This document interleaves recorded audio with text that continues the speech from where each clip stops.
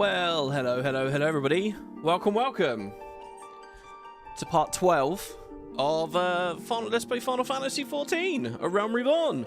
An absolute dump truck of content coming into the game here again today. Let's log in on Trema. Huge amount to talk about. We're going to have another cool Primal fight. You could probably guess from the title. I think the main storyline this time, so last time for 2.1, we had like 10 quests. I think it was 10 quests flat. Though a couple of the cutscenes were reasonably longish. This time it's 14, so slightly longer as a release. I believe originally it was more again. I think it was like 19, but they've culled a few out. This time they've removed 5, back with the Shadowbringers update. So yeah, I'm kind of in a little bit of a rush with this because today's going to be kind of a special episode. Well, I guess... Well, yeah, a little bit more special than the 2.1 series. So, we've got a couple more quests to do, and we've got a Primal, and I'm gonna commit us to doing one lockout on min-eye level with it. So, if you skipped the previous bonus episode, and I don't blame you if maybe you did, the timestamps, by the way, the chapters, you guys should go back and check it out, are amazing. It was like 46 attempts to kill Titan. So I'm hoping today we can get a group again and we can do the next boss fight and it will be well and good. The name of which I'm trying to not spoil at the moment too much. But but it's a lot of attempts. Okay, it took us 3 hours to do Titan. There's so many attempts. So I've looked into how I think we can do it. Right, there are 2 options here really. One is this.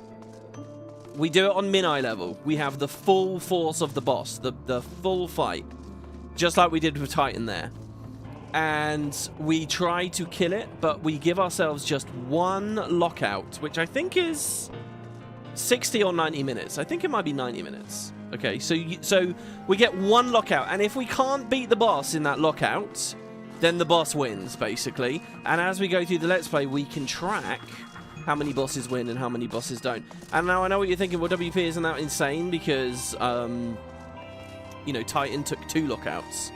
Well, on the other hand, though, Titan is notorious. So I've actually seen on the wiki now, Titan is notorious for being really, really difficult with lag, which, you know, some people would have had because we're playing here on OCX. Like, it's a major one. So a few of you guys have been dropping comments and thoughts on the... I love the way that the paving and stuff looks down here. Over on the Discord. And it might be that Titan's an outlier. We will see. So today we will discover if Titan is an outlier. So that's one option, and I really like that idea. So we'll do one lockout. If the boss wins, we just go back in with, like, Super Echo, and we just kill it. So there's a second option. There's a second idea, and I also really like this instead, which we might also do.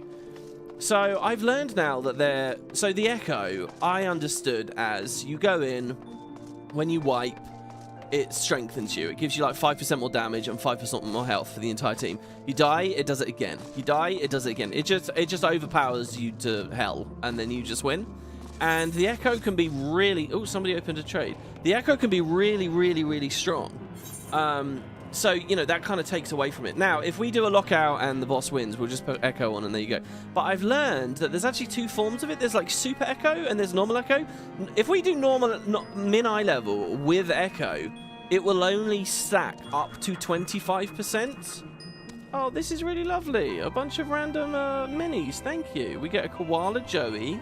Shows no signs of stress or crotch rot. Crotch rot? So hug away. Crotch rot. Crotch rot. Okay, a Gala kitten. Rumors that the gods kill one of these adorable creatures every time a young man thinks pleasurable thoughts are unfounded. Yeah, guys, you know, it's sinful to touch yourselves. Don't do that. And then a hunting hawk. She loves you more than life herself. She's had to. What does that mean? She's had to. Okay, that's lovely. Thank you. These are all very cheap, so I'm okay to take these. Thank you very much. I would feel weird and bad if I was taking anything expensive. But, yeah, these I happen to know probably you can get from the Grand Company lockbox things. So I guess we can activate these and we can throw them. Thank you to whoever that was there. That was really nice of you. So anyway, yeah, back to this thing, right? Okay, we can either do one lockout and then just go in and win it with pity with Super Echo. Or we can min eye level Echo, and it will only stack up to 25% strength. And that sounds pretty good. So, you know, I kind of like that idea. That seemed like if we were 25% stronger against Titan, we probably would have beat it in like 40 minutes, maybe? We still would have had a good sense of the fight. I'm going to favorite all of these. They're all going to appear in the roulette. Thank you very much. And let's summon the Gala kitten. Though its wings appear to be constructs of some sort rather than actual body parts, any who draw close are met with a violent flurry of scratching and punching, making it impossible to thoroughly inspect the creature's backside. Wow. Yeah, so I'm a bit disappointed really with that Titan episode because, you know, I wish I knew that we could have done Echo with min-eye level, but we just didn't get the information until now. So, but hey, there you go. So, right, let's have a look at our pictures here. And recap with what exactly is going on with the world. It was December in the last episode. December at the end of 2013. Well, what do we have now? Well, we are going to be moving on to March the following year. So it's just a couple of months really for this 2.2. And this is a couple of months over Christmas as well, which I find quite interesting because this is a massive patch. And it's like one of those things where it's like, where did they find the time to make all this stuff? Like, they put so much in, it's unreal. So this is a Final Fantasy XIV patch 2.2. John Sellers, thank you for gifting those memberships. That's so nice of you. Thank you very much. And yeah, welcome everybody who's here in the live chat. John, you're being incredibly supportive. I hope that the show is fun for you and that you're feeling like you're getting a bang for your buck here. I really appreciate that. Thank you. It was very quiet on the old members and donations and stuff on the previous part. I wonder whether the prog episodes are a bit boring. Well, I have to play it by ear and see what's going on. But yeah, thank you. So yeah, patch 2.2. It's been a couple of months, really, with Christmas wedged in there. They're a Japanese studio, though. Shall I point out how ignorant I am? Do they care about Christmas that much over in Japan? Is there like a lot of time off or anything? Is there a big Christmassy holiday there? Well, in any case, so here's the synopsis, the story synopsis for today's episode and for the patch here. Long dormant forces stir. They're awakening a presage of night eternal. Presage, nice word there. Political unrest pervades the three city-states as the Scions of the Seventh Dawn leave behind their home in the Waking Sands. For the betterment of Eorzea, they have re-established themselves beyond the reach of those who would sway the Scions for personal gain. Yet, despite the Scions' best effort, balance will not be restored to the realm so easily. Ever do the mysteries of the Echo and the Ascians elude them? And we had some cool developments with that in the last part, with the Ascian in white and so on. Elidibus. While the Beast Tribes rally with renewed ambition, threatening to unleash the wrath of another Primal upon the land. To stave off the encroaching darkness and pull the realm back from the brink of destruction, the Warriors of Light plunge headlong into the Maelstrom. So a bit of a generic opener there, and again, I assume that was on the official website. Here's what we really want to see. Look at the features here. Okay, so main story was 19 quests. It's been reduced to 14. So 2.1 was also 19 quests, I think. I guess that was their quota or something? I don't know. But they culled a bunch because a lot of them were waffle. This time, a lot less are cullable, as you can see. So 14 quests to play today. The side story with Hildebrand, of which we've seen nothing in this Let's Play so far, has continued. Once again, there's 3 dungeons. 2 of them are hard mode editions of places we've already been, plus some were totally new. So Pharaoh Sirius was the other one. If you skip the bonus episode, then you missed me doing all of those. All 3 of those dungeons appeared in the previous part. As well as a really good short story, by the way. An excellent short story. About Minfilia and where she got her name and all that. And her interactions with Louisoix. Then there's more trials. So you've got the new patches trial. Good King Moogelmog, which we did in the previous episode, but whatever, was also here because they were playing catch-up, basically. And there's one there called The Battle on the Big Bridge. That's to do with the Hildebrand story. We won't be seeing that just yet. The second Call of Bahamut came out. So that story with the mysterious man here in Mordona. In fact, can we see him, actually? Let's have a look here real quick. Is he just standing there? Oh, he is. He's over here. The outlandish man. This storyline here with this guy. I love the way he's called the outlandish man. Who is that, guys? Who knows? But this story continued here. No, it didn't. What am I talking about? That's the Crystal Tower story. Whatever. Just an excuse to look at the outlandish man. 2 new beast tribes. The legendary weapon progression continued. And remember, that's not like...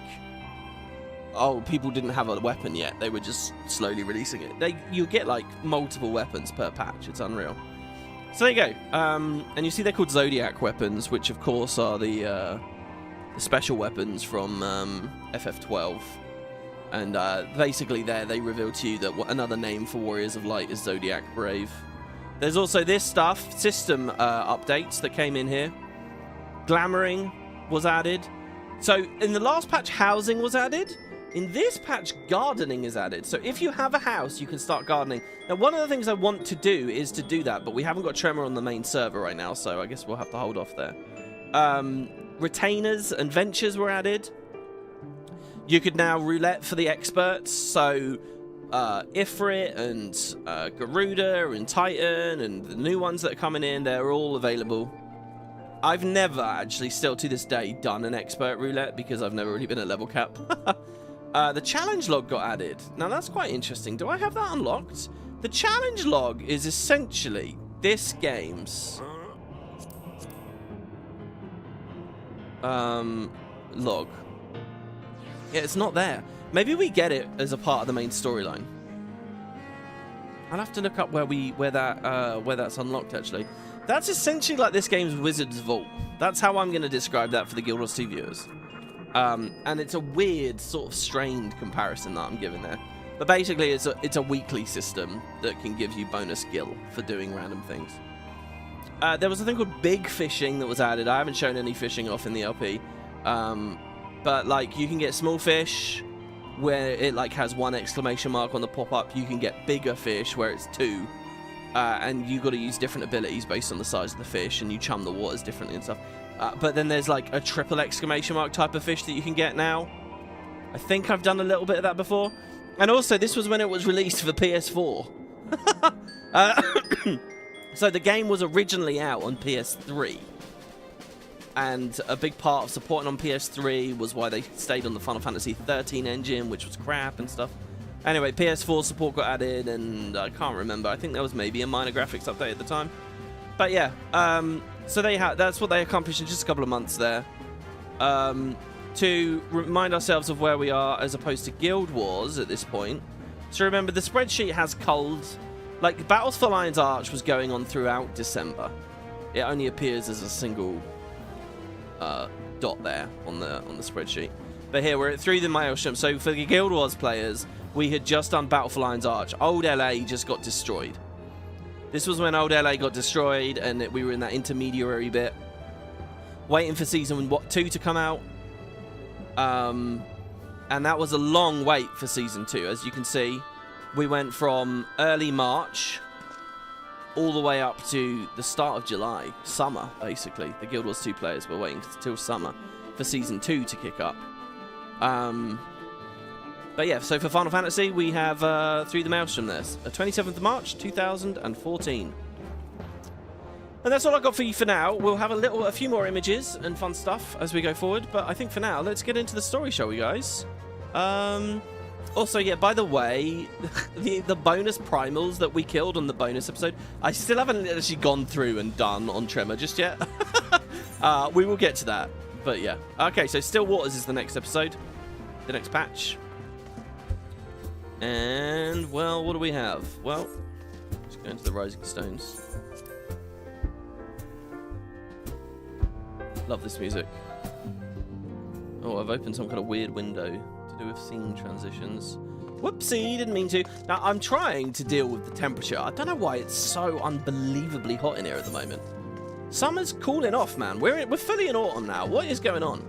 I'm happy to say that where I'm starting these, if you're catching them live, it's still light out when I start the episodes. But we'll get to a point as winter comes in where it's going to be dark, which is going to be a bit disappointing. I want to just have a quick chat with these people, because I suppose that this dialogue we've got right now was all that people had to sustain themselves through January and February. Coltonet says, I did not realise the silence had moved until I arrived in Vesper Bay. Thankfully, Uriage was kind enough to direct me here. I know, yeah, I remember. We spoke to you in the last part.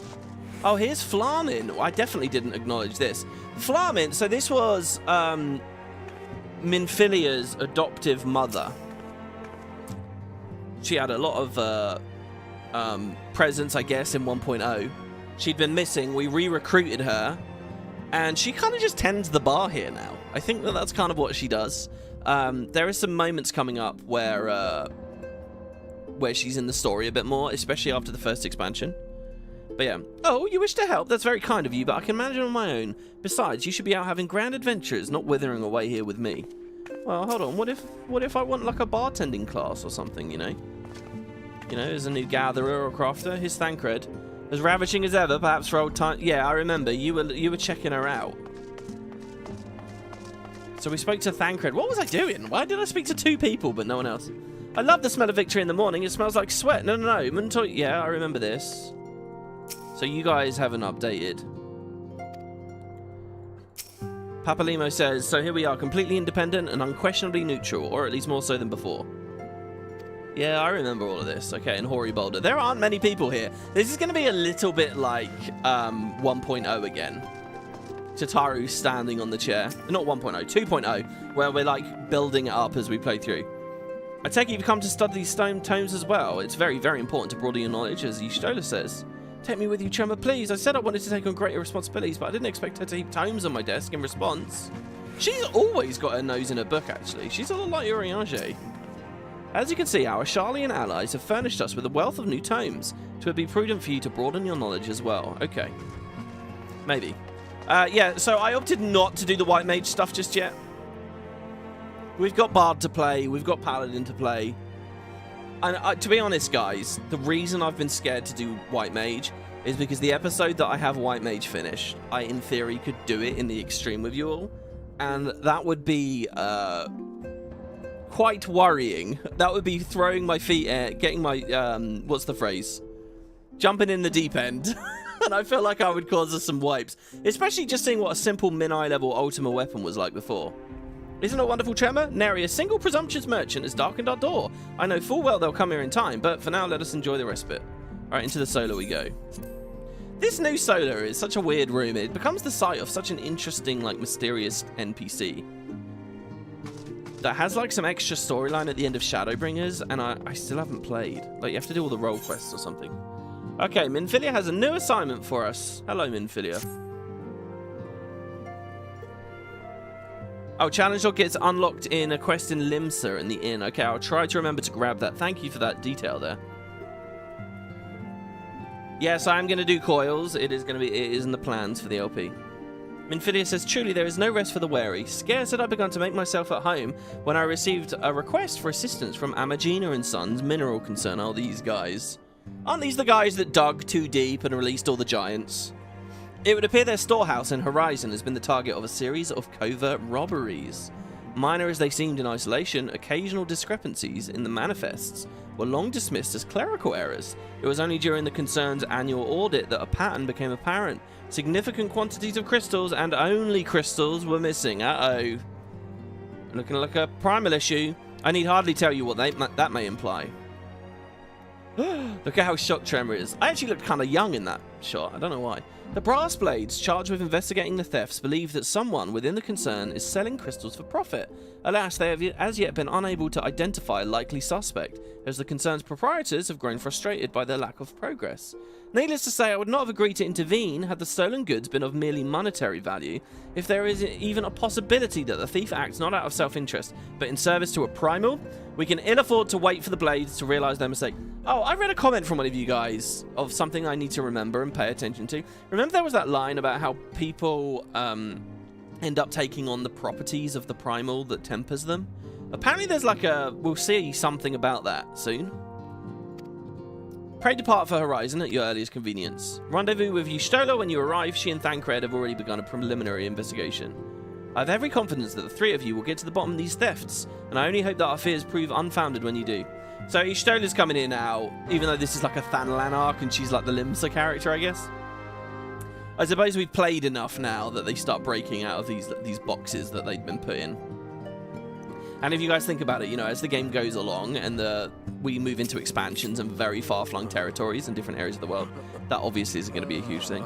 When you arrive in Horizon, be sure to speak with Y'shtola. She'll inform you to the latest developments. For my part, I shall continue to speak with the concern's representative. They may have additional information which could be of use. All right. So, Ishtola, hold on. If I now leave, will she have vanished, do you think? Because the story progressed ever so slightly. This is an interesting, like, little bit of coding, right, that they would have had to have put in. She's vanished. That's kind of comical, actually. I mean, it's cool thinking about it as, like, just a video game thing. But it's comical in terms of she just walked off the second she saw me go in the door, knowing that we were headed to the same place. Right, and they haven't updated. Nice, okay. I was a little bit worried they might have updated there, because that would have been a signal for me to do a hell of a lot of checking in with NPCs. Probably more than I would have wanted to do. You think Ishtola just called me dumb? What, because I'm not reading enough books? I mean, she's probably right. What do you mean reading Reddit doesn't count as reading books? Reading Reddit makes me worldly, right, guys? Right? Ah, Trema, your assistance is most welcome. Hello.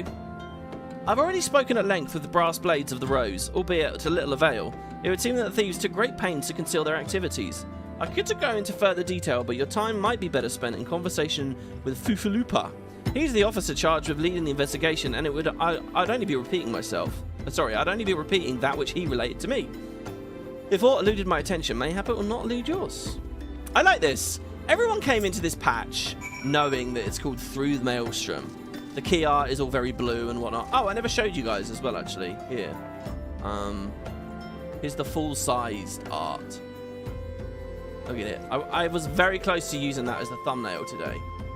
But it didn't quite work, I think. But yeah, look at how cool that shit is. Like, everyone came into this patch looking at this image and having a good sense of what's about to happen. But the first thing that the story does is takes us to the desert, right? It's very tongue-in-cheek, and I think if you're not thinking about what the players know before it comes out, you miss little moments like that, little details like that. Yeah, good morning, good morning. Quick like a cat. Is that me? Or is that Ishtola? Oh, it must be, yeah, her running away, right? Oh, hello there, Trema, was it? Ishtola said to expect you. Terrible business, these thefts. We have yet to confirm the quantity of crystals stolen, but I dare say it may be greater than... Oh my god, what has he got on his face? He's got the little painted rosy cheeks. Ah, but never mind that. I have news to share. A short while ago, the driver of a heavily laden carriage refused to halt for an inspection and broke through one of our choke points on the Royal Allegan Sunway. The cart bolted off towards Eastern Thanalan where, thank the gods, I hear that our colleagues will be able to apprehend them without further incident. A speeding carriage, she says. That would seem a curious choice for thieves of such proven cunning, yet Amalja do not have a foothold in Eastern Thanalan. And what of their cargo? Did they carry the crystals we seek? We should be receiving a report any moment now, but I failed to see what else it could... I like his little Taj there. It's Thancred. Did you miss me, friends? I'm back, but I fear I come bearing disappointing news. Or, on second thought, perhaps it is good news after all. Thancred, where have you been off to? I figured you had everything under control here, so I just took a brief excursion to the east to check up on our Amalja friends. Was this the Amalja beast tribes that got added here? And wouldn't you believe it, I happened upon a runaway carriage on the way, and I was even able to do my small part to help my friends in the brass blades intercept it. In all my years, I've never seen such a prodigious quantity of somnus. What's somnus? Sleepiness? Laziness? It's got to be sleepiness, right? The blades were calling it one of the greatest hauls they'd ever seen. No, surely it's not that. The stolen crystals, on the other hand, were nowhere to be found. What's somnus, guys? Is that so? Alas, I suppose we have no choice but to resume our search elsewhere. That kind of feels like... Was this one of the cut quests? I don't think they actually changed the cutscenes or anything, did they, when they were purging quests? It sort of feels like we just skipped an arc, though. We should reassess our options as well. Come with us, Trema. Alright, okay. Hello, Tom Berry. Yes, it's been a little while. Will you be with us for the big boss fight today, I wonder? Against all expectations, it would seem the Amalja are innocent at this particular spate of crimes. By all indications, they've yet to replenish the stores of crystals exhausted during their last attempt to summon Ifrit. What I can't fathom is why anyone else would go to such lengths to obtain crystals, and in such quantities. It cannot be that we're dealing with simple thieves. If their motive were profit, why would they limit their trade to crystals alone? Plainly, we're missing something. While you think about what that might be, I'll inform Urianger of our progress, or lack thereof. Farewell, Thancred. Somnus is a drug. Oh, is it like an Eorzean drug? Oh, we get voice acting early as well.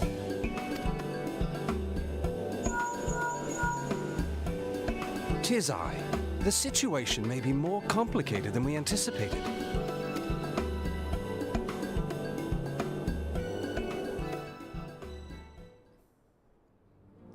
Do I know the Tombury lore? I do, and we covered it quite well. Indeed.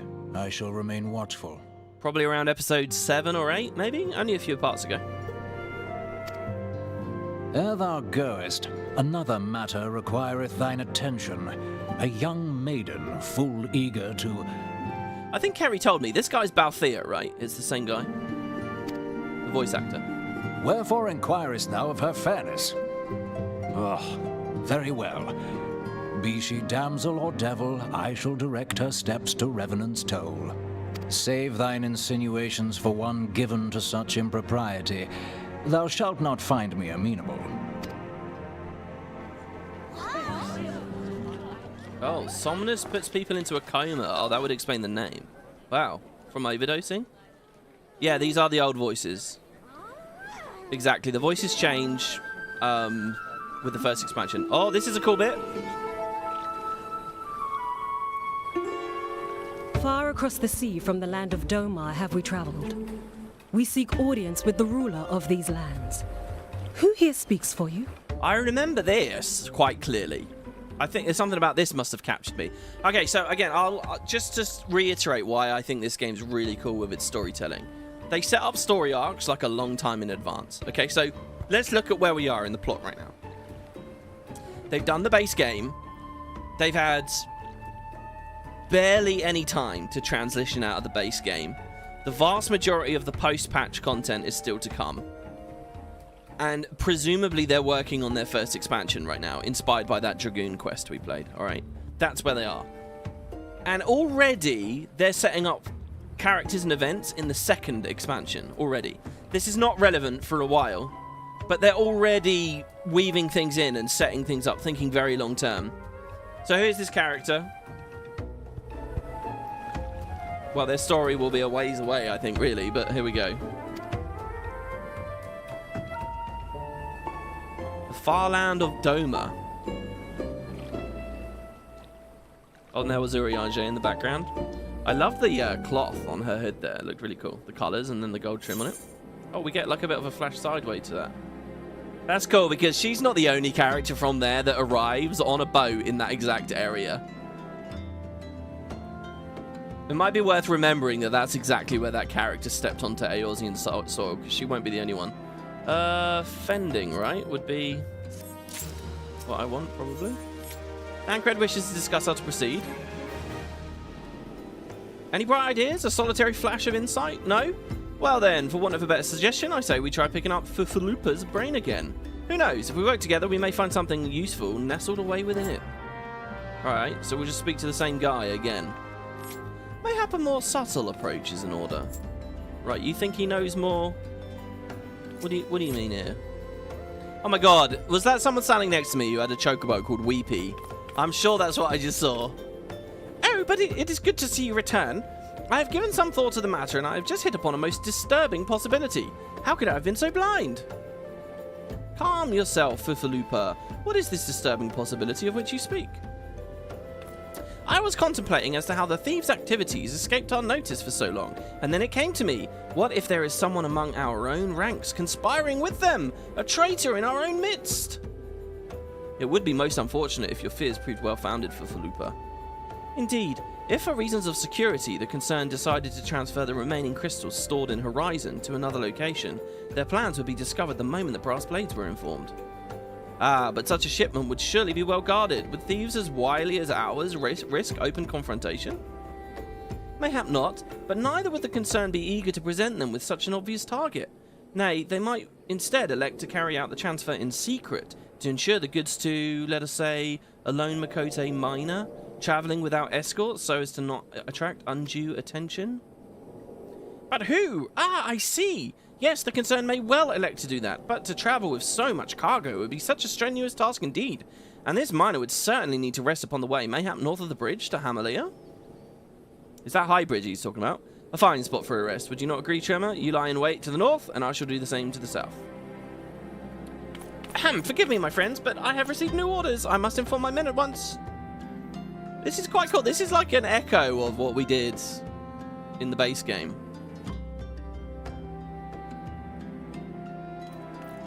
You forgot that this happens now with the character getting off the boat. It's early, isn't it? It is very early. Call me a cynic, but I would be surprised if these thieves lay down their arms and surrender. See that you come prepared to offer them some encouragement. Right.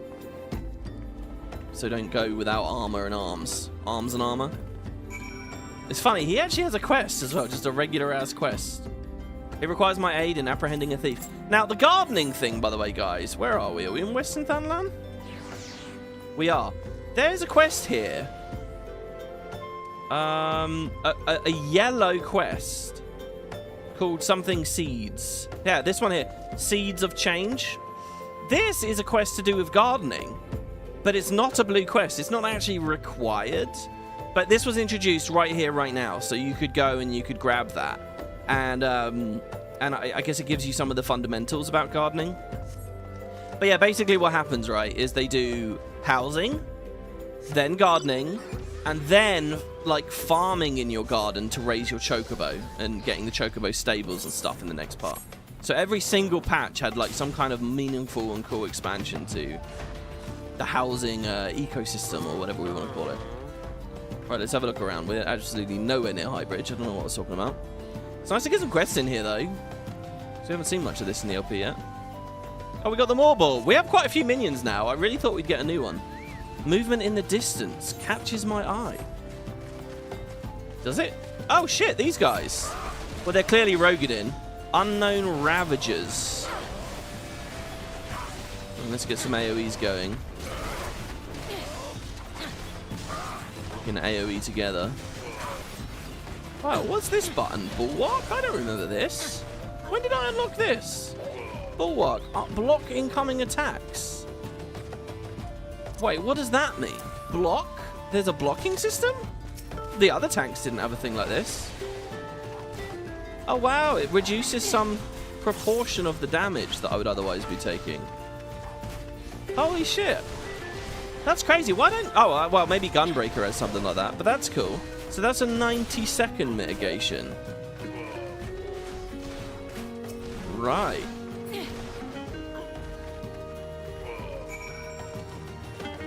Hello, Y'shtola. Some crazy people attacked us. Oh my god, this is Y'shtola? Wow, what an outfit. Something's attacking me.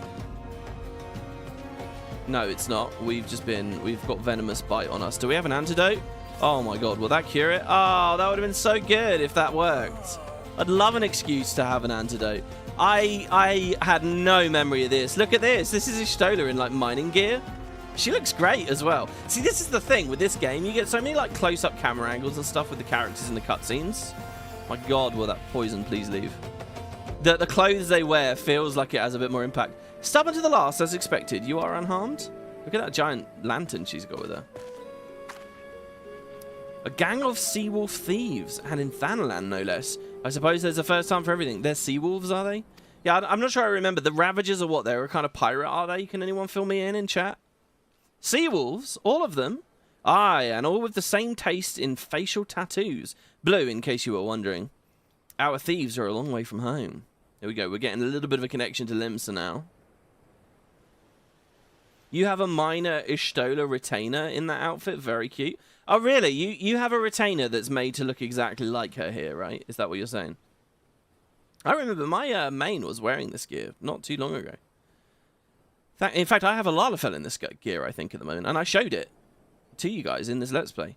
Thancred, if you'd be so good as to attend to the outstanding matters in Horizon, I have inquiries to make. Well, now it makes a bit more sense why Y'shtola is with us. To Horizon, then. Fifalupa, we'll want to hear about your meeting with the thieves. Okay. You know, we've spent so little time around Limsa, it feels like, in this LP. If you watched the last bonus episode, you saw me do the lighthouse stuff, which is something, I guess, but, you know, huge regions we haven't explored. You know, we can pray return, but I think I'm going to walk. Because who doesn't like walking? Well, chocobo riding. Plus we got all manner of speed ups now. How's our guild doing? We got 293,000 gil, plus the 1 million in the bank. It's quite a lot, really, just for doing a bit of ARR. I wonder where you end up at the end of the full story. On behalf of the Brass Blades of the Rose, I thank you for your service to Horizon. I've forgotten his voice already, guys. Ah, but we've not been idle. While you were afield, we succeeded in identifying the traitor within our ranks. Is that so? Then by your leave, I should very much like to have a word with the fellow in private.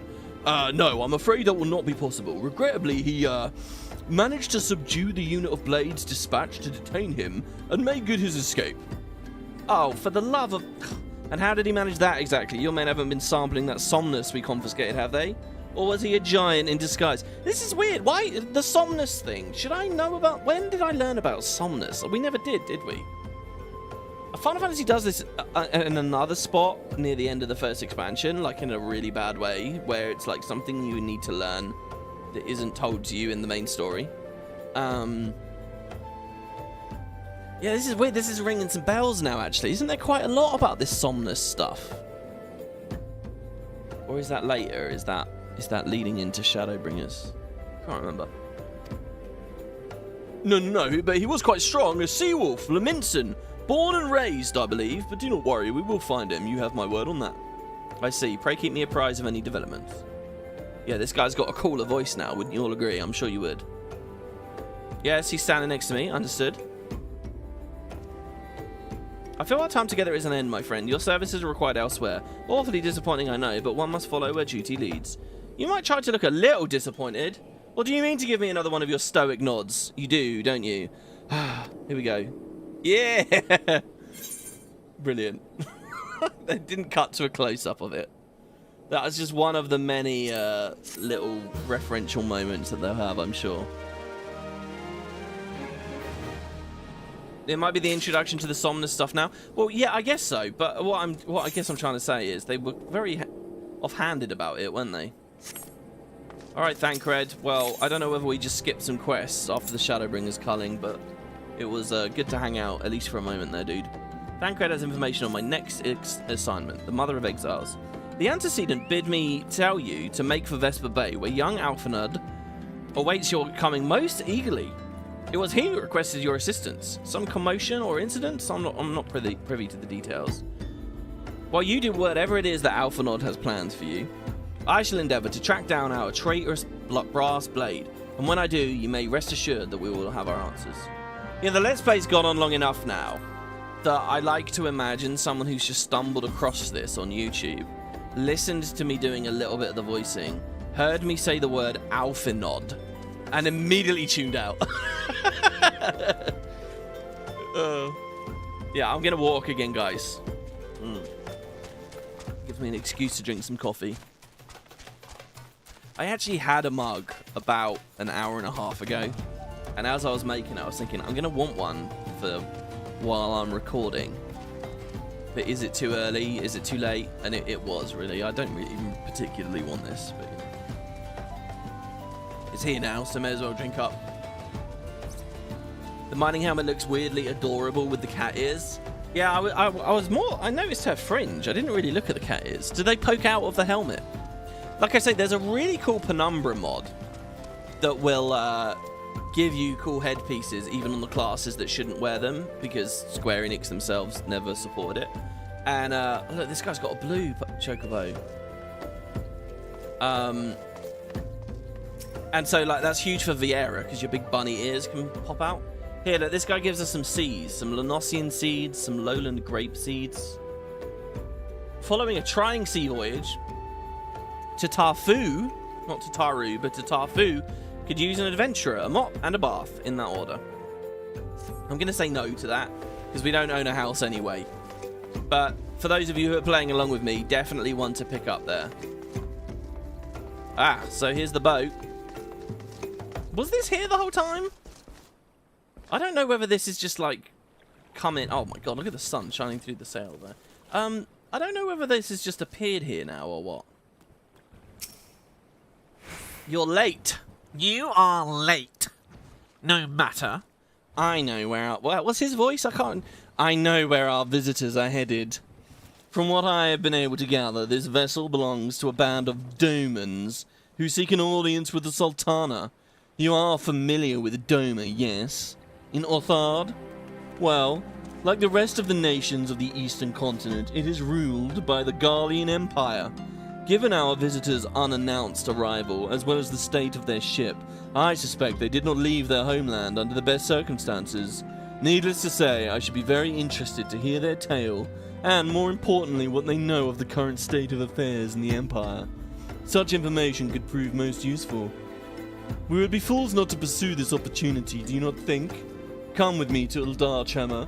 Unless I am mistaken, and I am rarely mistaken, we will find the Domans bickering with a Sultan Swan on the Royal Promenade. You are uncertain of your role in the proceedings? Insurance! If our guests are not themselves Imperial agents, it seems fair to assume that they may be being pursued by some sort. And if not, who better than you to have a hand on the event of unforeseen diplomatic incident? An unforeseen diplomatic incident, Besides, I do so enjoy your sparkling repartee. Satisfied? Good. I shall see you in Eldar. Jesus, Alphanod. You are a bitter pill to swallow right now, I have to say. Here's what I'm gonna do. I'll voice him nicely if he's being nice.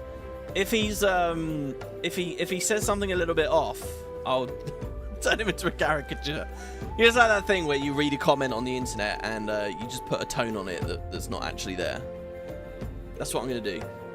And good, let's get out of here because it looks like a storm is rolling in or something, and I don't want to be around when it does. Oh, there were a lot of things I was going to say during that, and now I've forgotten them. Oh yeah, no, I was going to tell you this. So, remember, this here is Aldenard. The Empire is from Ilsabard. All the way over here is Orthard, really off, the Far East. This is FF14 Japan, okay? And so, this is where this person and this boat came from. Really far away. Like miles and miles and miles. Look at that. Look at the distance. And what's quite interesting, actually, is at launch, and back when this content was new, the world map, as far as I know, it was just this. This was all that was on the world map. The area that the Garleans were from, you couldn't pan up and see. And you certainly couldn't pan all the way over here. It was just this. When I joined the game, and if you watch my Twitch run from 2 years ago, it was also the map was also just like this. And as you progressed through the main story, it unlocked more of the map. Like, I had to do all of this, all of Heavensward, and after the first expansion, I finally got this expanded, and it updated in-game. Nowadays, I guess that you just get the full map straight away. But this isn't the full map, because there's stuff over here as well, which is the newest expansion. So I don't know, and obviously there's a continent down here as well. So, but anyway, yeah, my point is that all you could really see was this. So for the lay person, you were hearing about all these distant, far away places, and all this lore was written about them, but you couldn't really get a great grasp on them just yet. And I think that's quite cool, actually. Somehow, I don't know, something about the fact that internally they knew a lot of where they were going and what they were doing, even if the UI wasn't showing it yet. There's something nice about that, I think. The AOL, the asshole of light, also Alphanod of light. AOL is how I get my internet, guys. Dial-up AOL. That was the original internet for me. I heard that some people collect like AOL discs, like demo discs. And there were like loads of them being made throughout the 90s and 2000s, and now they're like collector's items if you want them all. We're really coming all the way up to the entrance here. Jesus. Wait, but who do I speak to? Oh, wow, it just propped a cutscene from walking up. Now that's rare. In the open world. It matters not how many times you ask. Without the necessary permissions, none shall pass, says Bartholomew. Pray understand, good sir. We have not the leisure to lodge a formal petition. Time is of the essence. All I ask is that you summon your superior. Allow me to plead my case. Surely you can grant us that small kindness. Away with you, and darken these doors no longer. I will not ask again. Bother me no more with this. Oh, he looked a little bit like the paladin NPC, but he's not. He doesn't have the weird mustache. Oh, this looks weird with the mouth moving. This is the refugee leader, guys.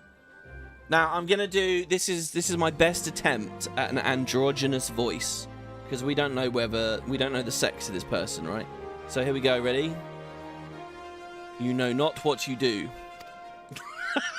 I don't know. Oh, look, they have a tail. Whoa, weird.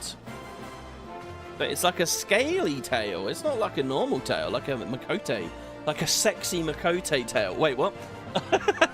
Does anyone else have tails in the lore right now? I gather your pleas fell upon deaf ears. A loyal man with a cold heart. I know his kind well. I hope that you will find me more to your liking. Alphanod Leveler, at your service. A friend. Which I believe makes me nearly unique in this part of the world, at least. Few indeed are your allies in Uldar, yet you will need some if you wish to endear yourselves with the wealthy and powerful. Here, remember, this is Uldar. All the refugees, all the people getting put... I mean, these people are a dime a dozen around here. Pray join me and my associate at the quicksand. Then you may explain your situation to us, and we shall see if there's aught we can do to help. This is amazing. They just left. Oh, no, we're going to the quicksand. That's the bar here. I was going to say, we just left the waking sands. They may as well have just stuck about. Had a cup of tea with Urianger. And left it there. Hrothgar have tails? Yeah, but they're also not in it yet. They're also expansion stuff. There's no Hrothgar in the storyline so far. You've seen me playing one on Maechen, but they're not around here. I'm 99% sure we've not seen a single one in the Let's Play. Just as this is the first sighting of this race, whoever this character is. Oh, we couldn't go straight to the quicksand, but we could have gone to the Adventurers Guild and then in, but whatever.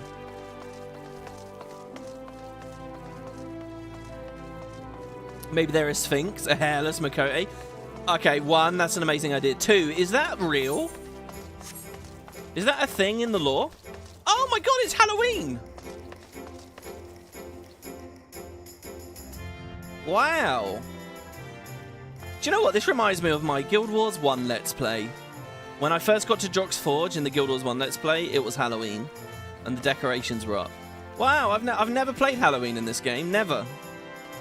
Just through some luck, I guess. I've just not been on. All Saints Wake. This is easy. As far as the Guild Wars 2 comparisons are going, this has got nothing on the Guild Wars 2 Halloween, let's be real. Wow. I fell for a man with no gill in his hand. Are they singing a Halloween-y thing, or? Wow, how many decorations are there? So wait, is it not actually night? Is it just because it's Halloween? No, it's 6 in the evening. We have another friend request there. I swear, guys, I keep trying to accept friend requests, and they're not going through. I don't know why. I noticed that on Maechen, when I was selling some of my cobalt earlier, that I have a friend request there as well.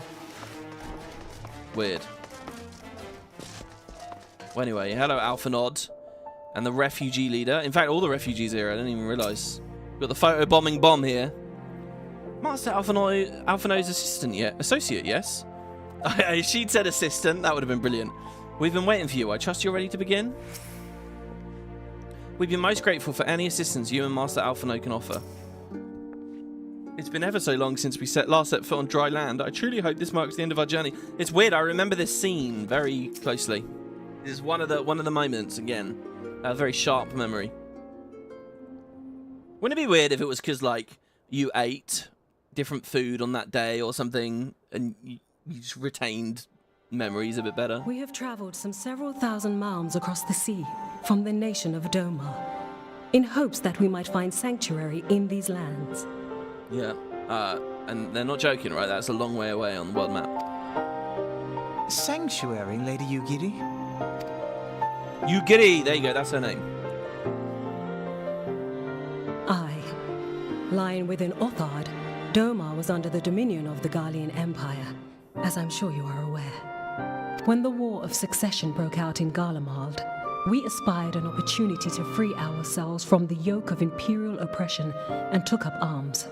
Obviously, we've also now discovered that she's a woman. So I can do my lady voice with all the voice acting now, and not my androgynous voice. Only to be crushed. And so I gathered what few domans escaped the reckoning and guided them hither to your shores. A war of succession? Then the Emperor... Forgive me. You said that Doma was under Imperial rule, did you not? Doma is gone. Razed to the ground as an example to the other provinces. 12 have mercy. And your people? Hold on, Doma's been razed to the ground, is that true? We go there later. On a ship anchored in Vesper Bay, flying borrowed colors. Many were complicit in the rebellion, or akin to those who were. They will not come ashore until I send word that it is safe to do so. I sought an audience with your rulers, but was summarily refused. The lords of Ul'dah are not wont to entertain foreign refugees without suitable encouragement. Mayhap I was foolish to expect otherwise, but our supplies run low and we have young ones in urgent need of care. Can I just say, right, I seriously, deadly serious right now, I can't remember what Alphino's second voice is like right now. It's happened. This Alphino, encouragement, this Alphino has eclipsed him. What does he end up sounding like? He sounds better. I have seen the tents outside the gates, however. We are not the first to seek asylum, nor will we be the last. She's got a lovely voice, by the way, like, really. Be that as it may, Ul'dah is no friend to Garlemald. Your tale would stir the hearts of many men and women here. The Sultana and the Syndicate will not be so easily swayed, but I shall see that you are granted an opportunity to plead your case. This is within your power? Well, far be it from me to boast, but I do have the ear of certain influential individuals. I am in your debt. Lady Yugiri, forgive me for observing, but your choice of attire seems like to evoke feelings of mistrust. Men are wont to fear the unfamiliar. We know this from experience. We seek only to spare the people of Ul'dah unnecessary disquiet. So she's saying because she's clearly not one of the races that... She's not a Rogadin or one of these... She's not from this melting pot, if you will. She's nervous about how she might look. I shall defer to your experience, then. I thank you for your understanding.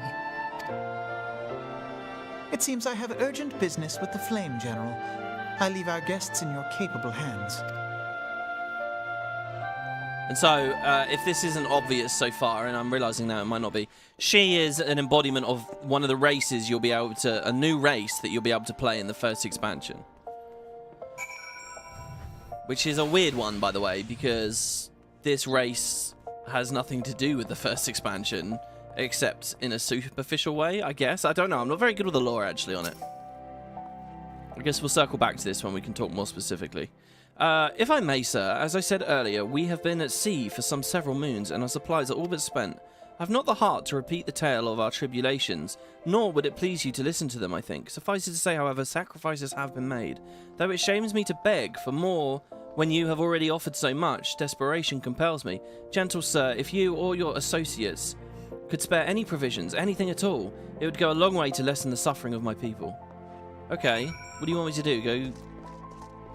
Go cook some stuff? Oh, mighty. Here's another reason, by the way, why it's quite good to start as a Thanlan character, because you're circling back to her again. Hells, why didn't you say so sooner, Trema? Course I'll help. You couldn't have picked a better day to tell you the truth. A wealthy merchant and his entourage were due to have a banquet here on the morrow, see, but just sent word they can't come. Me and I've got a boatload of foodstuffs and no one to feed. Best of all, they paid for the lot in advance. Go and call the... What is this word? Go on. Go and call on Friderir and Catherine at the Sapphire Avenue Exchange. Tell them I said to ship the little prince's order to the Waking Sands. Oh, and if they argue, just show them those letters. That should set them straight. Alright, there you go. That's how easy it is. Because I'm a pal with old Momodi. Sort of. We're not as close together as we might have been, but you know. It's not bad. Oh my god, we could walk there manually if we like. I don't think I'm going to, though. So is this front door... This actually opens, right? I always think of this as the entrance to the inn. I guess it's not. I was going to ask a question in the last part, guys. What is this? Corpse Groom? Oh, that's the wedding thing, isn't it? Maybe? Level 50 quest. Hiereo looks as though he's seen a ghost. Oh, no, that must be a Halloween quest. Wow, what are the Halloween quests like? Oh, very curious about that. Right, yeah, so go through here, I guess. Yeah, I was going to ask a question. Does Mordona have an inn? I've never been into the inn at Mordona. Is there actually one? I guess, like, is there one at Idleshire? And is there one at Roger's Reach? There's not, right? I guess locations like that don't get inns. They must only do one inn per expansion. Alright, you, the tradecraft guy. She's in the business of feeding refugees now? I ain't normally one to question Mistress Momodi's judgment, but that doesn't seem wise to me. Yeah, shut up with your monetarist viewpoint here. Just give me the stuff. I'll not speak for the children, but if you ask me, any man what can't earn a crust deserves to go hungry. They just got off the boat, dickhead. Leave them alone. My, that's a rather odd request. Mayhap you heard her instructions? Yes. Look at all these nasty people here. You know, you shouldn't encourage them like this. They'll start to expect it. You mark my words. Yeah, okay. Get out of here with this shit. Right. Off to the Waking Sands? Oh no, we want to return to Momodi again. The Mother of Exiles is the name of this quest. That's quite cool, isn't it? Look at that, guys. I think with this quest we'll be 70% of the way there. We're on 69. Nice. 0.1 at the moment. Does a single quest get me more than 0.1%? It might not actually, right? Because there's probably over 100 quests.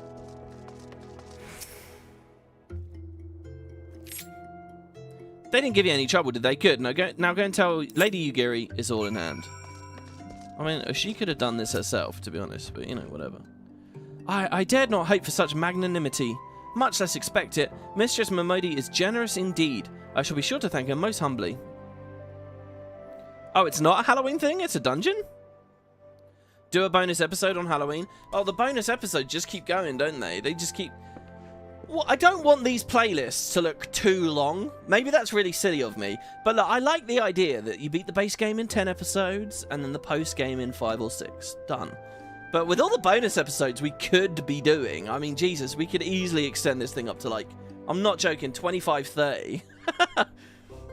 Bonus episode dedicated to gardening and decorating. Bonus episode on the current festival. 1 episode per trial we could do, per extreme. There's so many you could do. Like, every single post-patch thing here, I could do, like, 2 bonus episodes. We could also stretch it out such that I'm not rushing through the plot. You know, I wouldn't say I am anyway, but... You know, the 3 dungeons could be in there. Well, maybe that's not too much, actually. Anyway, Lady Ugiri, I briefed the Flame General on your situation. I think you'll be pleased with his reply. We've been granted an audience. Before the Sultana and the Syndicate both, we should return to the Royal Promenade at once. You have done much for us, Master Alphinaud. I swear we shall return the favour. Naught is owed, Lady Ugiri, for naught has been given. This is a small favour you fairly won with your words. And it is with words you must win the favour of the Syndicate. Then I shall choose them with care. You'll be accompanying us, yes? Good. Your presence may serve to remind the Syndicate of the true meaning of philanthropy. And that nothing so unpalatable will be required of them, assuming the Domans are willing to earn their keep. Come, the Flame General awaits us on the Royal Promenade. Me flubbing the word philanthropy there made me think of that It's Always Sunny joke. Of the guy on the date. Alright. Sweating. Trying to call himself a philanthropist. So, but they're just going to fob her off, right? I can't really even remember what happens here. Where do these people go to live? Do they just live at the Waking Sands? Is it we move to Mordona, Urianger stays at the Waking Sands, and then just fills the empty hall with these guys in the meantime? I think it might be that, because at the end of the first expansion, when this stuff gets picked back up, it's all storyline at the Waking Sands again. Minor spoilers, sorry. Halloween is 2 quests. You can do it in 15 minutes. Wasn't there some big cryo quest going on recently as well or something? I think I missed it. If you want to do a housing one, let you know. That's all you do in this game. Really? It's so cool, by the way, to see how many members there are in chat. I'm sure that's in no small part due to John, but look at that. That's so cool, guys.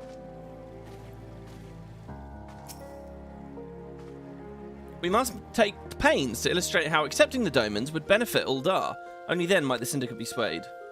Oh, Rabon's come out to meet them. And this guy. Okay, so... chat, can you help me out? There's that statue outside the Waking Sands of a Lalafell, right? Is that this guy? Teleji Ajaleji, right? This is... I don't know what the story's going to be like here, guys, but this is actually a very important story character for the current plot. So this is one of those sit up and pay attention to. Try to remember this guy. Teleji Adeleji. I wish to greet our guests beforehand and offer my support for their cause. Doman, Uldan, it matters not to me. Birthplace does not equate to birthright in mine eyes. What a good guy. I take great pride in my establishments for this very reason. The Platinum Mirage, in particular, serves as a showcase for the talents of countless men and women born beyond our borders. The Platinum Mirage. Sounds a bit seedy, doesn't it? Okay. So, Yugiri, you ready?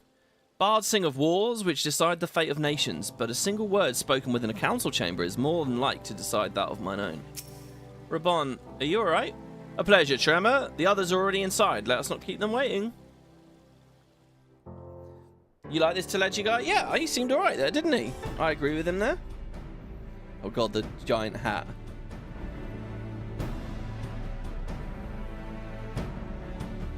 I, Yugiri of Doma, am honored to meet you at last, Your Grace. To mark this auspicious occasion, I should like to present to you the finest treasures our humble nation has to offer. Alas, the circumstances which have brought me here today have divested me of both time and dignity.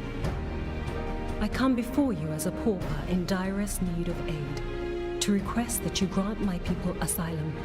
It's funny, she's from the Far East, right? And she chose to come here, to the west. What if she had chosen to sail to her east?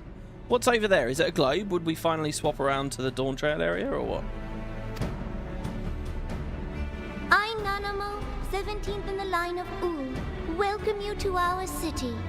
Be at ease, Lady Yugiri. Although I myself have heard the tale of your misfortune, I would ask that you recount it once more for the benefit of the others here present. Oh, sorry, the statue is of Whorleater. Oh god, yeah, but I can... Okay, what? Someone give me a nice quick summary. The difference between Whorleater and Teleji Adeleji. They're both male Lalafell with their fingers in many pies around Uldar, right? When did is this the first time we've ever met Teleji? Have we met Whorleater before? What was going on with Whorleater? Does anyone remember? Quick recap. That would be amazing for the Let's Play here. So that we have it clear, the difference between the two of them. Obviously no spoilers, but yeah. As you wish, Your Grace. For many years, my nation, Doma, suffered under the yoke of imperial rule, and my people yearned to be free. Thus, when a war of succession broke out in Garlemald, we sought to take advantage of the chaos and reclaim our liberty. Okay, this seems new as well. We haven't talked about this at all. Right, pay attention to this. There was a war of succession amongst the Garleans recently. That's new information, isn't it? Is this the first time that this has popped up? So we know that the Emperor right now is Solus. So what's the situation? Does he have multiple heirs? He's not been on screen at all. We've not seen Solus even for a second, not in a single cutscene. He's just been alluded to. The biggest wig we've seen is Gaius, obviously. Alas, our enemy proved less preoccupied than we had hoped, and our rebellion was put down in the most brutal fashion. So the Domans tried to take advantage while the Guardians are fighting amongst themselves. But it doesn't work. Those who survived, how many do they number? How many do they number? I am reborn. More than 200 souls huddle within the cramped confines of our own galleon's hold. Yet this figure accounts for but one of a number of ships which escaped the purge. 200. It is my hope that you will allow us all to dwell within your walls. Should that prove unfeasible, however, I humbly ask that you accept as many of my people as your resources allow. Okay, we haven't met Whorleater yet? Oh, okay, that would make sense. But we've seen his statue. We've heard of Whorleater because it's his statue outside the Waking Sands. Pray understand, we do not beg a boon, but propose instead an arrangement. We would serve as soldiers or tradesmen until our debt is repaid. Right, Whorleater is the chair of the syndicate. He owns the East Aldenard Trading Company. He's probably the most prominent syndicate member. Okay, Whorleater is a bigwig. Teleji, we've only just met, and we don't really know anything about him. What are the syndicate's opinions on this matter? I, for one, think it's a marvelous idea. Lady Ugiri and her people strike me as an industrious lot, and there are parts of the city which have yet to be fully restored. If they are willing to work, I see no reason not to let them. Okay, so there you go. Teleji. The head of the Mirage Trust is not known for his generosity. He sees profit in this. Okay, Alphino's saying, as nice as he seems, he's just doing it for a bit of cash. But whatever, capitalism works. Said these are foreign refugees. To admit them would require a formal resolution. Shall we call a vote?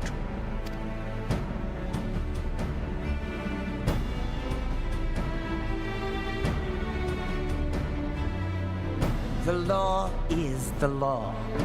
There you go, here's Whorleater. Right, yeah, and he's got the mask. He's a bit like Ida. Lord Whorleater? Ooh. Tell me, are you blind or willfully ignorant?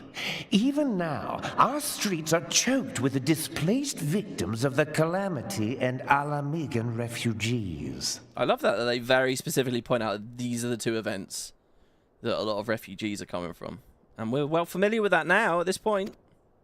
They live hand to mouth, subsisting on aid provided by the immortal flames, the cost of which grows ever higher. Teleji, allegedly. I like that. The wealth of Ul'dah is not without limits, my friends. Ooh, so this guy's a bit more pragmatic about it all?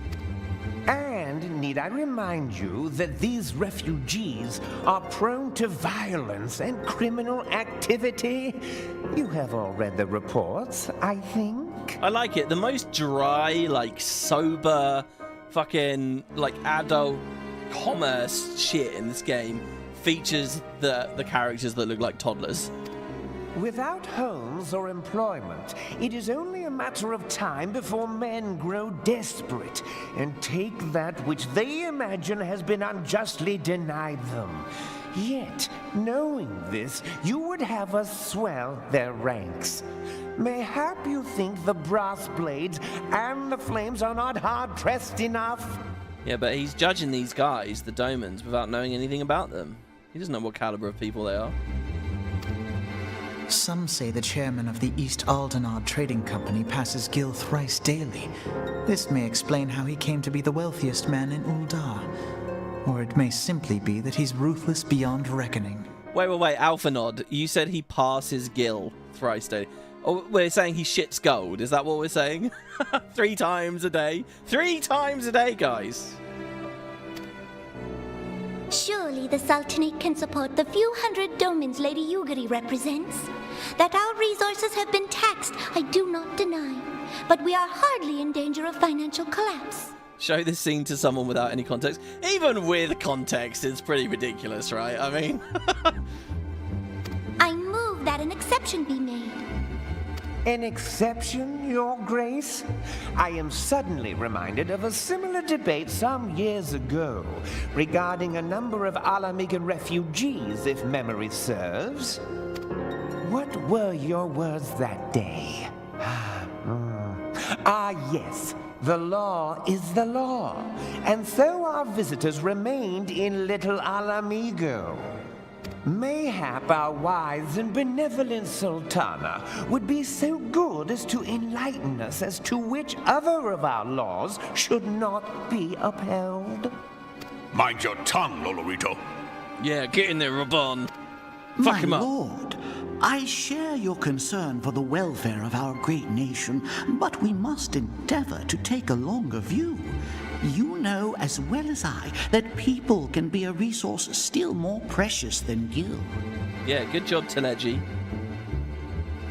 Precious or not, they were never yet so reliable. And unlike those who frequent your establishment, I have no desire to gamble with my future. Uldar's greatest asset is, and has ever been, her material wealth. We risk this at our peril. One need only look to Teleji Adeleji's example for evidence of the danger in allowing sentiment to dictate policy. How far the vaunted Mirage hath fallen, both in repute and profitability, since he began employing refugees. Oh, he's just criticised his profitability. How I choose to conduct my affairs is not your concern, my lord. A proposal has been tabled. Given its urgency, I move we forego further debate and call a vote.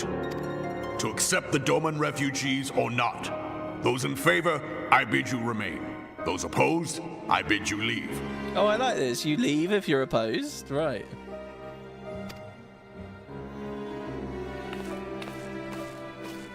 So if it passes, you have no say in how it is handled, because you opposed it in the first place. It's a bit like David Cameron stepping down as soon as the Brexit vote went wrong, right, guys?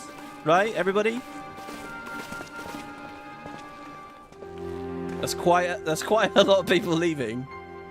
Just us three, really? Oh, sorry, you, Gary.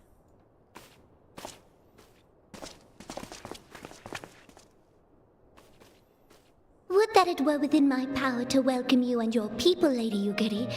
As you have observed, however, my authority in such matters is regrettably limited.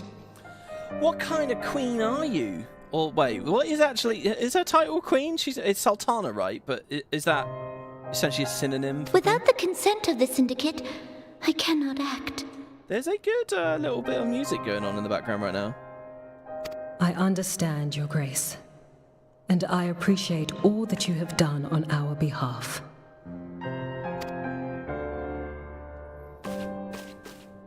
The nerve of the man! If that bastard had not forsaken the eastern trade route, Little Alamigo would now be thriving. Oh, that you should have traveled so far under such dire circumstances, only to be refused in this manner is utterly unconscionable. Pray, accept my sincerest apologies. This guy's a G. He's like the best Lalafell in the story. He's better than even Papalimo.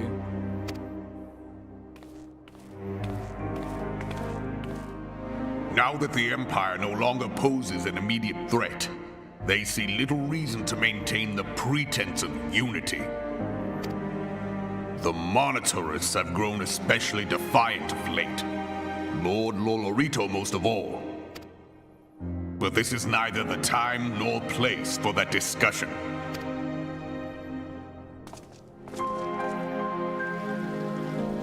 Believe it or not, a lot of the storyline that's going on there gets kind of resolved in the middle of the first expansion, even though it's very unrelated. It's a bit clunky, actually, and we'll get to it when we get to it. So we can start picking dies now. I'm just going to take the coin pouch. So when they culled a bunch of quests, did that reduce a bunch of items you could get, an XP and gil as well? Rabon would like to discuss how to handle or did they like filter into the other quests, I wonder. So what do we do? As you've observed, Whorleater is not afraid to speak his mind, nor is he like to change it. Often have I wondered how a man so skilled at weighing the worth of things should be so incapable of seeing the value in people. But I'll waste no more words on him, not when the Domans are yet in need of aid. Everyone, follow me to the Hall of Flames. Alright. I thought it was already decided, to be honest, when we were at the bar, that they were going to come live with us at the Waking Sands. Hello, Jen Lins. Check it out. He's the Paragon of the Paragon? Paladin guy. Yours is ever a welcome face, Paladin. To what do I owe the pleasure? We can ask him about the monetarists here as well, by the way. Everyone knows that Ul'dah is ruled by the Sultana, but everyone also knows that true power lies with the Syndicate. And at the core of the group is a faction that calls itself the Monetarists. Of the 6 who hold seats on the Syndicate, only General Raban is faithful to the Sultana. Most of the others refuse to accord her due rights, and they work to establish self-governance for themselves and their wealthy cohorts. It is they who are the Monetarists. It is they who run the Ul'dah economy. Self-governance may sound like a noble endeavour, but on their lips the words ring hollow. The faction seeks power, and that is why their plot against the Sultan Swarm, the Sultana's last line of protection. They sowed the seeds of our ruin and nurture them still. The disgrace of our former captain was of their doing, of that I have little doubt. So, there's lots of little bits here that are like, man, that seems quite sinister.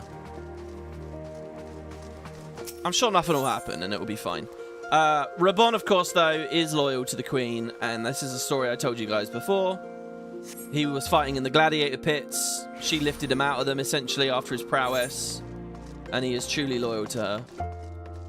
There's another Alamegan character that is very closely associated to him. I thought we would have met in the story by now, but we haven't. He must be in this patch, surely.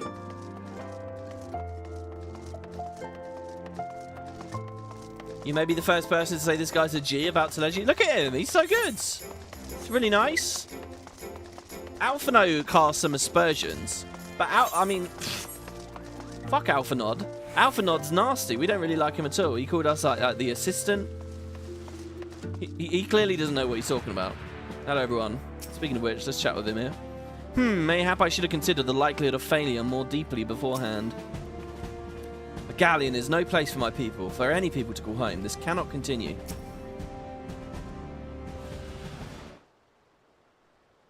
Did Raban earn a bunch of money as a gladiator? I assume so. He wouldn't have any prominence in this town with no money, would he? The Syndicate has spoken, and I see no point in moving on that the matter be reconsidered. The Monetarists have made their position clear. Agreed, Ul'dah is not an option. So there's Teleji in the background. Nor Alim Salaminsa or Gridania, I judge, given the state of their internal affairs, which leaves our Doman friends confined to a ship. Gods, the thought of them huddled in an airless hold, with no hope of better treatment.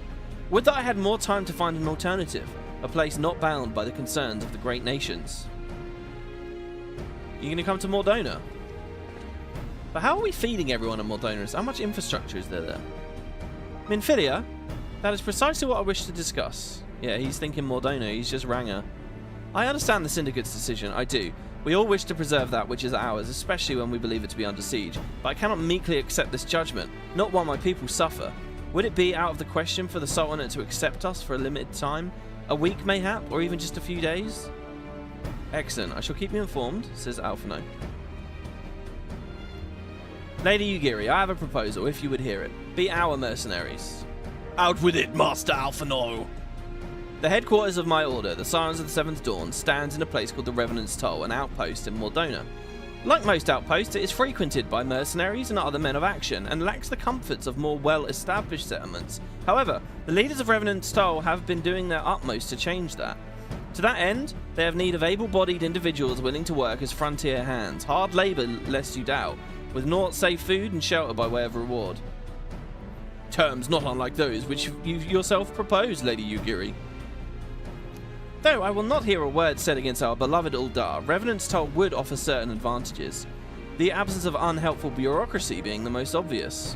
So look, he abhors bureaucracy. I like him. If they can accommodate us all, we shall gladly accept. Master Alphino, once again I find myself in your debt.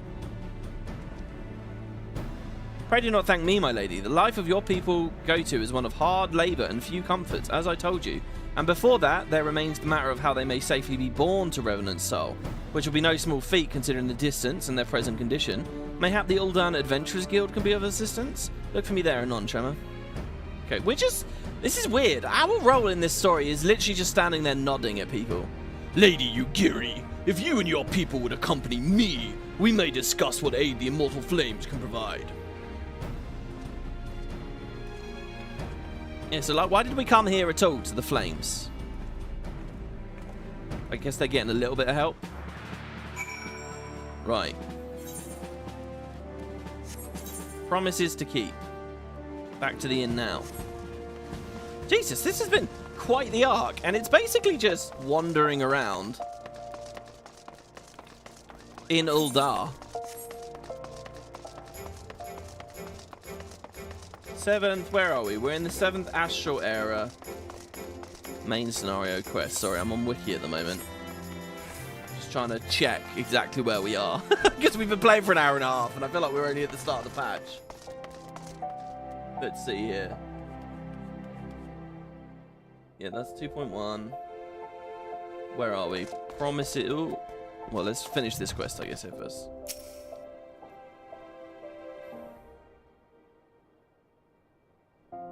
Isn't that the Warrior of Light's role in every quest? I guess you can say that. I've actually heard like an analysis of the Final Fantasy story in which a guy basically proposed that for the first 3 expansions, base game, Expect 1, Expect 2, you're kind of like a side character. The Warrior of Light clearly has this power, this echo, but they don't focus on it too much. I mean, clearly the Ascians treat us with some regard. But mostly, you know, we're like a lackey, right? We're an assistant or whatever. But that all turns on its head suddenly and in a really delightful way in Shadowbringers and Endwalker, where suddenly it's like, no, you're the fucking main character. Look at this. You are the main character. And it's like one of the great pleasures of the game to see how they swap that. So yeah, maybe you could say that that's all we do. We just stand around and nod and hit things. For now, we are concerned that the Doman refugees may find the journey to Revenant's Toll too much to bear. Too long have they been sequestered aboard their ship, with insufficient supplies and scarce room enough to breathe, let alone stretch their limbs. I like this. Alphinaud doesn't really know this. He's just worked it up in his own head. Every time we've talked about it, it's become more extreme. With that in mind, Mistress Momodi has kindly offered to accommodate the Domans until such a time as they're ready to set out for Mordona. Those healthy enough to travel will embark as soon as transportation's been secured, while those too weak to leave at once will be permitted to stay until they regain their strength. I love this story here of maybe some refugees that care about one another, have spent a bunch of time together, but they're about to get split up, you know? Like Merry and Pippin, they'll be all alone, but one day they'll reunite when they're both healthy enough to travel. What news? Transportation remains our greatest obstacle, General. Is that all the Immortal Flames can do? I fear that exceeds our mandate. Were it a smaller number, mayhap it wouldn't go noticed. But the Syndicate will not bear the cost of escorting more than 200 Domans to Mordona. When government fails to act, the responsibility falls to us private citizens. I will engage the services of the 77 caravans on the Doman's behalf. Wow, thank you, Teleji. Very well. We shall begin contract negotiations at once. Your generosity is most welcome, my lord. After all that has befallen these good people, it's the least I can do. Come what may, you shall ever have a friend in Uldar, Lady Ugiri. And you in Revenant's Toll, my lord.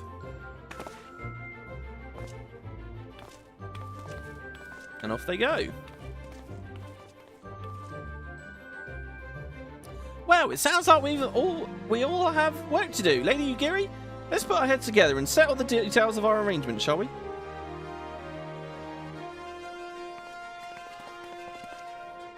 I loved looking at Alphinaud there nodding in the blur. That was cool. I would entrust the task of escorting our Doman friends to you after you've rested your own wary legs, of course. What do you say? All right. Okay, I'll do it all. Me again. Oh, do you know what? Do I actually have good jewelry on? We did Titan Extreme. Oh, no, we were on another character, obviously. There we go. Okay, Ugiri's game. As we speak, the Domans prepare for departure at Vesper Bay, where from they will be transported by carriage to Uldar. That said, this has all been decided rather suddenly, and it wouldn't surprise me if the refugees required some assistance in coordinating their preparations. Trema, I would have you return to Vesper Bay and facilitate the process through tasks great and small. In short, whatever must be done, do it. Speak with a man named Hosen when you arrive. As Lady Ugiri tells it, he's been designated the leader of the first group. Okay, there's some good storylines going on here right now, and I know that they're building to some good stuff, but this is very slow and sort of meandering right now, isn't it? It's very, very... And I will just reiterate and remind you guys, when I first played this, I was not enjoying myself at all. If anyone's watching along with this, thinking, fuck me. I was close to burning out of the game when I was at this point. Again, because everything we've done since we saw the credits screen, I thought was, I thought I was on the cusp of the next expansion this whole time. And it just kept going and going and going and going. But yeah, that was a whole lot of conversation for what seems to not be very much. Especially all that stuff about just getting them in the car and getting them to move. So, okay, fair enough. Did we need 2 quests for that? Did we? Jesus, we got quite a bit to go here for this episode. It looks like, by the way, the big boss fight today is right at the end. Well, almost. So, that's not bad, actually.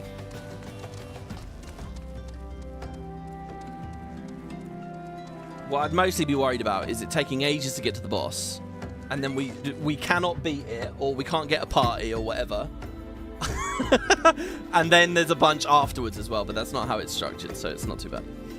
Greetings! Alphano informed me that a scion would be arriving to help with the preparations. I'm honoured to meet you, though shamed as well. Great warriors should not be tasked with such trivialities. Hey man, don't you be like that. I knew from a glance of what manner of man you were. I think Trema just emoted and we didn't see. I too have some skill at arms, as do many of our people. Pray forgive this trifle, but I might have trouble you to help around with the children that have given into my care. They're most adept at staying hidden from my sight, but perhaps your keen eye will succeed where I have failed. You have my thanks, friend. Pray seek out my son, Yozan. He can tell you more. Yozan? Sorry, there's a kid hiding in Vesper Bay, is there? I do love me some Vesper Bay. Look at this place. Yeah, so the log explained that this is... That's Whorleater, right? Or is it Telegy? Fuck, I can't remember. One of the two. But Whorleater was a huge jerk. At least we can see that. Oh, hello! I'm Yozan, son of Hosan. Will you be coming with us to Uldar? Uldar! I swear I hear we're travelling by horse-bird-drawn carriage. But don't you think they're queer, giant birds that ride like horses? I still want to try riding one, but... What's that? You're looking for the others? Don't worry, I already told them to get ready for the carriages. I'll need your help, though. We were just finishing a game of hide and seek. 3 players are still in hiding, and since Lady Ugiri told us to take it really seriously, they won't move until they're found. But Vesper Bay isn't that big, so I bet you can find them in no time. Is this one of those quests where we don't get a specific marker? Yeah. We're going to actually have to play it and figure out where the kids are. They say Lord Whorleater practically funded the reconstruction of Vesper Bay himself. That's why the town honoured him with that humongous bronze statue. It's a bit much though, don't you think? I'd wager he's much fatter and uglier. But that's just between you and me. Okay, it is Whorleater here. Nice, we found one of the kids straight away. I wasn't expecting much when I turned that corner there, but it worked out. She's got a flower in her hair. Ah, hey, I'm not Yozan. Who are you? I'm Kaharu. Trema, eh? I didn't know anyone else was... Wait a minute, you're one of those, stallions, aren't you? No, scions. Then you must know Lady Ugiri, right? Isn't she great? She's really good at hide and seek, too. Oh, right, it's almost time to go. Nice meeting you, Trema. Bye. There's a really cool... Oh, my God, the koala is on my shoulder. Holy shit. Oh, and it's, like, really cute and, like, blinking carefully as it's sleepy. It's sleepy just like me. Oh, I never sent that screenshot. Whoops. Oh my God, look at this. What's its like behavior? Is there a clingy kind of behavior? That's amazing. Having a sleepy minion that gets on me is really good. All 3 minions I got today will climb on the shoulder. Will they? Oh, that's so cool. I didn't realize that about them. Wasn't one of the descriptions talking about one of their arseholes, though, or something? Do we want it on our shoulder? Oh, no, not its arsehole. Sorry, crotch rot. I'm not sure that's much better. I just knew it was something disgusting. Are you playing? No fair. Yozen didn't say anything about adults, huh? We get to ride a horsebird carriage. I don't know. Sounds scary, but if Yozen says it's safe, I'll go. So these guys don't have chocobos over there, I guess, eh? They're big into, like, horses instead? There's, like, an area over there that's, like, Mongol. It's basically the Calm Lands. And I think it's, like, a land of horse lords or something. One more kid. Oh, he's on the roof, I can see. Actually, up there. Yeah, when you go to Mordona later, there is a side quest with a bunch of kids. It's like a bunch of kids versus a bunch of Lalafels. I don't know whether this is the same... These are the same kids, though. How'd you find me? Bah, I guess I need to practice more. Or maybe you're just good at this. I mean, the Garleans didn't find me. Oh, wow, that's dark. Oh my god, I immediately love that. That's so cool, isn't it? These kids don't understand, like, how... This happens with kids. Like, serious, traumatic stuff can happen, and they don't realize. They don't... Because kids are very malleable. Kids are very flexible in their thinking. They don't know what normal is. It's only later when they would reflect. So here you got these kids that were hiding for their lives, you know. And yet it's still just a game to them. It's crazy. Wonderful. All the children are accounted. Hide and seek. Ah, I see that you're curious. It's quite simple, really. Lady Ugiri thought it the best that the children know what to do in case the Garleans found us. I should hope that those days are behind us, but I nevertheless take comfort in knowing we're prepared. Wow, look at that. What a great human interest story that is there immediately. I'll take the casting ring. At long last, Hosen and his group are ready to leave. The first caravan is due to depart shortly, followed by the rest at regular intervals. My family and I, including my stubborn old father Hommel, will be travelling in the lead carriage together with the young Koharu, whom I believe you've already met. Though I understand the road to Uldar is regularly patrolled by your brass blades, it would give us great comfort if you were to agree to accompany us on our journey. Once again, I thank you for your kindness. When you're ready to leave, please inform our coachman. It's funny, isn't it? Around Reborn, right, for most of the base game, was very leisurely. Trema was just, like, hanging out, doing random shit. Then it got, like, quite a lot of urgency when everyone got attacked and all those people died. And then the urgency continued because the Ultima weapon threat came up straight away. But I guess that's done again now. We're back to being very leisurely at this point in the story. Look at this. I love these guys hanging out, like, looking at the chocobos. Oh, it's just so fluffy! Ugh, grandfather is so lucky. These housebirds smell terrible. Oh, he doesn't like them, but she does. Horsebirds. And here's Hosen and Homai here. The Hyurian coachman. Are you good to be off, are ya? Well, I was meaning to have a word with you about that. Runner from the Blade says we might have a bit of a problem. A fierce-looking beastie's been sighted south of the bridge to Hammerley. Might as be someone's eyes are playing tricks on him, of course, but it don't pay to gamble in this business. Now, I know you can handle yourself in a fight, but this lot here is another story. So, I was thinking you might go on ahead, have a quicker look around, make sure the area's safe, like, and if you come across anything dangerous, you know what to do. When you're satisfied the way's clear, meet us outside Horizon. The Blades tell me the road's there is safe, so I reckon we can make it that far on our own, assuming the self-same bastards don't try to rob us, that is. We're going up to Camp Bluefog, I guess. It just occurred to me, this is the second time we're here with the big cart and chocobos. Last time was when we were loading the corpses of the people in the Waking Sands onto it. That's such a huge event in this story, and they're barely talking about it again now.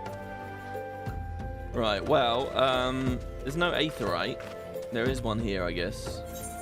Because we'll go to the Horizon and then just run down to the south a little bit.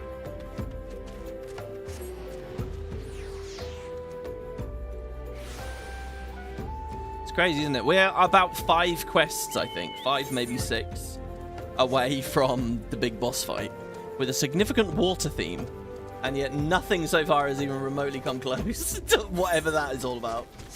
Well, okay, no, those Ravagers, those mysterious Ravagers. Let's keep to the cobblestone path here. Oh, this is good. I like having all these opportunities to run around on the Chocobo.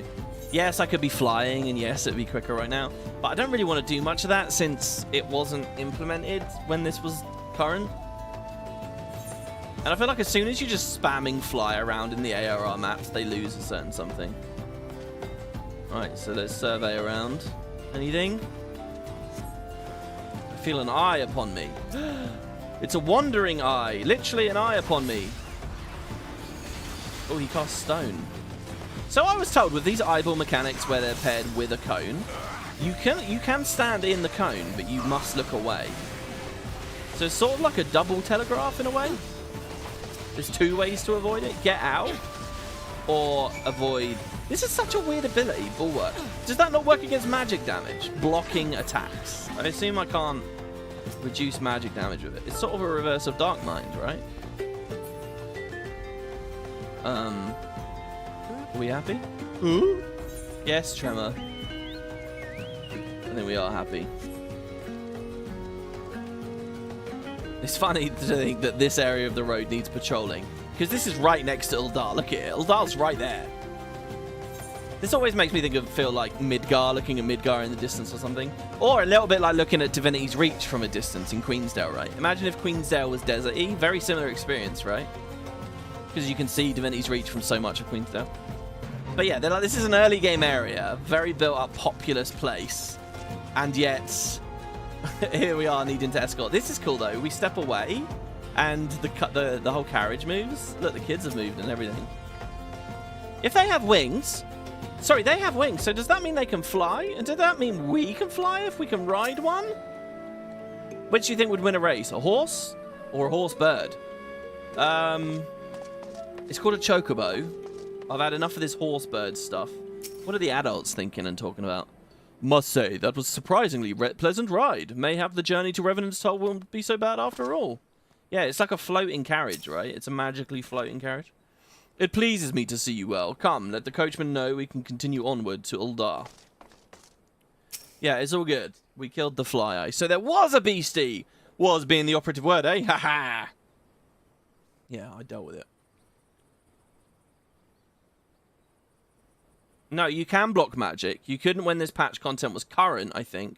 But blocking magic was added in Shadowbringers. Oh, really? Well, there you go. Well fought, sir. Well fought. Ah, if only I... So what does that turn in... What does that mean, that button, in terms of % damage reduction? Because it's got that extra flavour layer to it now, so now I don't really know. Well fought, sir. Well fought. Ah, if only you were in better health, you should have been proud to stand at your side. Pay my son no mind. He forgets that the responsibilities preclude acts of daring do. Oh, I see. We got, like, multiple generations here. This is cool. Look, the kids playing on the boxes and stuff. Be that as it may, I cannot help but envy you. Had we been able to call upon heroes of your strength and skill in Doma, things would have been very different. Well, maybe one day, dude. Ah, but we cannot change the past. Those who fought and fell are forever lost to us. Lost but not forgotten. Lady Yugiri's kinsmen least of all. They fought fiercest, though they knew full well it was in vain. She had every right to walk away, yet she chose to stay. Food, shelter, the promise of a better life, all this and more we owe to her. How does one even begin to repay such a debt? In kind, father. To she who has given everything, we shall give her all. Whatever work there is to be done, we shall do without question. Ditch digging, bricklaying, it matters not. Revenant's Toll will grow and prosper by our hands. So is this how the tents turned into the actual buildings? Dome and labour? Oh, the kids ran up.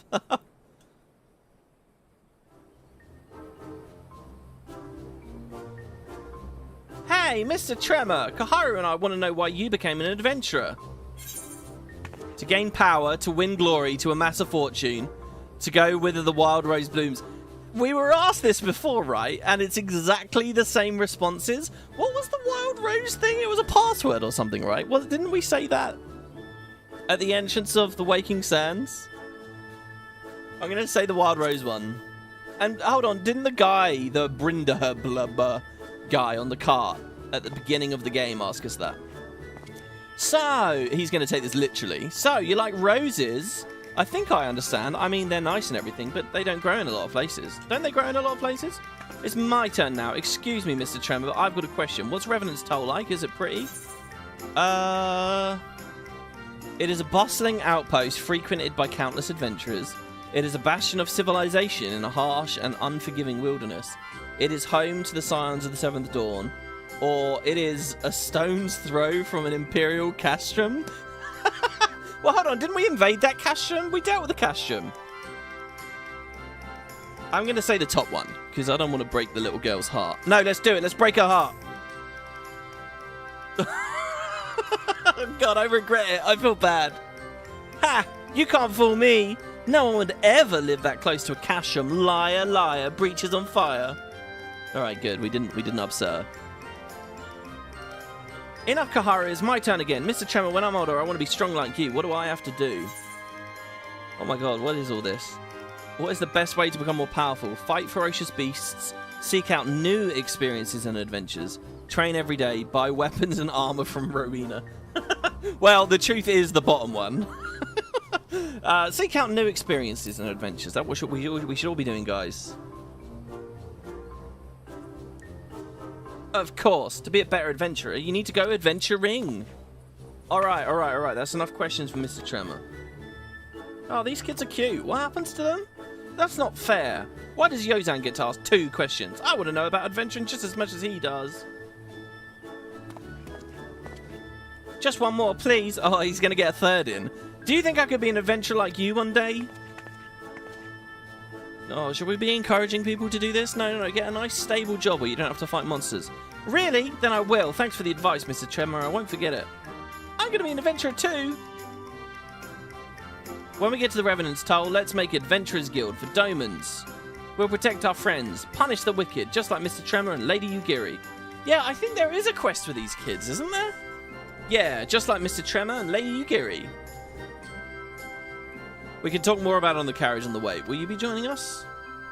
Yeah, sure. I've not got anything else on. 100 push-ups, 100 sit-ups, 100 squats, and a 10-kilometer run. That's how you get stronger. Block is 15% damage reduction. Okay, I see. This is a nice little bit. I like this. This feels quite Final Fantasy. Off we go.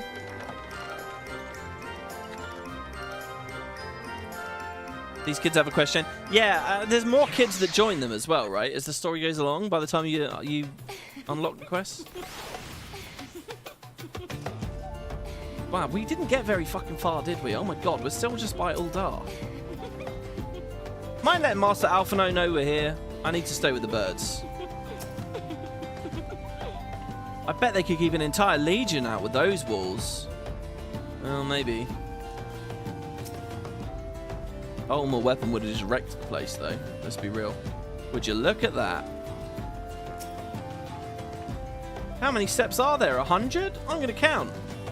Oh, that's cute. I've never even really thought about that as being like an epic stairway, but I guess it is. Where is he? Oh, he's all the way in. Oh my god, we're going back to the Adventurers Guild. All right.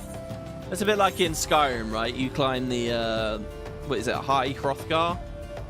Wait. What's the mountain called in the middle of Skyrim that you find the old men at? That teach you how to shout. You climb all of those steps, right? Is that called High Hrothgar? It's not, is it? Because that's the name of the race in this game. Is it the same word?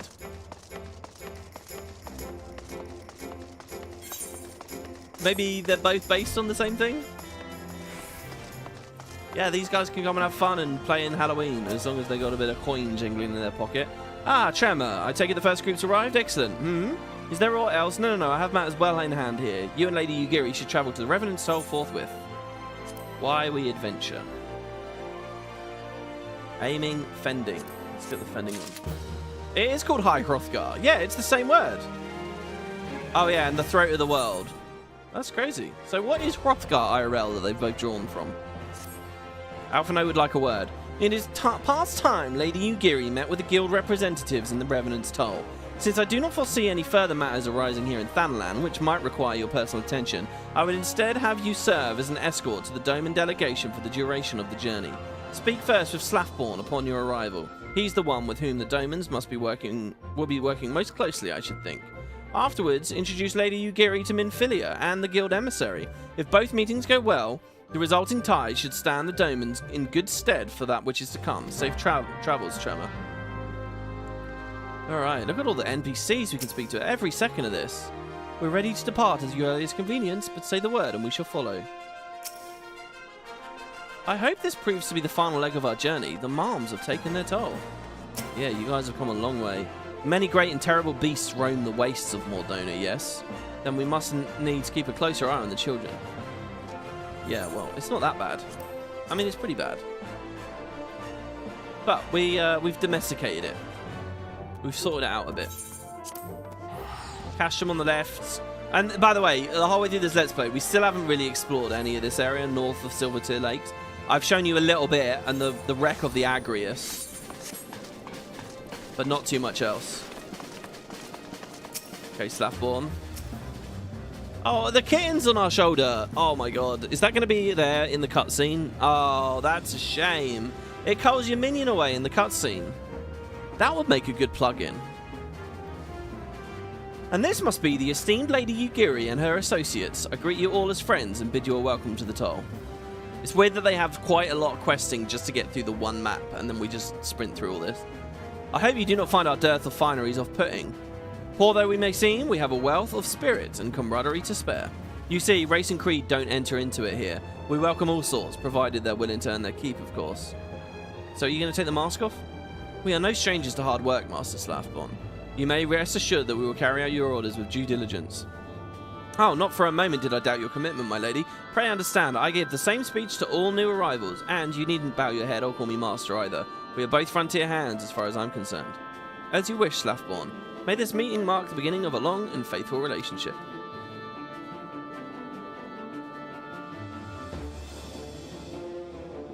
Our guests have yet to meet the antecedent. 7 hells, Trema. Why are you wasting time with me? Send to the Rising Stones. Alright, Minfilia, what have you been doing this whole time? Just sitting about on the phone? Oh, hello, Ugiri. To whom much is given, much is expected. Forgive me, I require a moment to compose my thoughts before meeting with your leader. We shall join you at the Rising Stones anon. Okay. What do you think of the place? It's very purple, isn't it? Very nice. So I guess we'll head in. Yeah, look at this. The cat's on my shoulder. Oh, this looks pretty cool, actually. I don't have that on my main. Oh, has it got little bat wings? It's like a cat in a little, like, plushy outfit with bat wings and a bell on its chest. It looks a bit startled with its eyes, actually, there. Look at that. Still, though. Oh, really? There's lore about the 80 steps the little girl was wondering about? What's the lore about those steps? Is it the kind of thing that we would get in a sightseeing log? Look, everyone's moved. Cool, and it's now got a bit of company. Papa Limo, they're chatting away. As is the case with other distant lands, I've heard rumour of mysterious magics and martial arts. I dare not lend credence to these tales, but I cannot help but hope that some are true. Magical martial arts, guys, the Domans? Eorzea may be a land of many cultures and creeds, but I nevertheless suspect that the Domans will struggle to adapt. Hello, Tatari. Oh, she's not standing on the chair anymore. She's just sweetly rocking back and forth, sitting on it. I wonder what herbs and spices they use in Doma. Maybe there's something I could add to my special tonic. God, the special tonic. Hoary Boulder carrying a crate. This little thing, it's nothing compared to what the Domans have endured. Flarmin. So many youths these days fail to understand that it is incumbent on everyone to help those in need. That is why it's so wonderful when young men like Hoary Boulder rise to the occasion. And what's she doing? She's telling him where to put it or whatever. It would be handy to have a Rogadin to carry things for you, you know, if you're like a little Makote lady. Ida's sitting here alone, looking quite sad, actually. Huh. Did they really sail that half-rotted ship all the way from Uthard? Isn't that dangerous? What if it sprung a leak? She's been abandoned by Papa Limo, it seems. No one else here to chat with. This is good, though. I definitely didn't engage with this and chat with this and, like, just chill as I was playing last time. I was just sprinting through. I would not have noticed that all the NPCs had been moving around and stuff. Pretty cool. The Gale Kitten was originally an enemy in 6. I just played 6. Is it one of the things that you get, like, Cat's Paw from? In the Veldt with Gao? Maybe? Maybe not. It is no use. It feels vaguely familiar.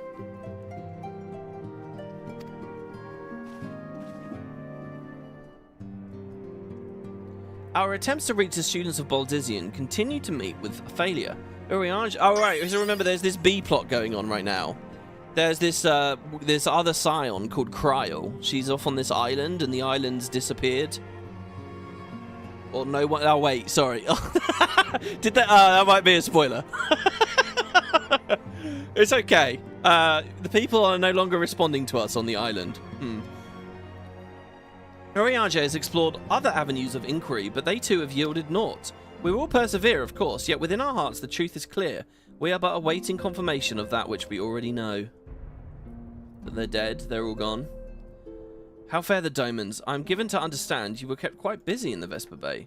Mayhap you'll question the wisdom of aiding refugees when the primal threat remains unresolved. I should not blame you if you ever did, nor would I deny that this matter falls outside our normal purview.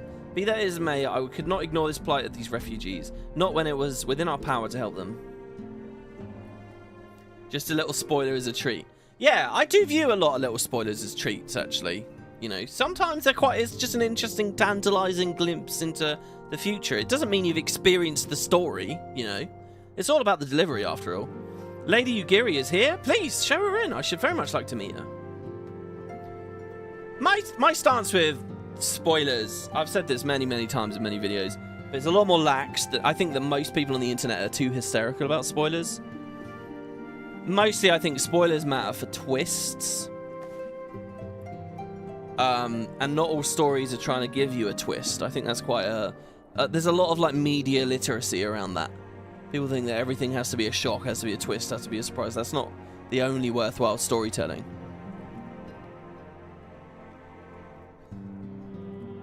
We have no objections. Pray do so with our blessing. I believe I also saw there was once a study that said even in twist films, like The Sixth Sense, for example, there's a big spoiler about The Sixth Sense. But if you give people the spoiler before going in, people polled on their enjoyment of the experience actually enjoy it more if they have experienced the so-called... Like, you haven't... A certain level of engagement has been spoiled, but another level of engagement's actually opened up, and you can see how well the thing's crafted or whatever, you know? You know about Bruce Willis in The Sixth Sense before you go into it. You have a different experience.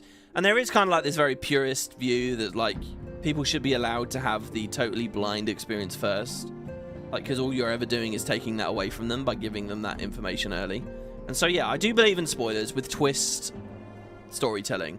But I think most storytelling, it's not a big deal. It's all about the delivery, really. Disconnected facts and glimpses into the future, what do they mean, really? You're not in an emotional place, and it's not been robbed of you. Your answer pleases me beyond words, my lady. But are you quite certain? We have no way of knowing how many might answer my summons. In the event that the Revenant's Toll could not accommodate us all, we would need find an alternative solution. Should that come to pass, we will find it together. As ever, it's always been a pleasure, Antecedent. Alas, we must take our leave as the first carriages are due to arrive at any moment. This emissary from the Adventurers Guild here. Tell us the spoiler then for the Sixth Sense. No, I'm saying that's something you can be spoiled on. You know, you can be spoiled, for example, on the Red Wedding as well. There are definitely twists, and there are things that are supposed to come out of nowhere and be shock value, and you look back and you're like, oh shit, I can see how that was breadcrumbed. But the vast majority of storytelling, particularly within the space of video games, doesn't fall into that, and yet people are hysterical about it. You know, but I tried to be respectful. Like, I didn't say Ugiri's name in this episode until we heard her name. It wouldn't have mattered if I'd said Ugiri's name earlier. It's not really a spoiler, but, you know, you try to do things in order. Anyway, yeah, the Isle of Val, that's totally still there, guys. I'm amazed that none here knew of the War of Succession until we arrived. Have you truly heard naught of what has transpired? Ah, hey, this is good. Yeah, what's this about the War of Succession amongst the Guardians? Mayhap I worry overmuch. With so many able-bodied adventurers about, what beast could pose such a threat? I dared not give myself to hope in full, but for the first time in many moons, I'm willing to do so.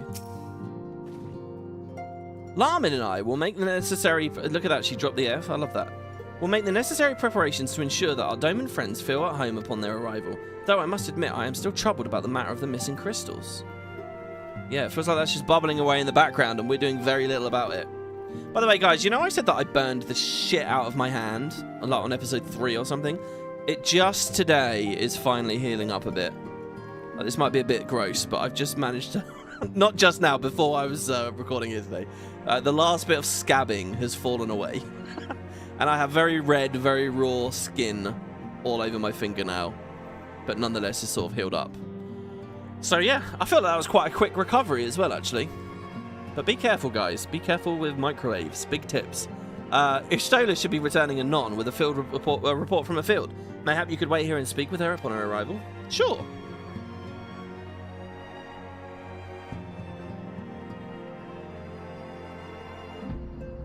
Oh, we're getting like fly-through shots of just everybody chilling and... It's funny, this is the same music we had in the Waking Sands, right? Fishing. Caught anything slippery? Ooh.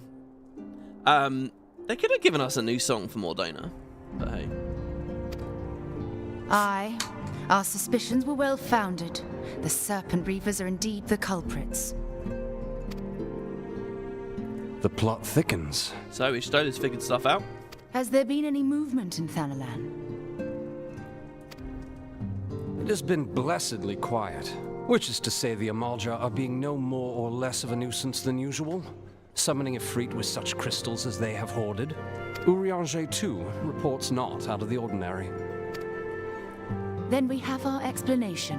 Wait, it's pronounced Urianger? I've been saying Urianga. Oh, Your explanation I've been an for idiot. what, pray tell? Hey, Dean, thank you so much for becoming a member, man. That's awesome. You can use the emotes and stuff now. For the recent spate of crystal thefts in Thanalan, we naturally assumed that the trail would lead us back to the Amalja. Yet it did not. It led us across the sea unto Vilbrand. Ooh, Limsa? Vilbrand? There have been reports of increased Sahagin activity of late. The Sahagin are one of the beast tribes from this release, by the way. A storyline I've still never done. Oh gods. They mean to summon Leviathan? Oh my god, so look, it's taken all the effort in the world for me to avoid saying Leviathan this episode. I hope that wasn't spoiled, guys, for you all. Yeah, this is the Leviathan patch. So it's quite cool, isn't it? Remember the benchmark video for 1.0 featured that giant sea monster. And people seem to get tempered as it jumped over, by the way. If you rewind to the start of the LP, I sort of alluded to the idea that they were getting mind controlled. I have since been told... So in 1.0 you fight Leviathan. And maybe Titan as well, I don't know. But there's these two primals associated with Vilbrand. Two of them. And Titan, obviously, we dealt with. But Leviathan's not been... Where's Leviathan? Well, it's one of the post-patch primals. This is the Leviathan story now. And so we finally get to go into that. As a weird note, though, by the way, I have been told by one of you guys in the comments, and this is quite interesting, I guess. I think I'm mistaken. That benchmark video of the giant monster that jumps over the ship... I don't think that is... I've been told that's not Leviathan there, which is crazy, because I swear it looked like it. But it's just like a giant fish, like a big legendary fish that terrorizes the waters around Leminster. And you actually fish up in the fishing quest line. Which I've done, and I didn't even really realize, but there you go. That is the way of it, I fear. So, Sahagins, Leviathan. Kobold's Titan. Whilst conducting our investigation on behalf of the mineral concern, we came upon evidence implicating the Serpent Reavers. A good thing the patch art I showed didn't feature a giant sea serpent. I know. Look, I'm hoping people were blind to it, or they just wonder about, oh, what is that? Well, there you go, there. And, of course, this is another big classic anthology summon. Leviathan actually has a huge role in 15. This is 14, obviously.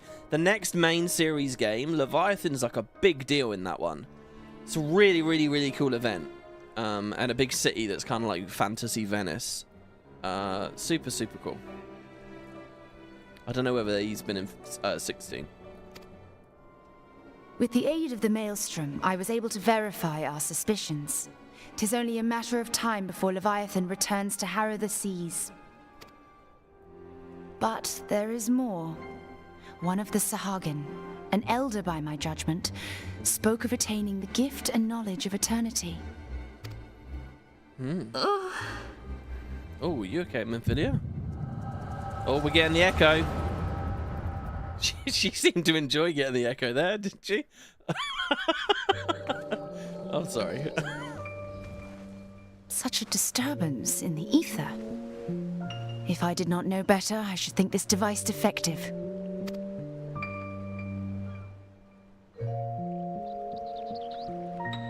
And there is the explanation.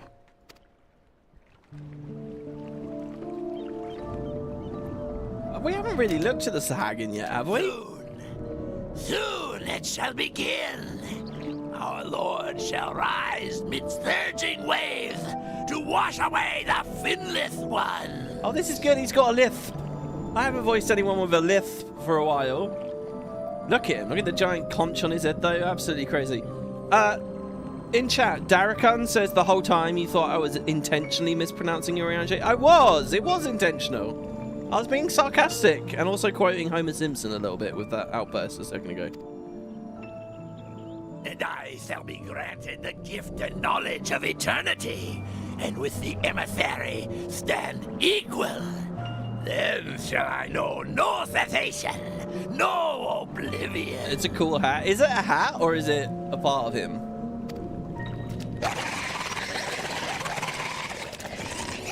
Well, I guess it's a hat since the other ones don't physiologically have it. This promise of immortality? The emissary? Unless the giant shell is like a biological dimorphism kind of thing or something, I don't know.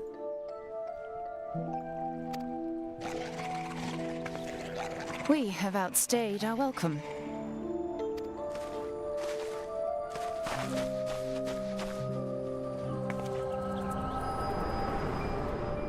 Wow, that was usually like the echo is like a real moment, but there it's just here a bit of exposition for you. And knowledge. Yeah, what were they talking about there?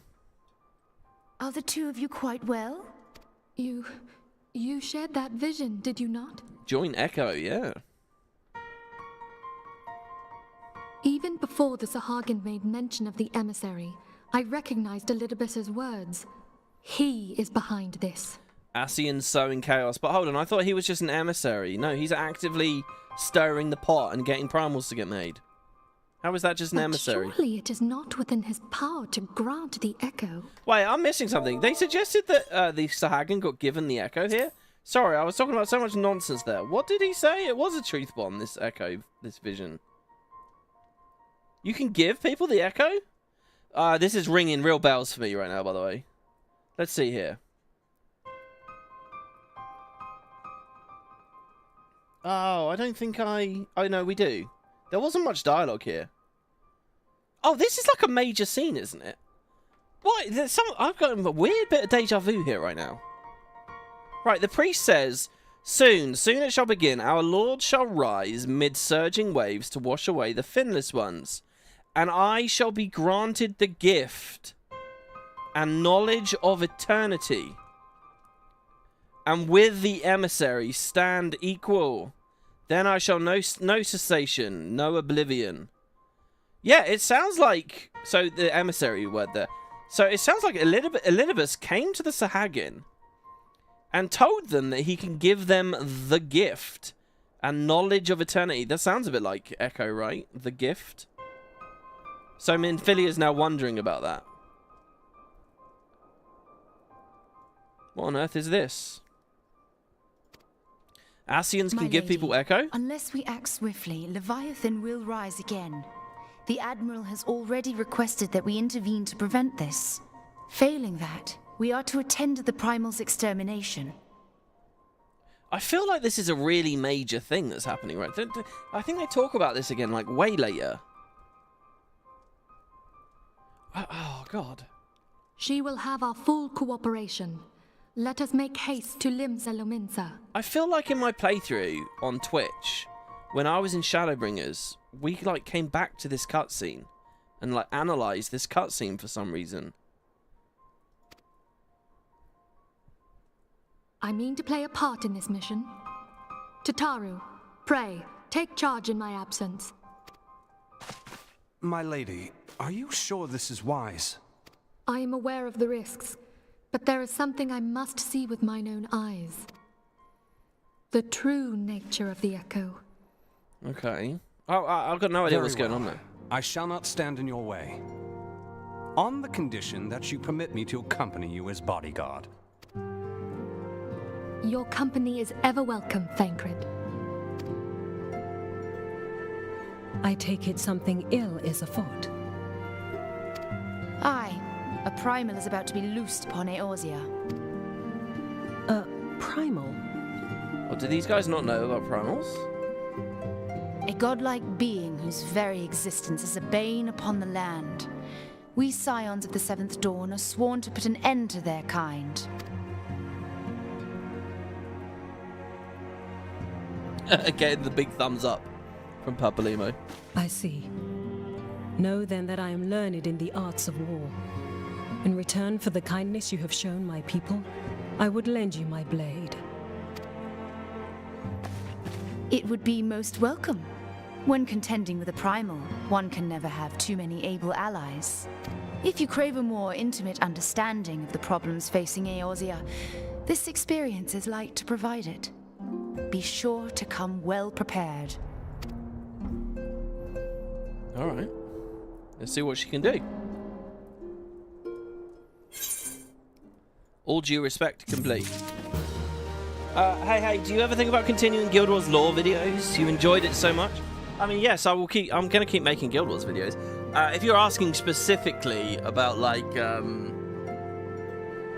the series I did in like 2012, where I commissioned a bunch of artists to do a bunch of stuff and blah blah blah. No, definitely not. I mean, you could use AI art for a project like that now, to be honest, and I reckon you could do it quite well. And I'm actually quite experienced with AI art and doing environment shots and stuff at this point, because of my coding and modding stuff with Solaris. But I'm still not. Basically, I'm not in a place anymore where I enjoy at all doing videos where the script is reading a wiki and just transcribing it into my own words slightly and then just putting it out there. It just feels so pointless and soul destroying, and I'm just so over it. Like, that kind of content creation is just terribly boring. If it was bringing in really good views and all that kind of stuff, maybe, but even still, that's one of the things why, to a certain extent, Guild Wars Mysteries has dropped off as well.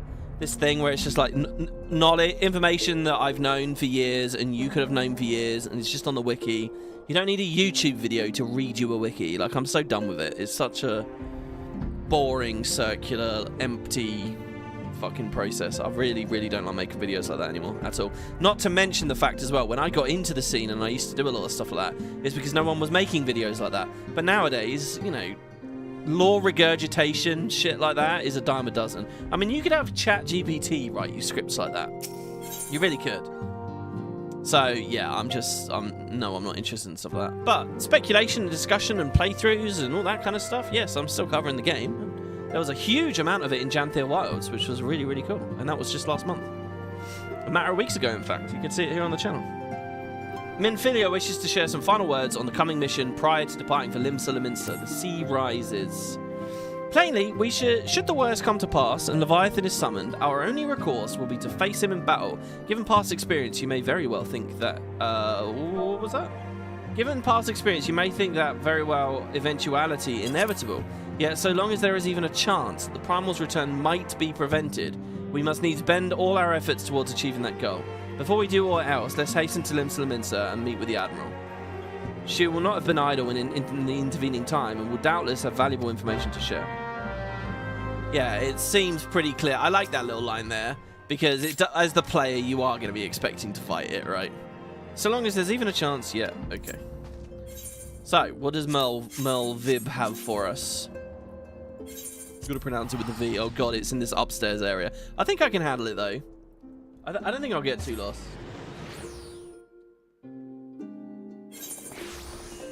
Three quests, not including this one. And we will be at the boss, guys. So if you want to play it with me, now is the time to start thinking about it. God, I hope we can get a party. I'm really, really nervous and insecure we're not going to be able to. Okay, I've clearly messed up immediately. Shit. Wait, what? Maybe I should just use an aetherite or something. Did I play any Guild Wars 2 Halloween yet? No, not at all. I cannot tell you how busy I am with other stuff at the moment. I've got so much content to make. It's unreal.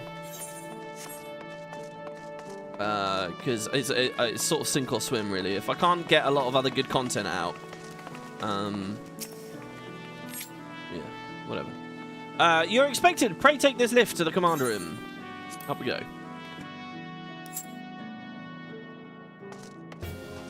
Do I want people to be blind? Well, I will be blind, except for the fact that I've read Wiki and I've done the normal mode version of it. I don't mind if you're blind. I really don't. As long as you've got the ability to learn. But read the Wiki page, and I'll be reading it on video in a second. Welcome, friends. I take it Stola has apprised you of the situation. Let us waste no time then. According to our best intelligence, the Sahagin had not crystals enough to summon their god. Alas, we didn't count on the Serpent Reavers venturing as far as Thanalan to supplement their cache. For our short-sightedness, we are faced with the grim prospect of Leviathan's imminent return. Needless to say, I'm not inclined to let the fishbacks have their way. Even as we speak, the Maelstrom makes ready to launch a large-scale operation to thwart the summoning, and we would welcome the Scions' support in this endeavour. But if, God forbid, our efforts should come to naught, I'll need to trouble you for more than mere support, much as I did when Titan last walked these lands. I love this song. This is such a good track. Lady Minfilia, I am given to understand that you mean to accompany our soldiers to the front lines. I can only assume that you have sound reasons for doing so. Why doesn't anyone ever ask me if I have sound reasons for wandering into the front line? What, she's so much more important? I do, Admiral, but I'd rather not be drawn on their nature. I will say only that there is something I would see with mine own eyes. Something about the echo here. Is that so? Well, I'm not so stubborn as to deny the wish of one whose aid I require. But precautions must be taken. I shall require that you remain by my side at all times. With that settled, let us speak of the operation. Trema, Maelstrom scouts are currently reconnoitering Sahagin movements within the Sapsa spawning grounds. Upon completing their mission, they will return to the operation staging point at Camp Skull Valley. I want you to make your way there forthwith, that you might be apprised of the latest intelligence. Commander Falkbreeder is charged with the garrison. Okay. You know, it's funny, I just realised there must be huge areas of the map that weren't being used for a long time in A Realm Reborn. Because the reputation quests weren't added until, like, these patches. So was there just a huge area, like a Sahagin-y looking area that was just pointless before? I guess there would have been a fate there or something maybe, a bit of fishing you could do. In case I wasn't clear, time is short. Make haste to this Camp Skull Valley and request the latest intelligence. You can stay here, will you? There may not be a better chance to learn the true nature of the Echo. I cannot well allow the opportunity to pass me by. This is cool as well, because having read that short story in the last part, once again, we're not going to Middle Enosia. When the hell is the story eventually going to take us there? When? I kind of just want to leave it unvisited for as long as possible. Reconnoiter reminds you of FF12. It is kind of an FF12-y kind of word, isn't it?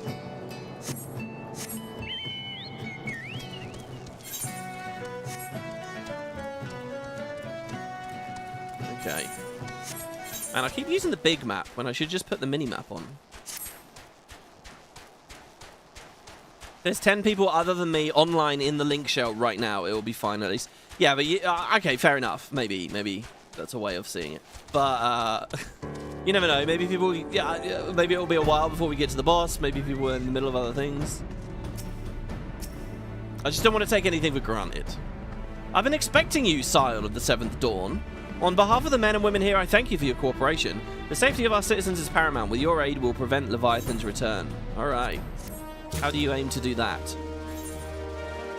Grown ever more agitated by the moment. As you may already know, Maelstrom scouts have been dispatched to reconnoiter the Sapsa spawning grounds. Though it pains me to admit it, the Maelstrom has never faced a foe the likes of this one before. We must proceed with all due caution. Among other things, they have orders to determine where Leviathan might emerge, assuming it comes to that. And yet, the return is long overdue. I fear ill may have befallen them. For better or worse, we must ascertain their fate. If it's not too much to ask, I would have you aid us in the search. 5 scouts ventured into the Sapsa, all told. Here, take this flask of restorative to tend to those who may have been wounded. Though it pains me to even consider the notion, if they have perished, Circumstances permitting, I ask that you recover their bodies. By no means venture too deep into enemy territory, however. We can ill afford to lose you at this juncture. Yeah, so just as a quick reminder, they were going to do Leviathan for 2.1, but the earthquakes hit. I mean, look at that as well. They're getting these patches out so big, so fast, and it was in the middle of the earthquakes as well, and Christmas. It's crazy. So they did the Moogle. Now, I wonder whether Moogle is, like, kind of unplanned then, in a way. Because there are actually enough fights, one for every patch in this, but one of them doesn't get an extreme. The Chrysalis doesn't get an extreme. You guys will see what that is in a few episodes' time. And I wonder if that's because Moogle kind of took its spot, maybe, essentially.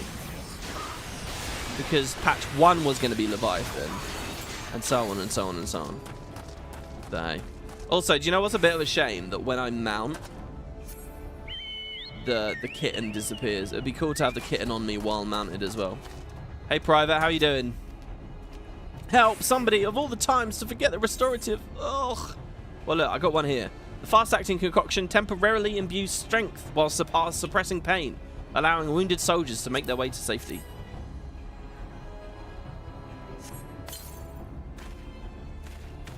Thank you, I owe you my life. We were ambushed by the Serpent Reavers, lightly armed as we are. We didn't stand a chance. I was able to flee this far, but the others were captured. They were taken to the Serpent's Tongue, I'm certain of it. I can make my own way back to camp, but I fear the worst for my comrades. Save them, I beg you. Okay.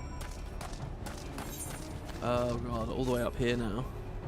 Yeah, this is a cool area of the map that I don't think I've shown off in the series so far.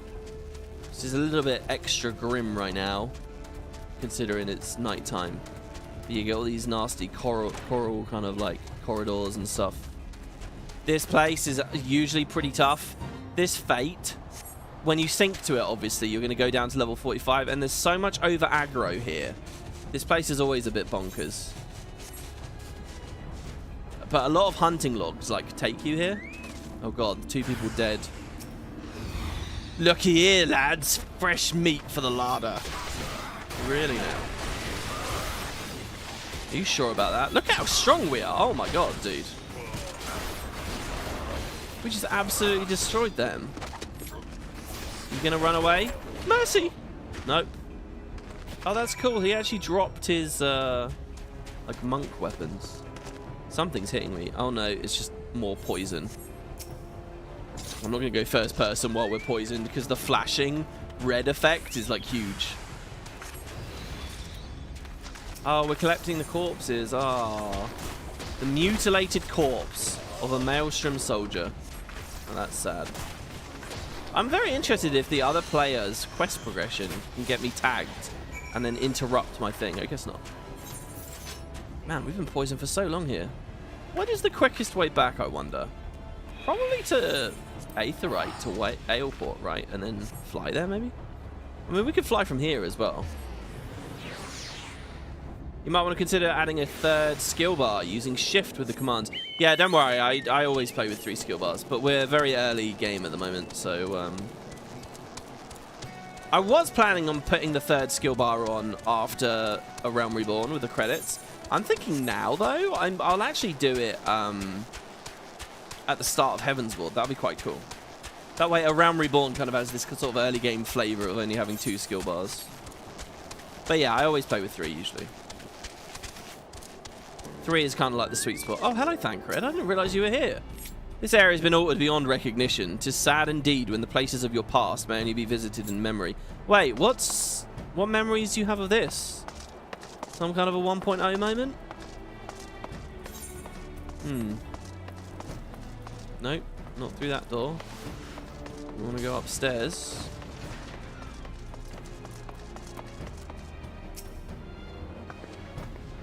You've returned, thank the navigator. When I learned you went to the Serpent's Tongue by yourself, I feared you would meet an untimely demise. But tell me, what became of the others? Well, here's their bodies. She probably would have seen us lugging them in, right, on our shoulders. Oh, look, she's sad, she's crying.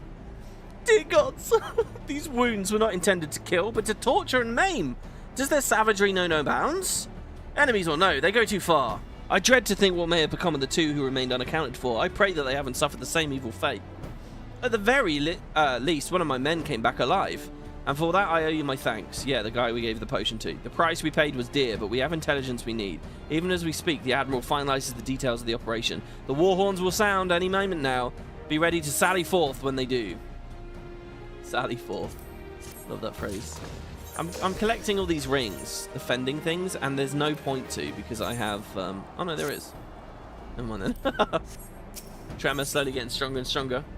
The gift of eternity. Honestly, I can't remember. This is major stuff about the Echo that we're learning here, and I can't remember. I guess let's just keep going with it.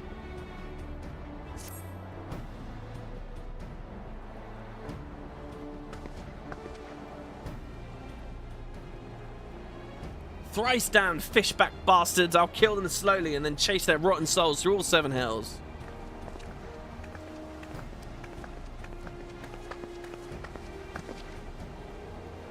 Hello, you two. I thought we would have to go back to Limsa. This is a good turn up because it means we're not going to get lost.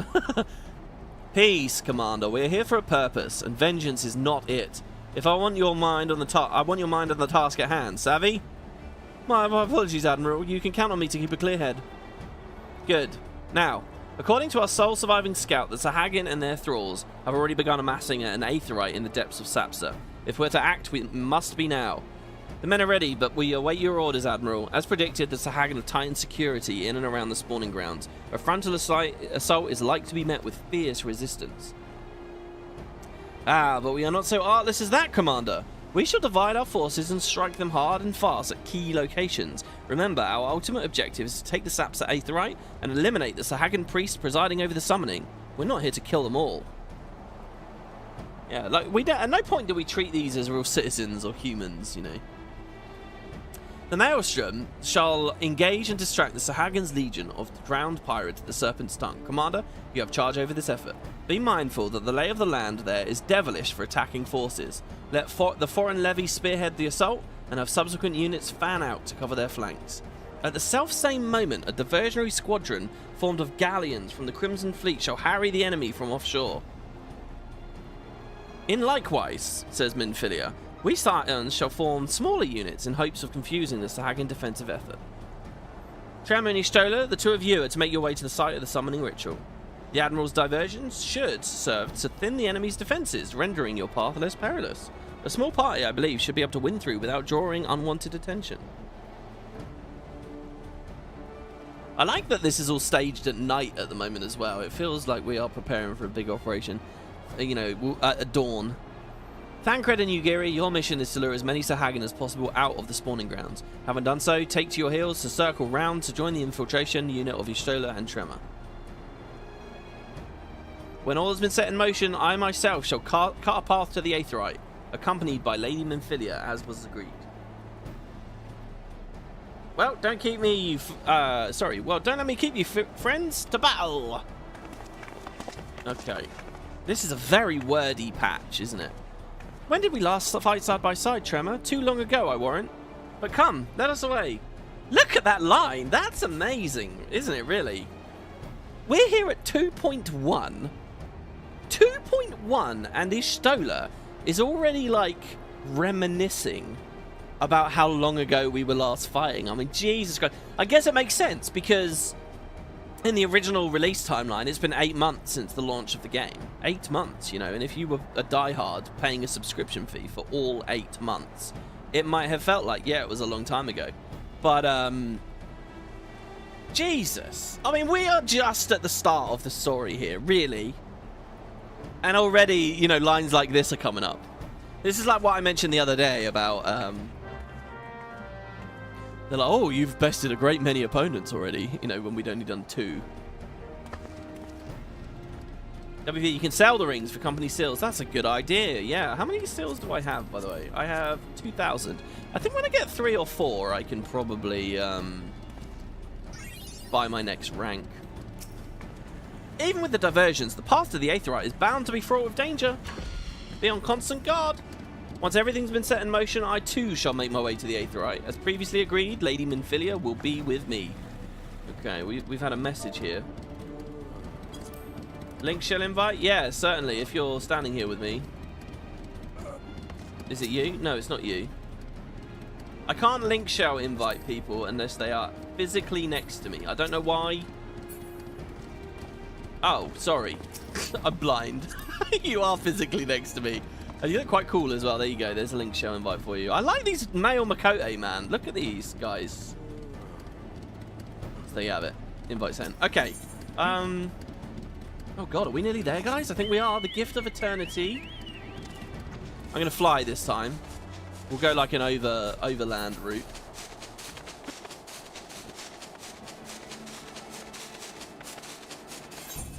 Well, no, actually, we are still like 3 quests away. So what on earth do we do? It's probably some kind of duty.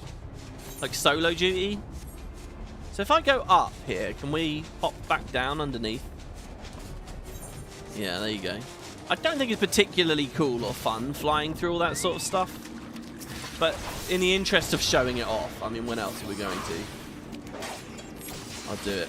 Here, let's get Topaz out, by the way. It's been too long.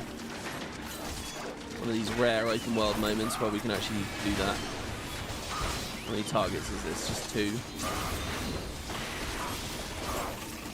Oh my god, they're getting battered. Oh, Leviathan, lend us your strength. So these guys are all like tempered, drowned steersmen. Leviathan is the one true god. Lend us your strength. So this is a fate we could opt into if we like. Instead of killing his victims, the Primal Leviathan will drown them, erasing their wills and rendering them mindless servants of the Lord of the World. That's his title. Sahagin leader War the Whalefin commands an army of these pitiless souls, and that army is on the move, looking for their master's next victims. I guess this fate was here the whole time, right? And now they've matched the main story in the area. So it's a very fitting fate, actually, to be doing.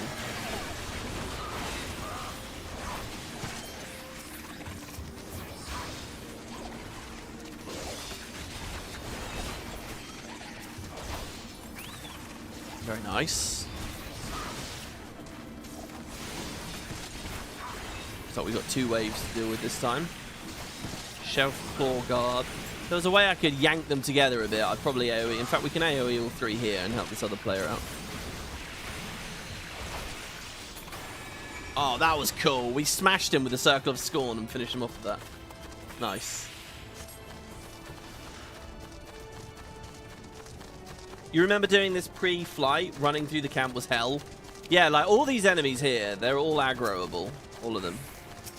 These Sapsa, by the way, these are interesting enemies. Oh, look, you can look right into his mouth. His gross, slimy-looking tongue. I don't know what these enemies are, by the way. Oh no, they're not enemies at all. They're like siege engines. Oh, this is called I really like doing the main quests like double like this.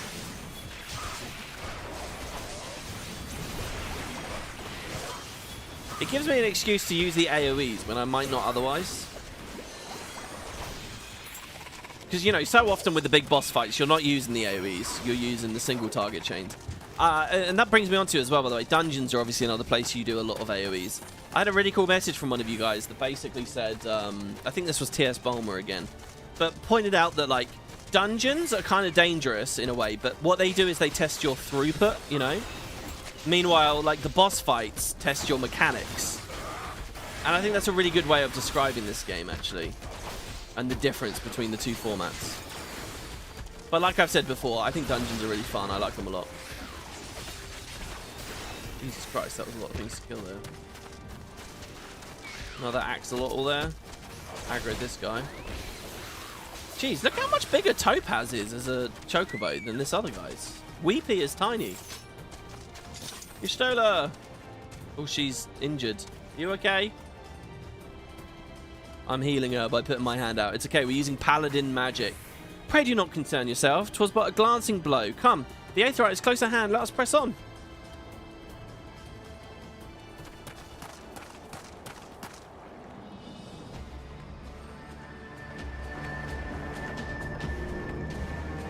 Here they are.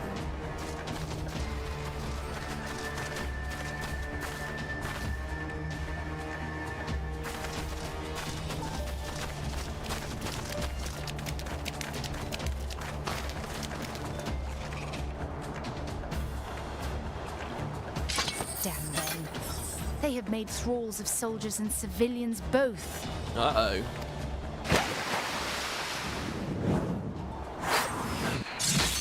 Oh, dude, that looked cool with the knife. Did I miss much? Hello, Thankreds. You rogue.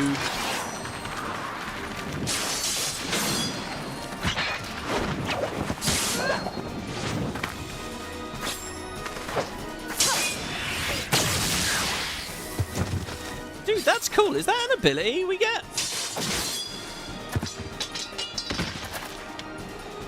So that is how you fight in the Far East. Mental note, pick no quarrel with Domans. Yeah, I don't know what class he is at this point. Is he still a gladiator at this point? I don't know. But he will pick up her class rogue. Someone in chat just now said, by the way, do I plan on leveling ninja before Stormblood? Yeah, it's cool lore tidbits about Doman society and the conflict with the Empire. Could be interesting for the LP. I actually don't have that planned. I will probably pick the class up when it gets added. I think that would be cool. I wasn't planning on doing a whole thing like we did with Dragoon. It's just so much to cover, guys. It's just so much.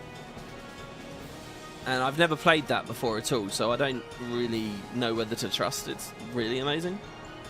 But yeah. Maybe it can be like a New Game Plus thing that we look at before Stormblood. But seriously, if I am to keep up, I must needs forsake elegance for efficiency.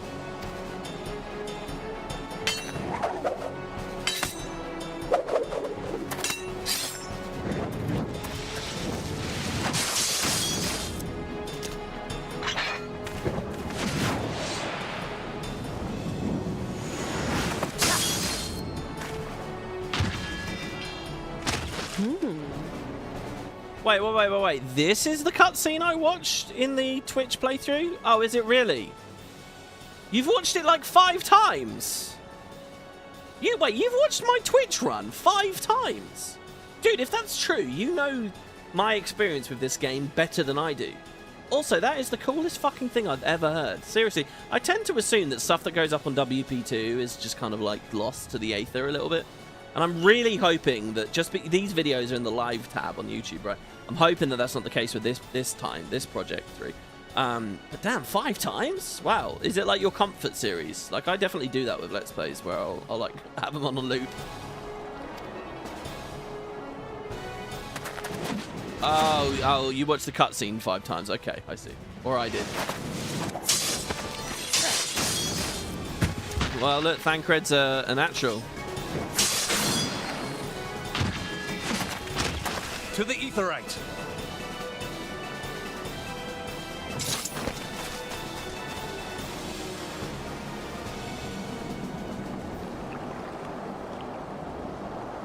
Yeah, there's something major about this. Something major's about to happen. It's some huge detail.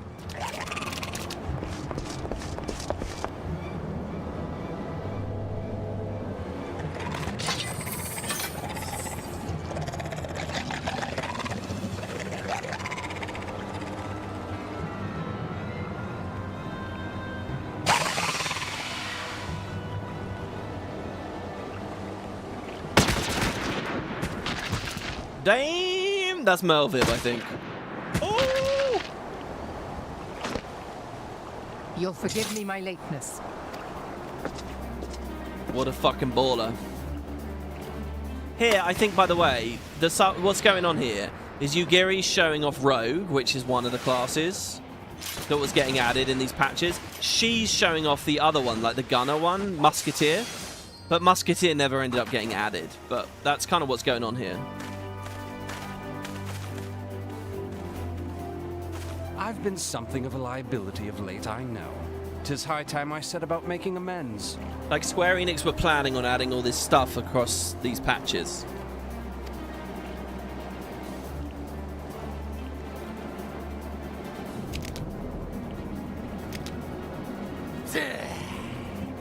Long have you shriveled Starwalkers, tormented our kind. Starwalkers. But pretty good. More. Your time is at an end. God, dude, can you imagine how much it would rip your throat up to do that kind of voice acting for ages? You shall perish with salt in your wounds and sea in your lungs. Lord of the world, hearken to our plea. Lord of the world, deliver us from our misery. Do you feel that?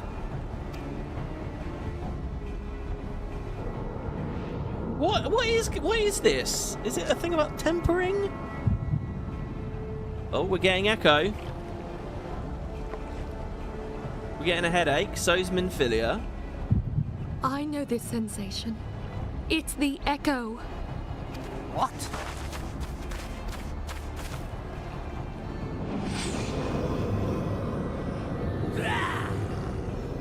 Such power! It is transcendent! Oh, this is crazy. I remember this line. There's a version of me online in another video that's ranting about this line. Oh shit, she just slays him.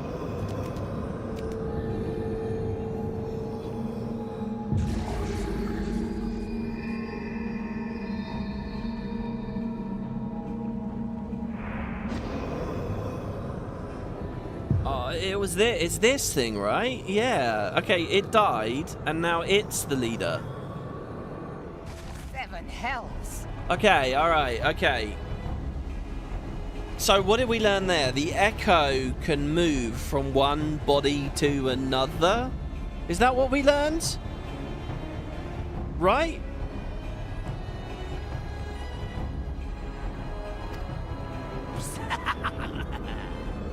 Strike me down if you will. It is futile. I have mastered the gift.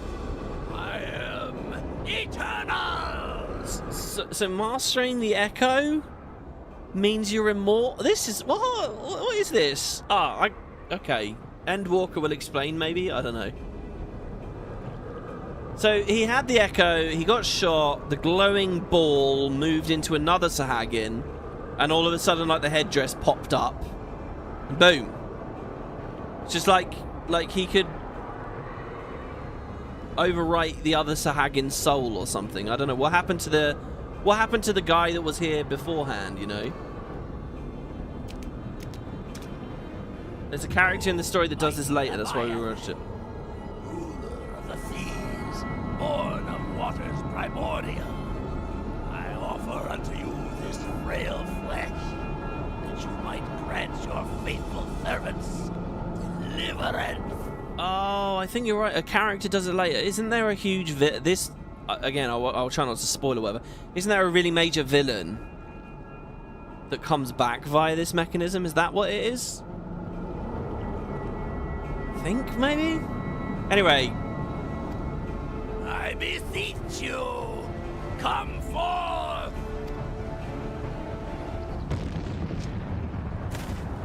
Die, damn you! isn't this basically like La Habrea possessing Thancred? I guess so, yeah. And it had like the purpley, Ascian-y kind of color on there as well.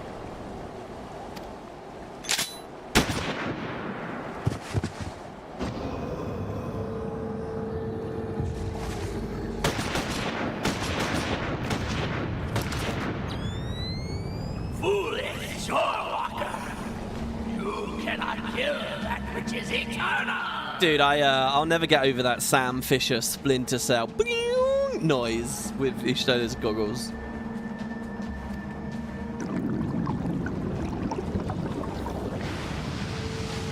Oh shit, there he is! There he is!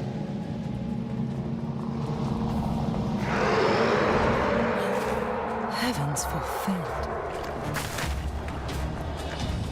Damn it all! I wish Guild Wars had cutscenes like this.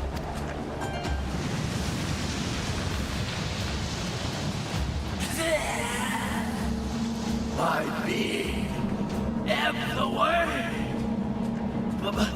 It should by right be infinite. Okay, but the Primal is messing with him? I guess Leviabeetus knew all this, by the way, and was just...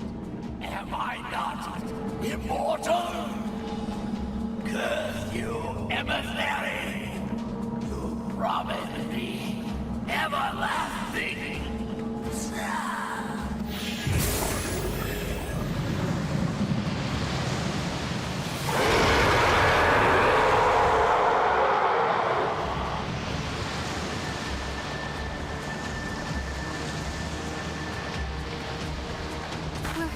Where did he go? He's just swimming off. What say you? Nary a single ship? Hells take that sea demon. Gather the survivors and get to shore. Leave the wrecks for the pirates.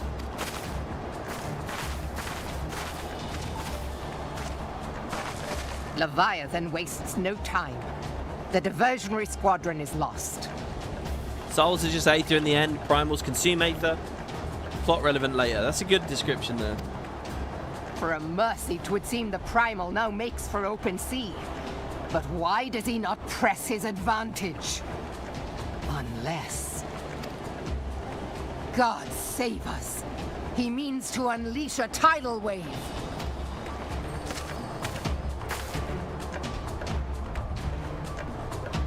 Yeah, I can see why they would shift this a little bit after the tsunami. Get to higher ground. Jesus. The gods of this realm are vengeful beings. 'Tis of little wonder the Guardians fear their kind so. Look at that. Even as someone oppressed by the Guardians. Weepy is naked, no bathing. Oh, right, because you don't have a barding on him. Yeah. In fact, I should, can I barding Topaz at this point? Companion. Because we do have the, oh no, we don't. Well, we could get, from the refer a friend codes, we could get a new barding, right? Oh no, I'm thinking about the achievement point barding, aren't I? Anyway. Yustola says, if we meet Leviathan in the open sea, we put ourselves at the Primal's mercy. We must think of a way to face him on equal terms. Though the mission ended in failure, I find solace in the knowledge that Minfilia is unharmed. Always caring for Minfilia. What did you think about the echo there? Had we only arrived about a moment earlier? But there's no time to brood over what might have been. Leviathan is returned and we must needs find a way to deal with him. We also learned something weird about the echo there. Or a gifted echo. I understand, I speak of no normal wall of water. That which Leviathan makes ready to conjure carries more destructive power than aught seen in nature. Enough to raise entire coastal settlements, if his last attempt is any guide. We cannot suffer history to be repeated. Yet how in the seven hells are we to prevent it? Malvib is brooding over Leviathan's return. Though our plight cries out for action, we must take thought. So long as Leviathan remains in the open seas, effectively beyond our reach, our fleet is second to none. Of that you may be sure, but but Lymelin, is that one of the gods? Lymelin herself would struggle to best the Lord of the World in his element. In a straight fight, he would make meat and matchword of us all. We need another plan, that much is plain. Let us return to Limsa and see if we cannot think of one. I shall wait for you in the command room. See, this is cool, because also we're going to be doing the extreme, and I'm sort of taking her seriously here. Ugh. Okay.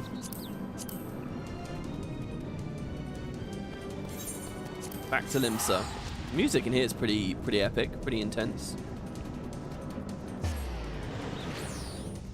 My god, I feel like I was in the middle of saying something before all of that, and then it just became a huge cutscene. It's so happy and nice here, you know. Look at this place. WP, ever think about doing a Baldur's Gate 3 LP? I'm not opposed to it. I've played the game. I've not beaten it. I got like really late with my girlfriend and we never quite finished it off. But I like the game. The thing is that they're very big RPGs. Everything I want to do, right, it's crazy. It's like they're just huge. Like look at it. Look at what we're playing at the moment, right? BG3 I think would be very similar. As a massive game, I'd probably do it in this format live rather than, you know, trying to edit together 500 hours of a fucking project. You gotta understand, when you do offline production, it's like triple at least the production time, because you're gonna do it, then you're gonna do it all over again as you watch it and vet it through the first editing, and then you at least have that time sync with the render and the upload period, and also if you're gonna verify the footage later.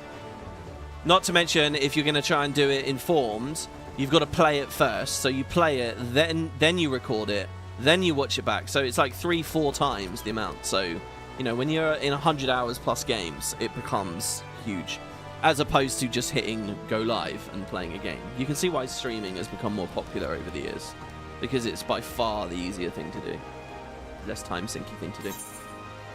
So for big games, I'd probably do it live. And I'm not opposed to Baldur's Gate 3, but, you know, one thing at a time. I actually asked on Spud Discord the other day what kind of things people would like to watch that would actually grow the channel. So I'm open to suggestions, I really am. I'd like to know what but specifically, I want suggestions that would bring in new viewers.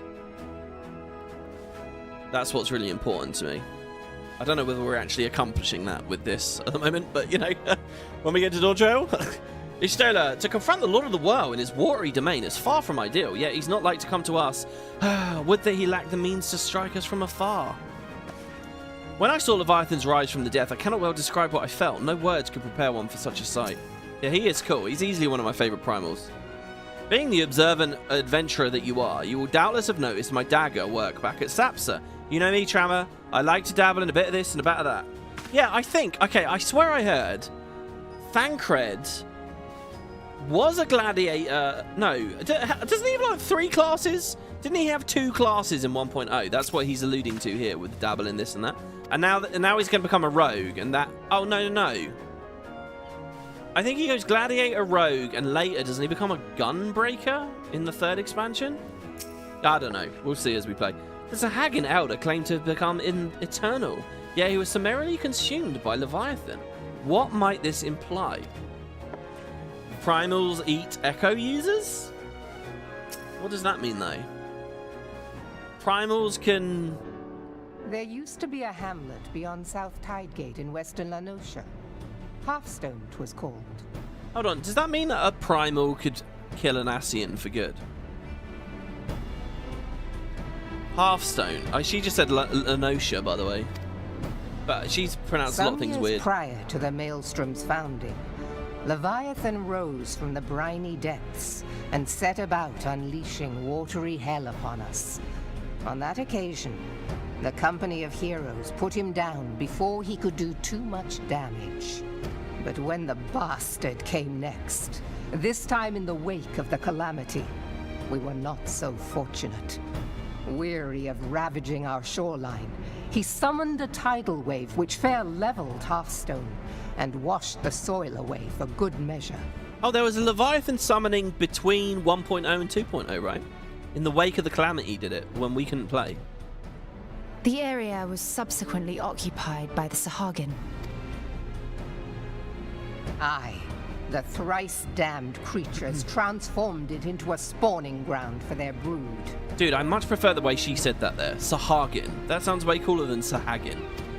Sahagin. Given the quantity of crystal stolen to feed him and his legion of thralls, we can be fairly sure that Leviathan is stronger now than in his previous incarnations. If that sea demon is left to wreak havoc, what befell Hearthstone may well befall a larger settlement, even Limsa. That cannot happen. The Primal must be stopped. That was ever our objective, Admiral. But how are we to achieve it? The sea is Leviathan's uncontested domain. The ships of the 3rd Squadron could not close to within 100 yards of the Primal, nor could their cannons pierce his defenses. He had a weird accent mix there. I have read the reports, Master Thancred. Our warships may as well have been bloody pleasure barges for all the good they did. 7 hells! Is there no way that we might strike back? The company of heroes defeated Leviathan, having first lured him into an inlet, but we must needs contend with him upon the open sea. It will avail us little to consult past experience.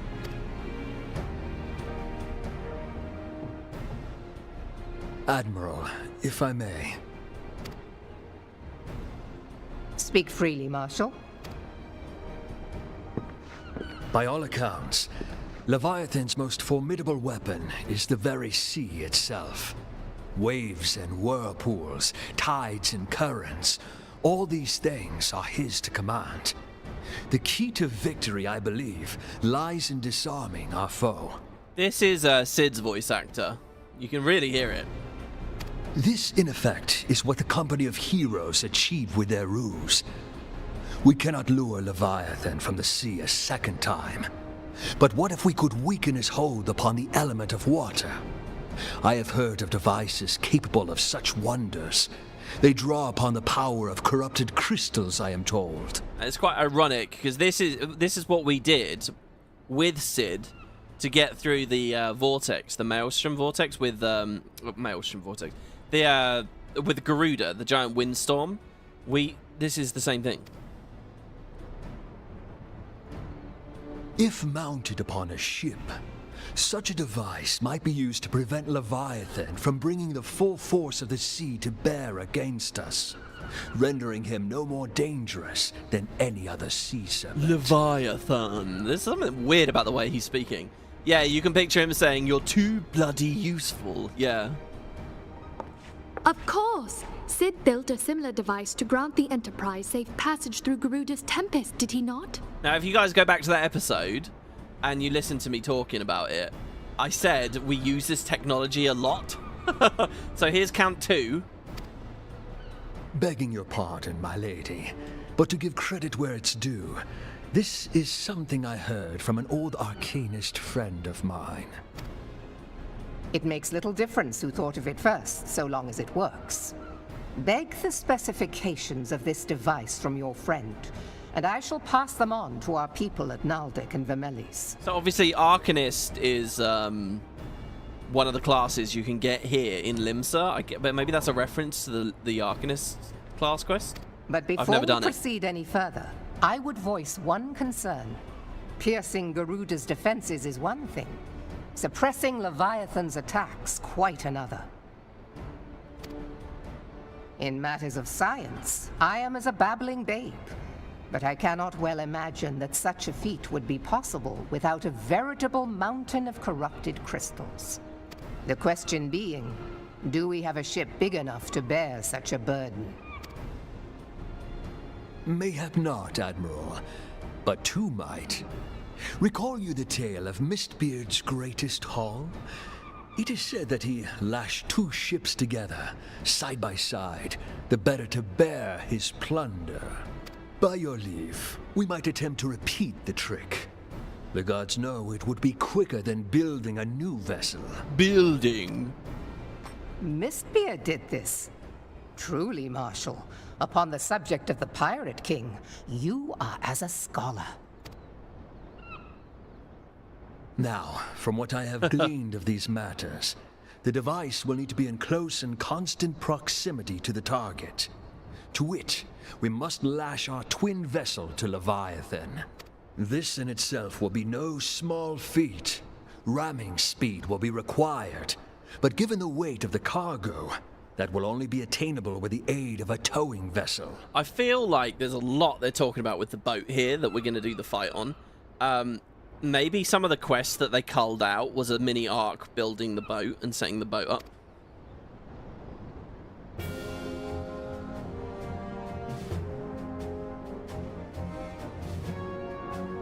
Suffice it to say, the task of piloting said vessel will entail considerable danger, and I would not ask it of another. I volunteer myself. No, it will be dangerous for all involved, but we have no better recourse. Very well. Guys, absolutely not. I'm not going to start clickbaiting my videos. Absolutely not. No.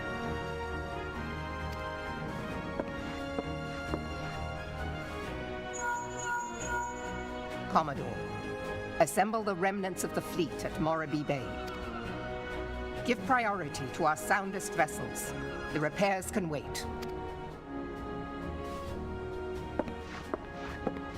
Storm Marshal Slafirson, command of the operation is yours. I want that twin vessel ready to sail post-haste. Maybe there'll be one quest where we just get a bit of lumber or something. This has been a hell of a cutscene. Oh wow, we're like looking at each other very knowingly and there. Then like there is the small matter of slaying the beast. The fate of Limsa Lominsa rests upon your shoulders once again. Go well, Warrior of Light. So I think this is like the 3rd time we've been referred to this. It's going to more and more just be what everyone's calling us, the Warrior of Light from now on.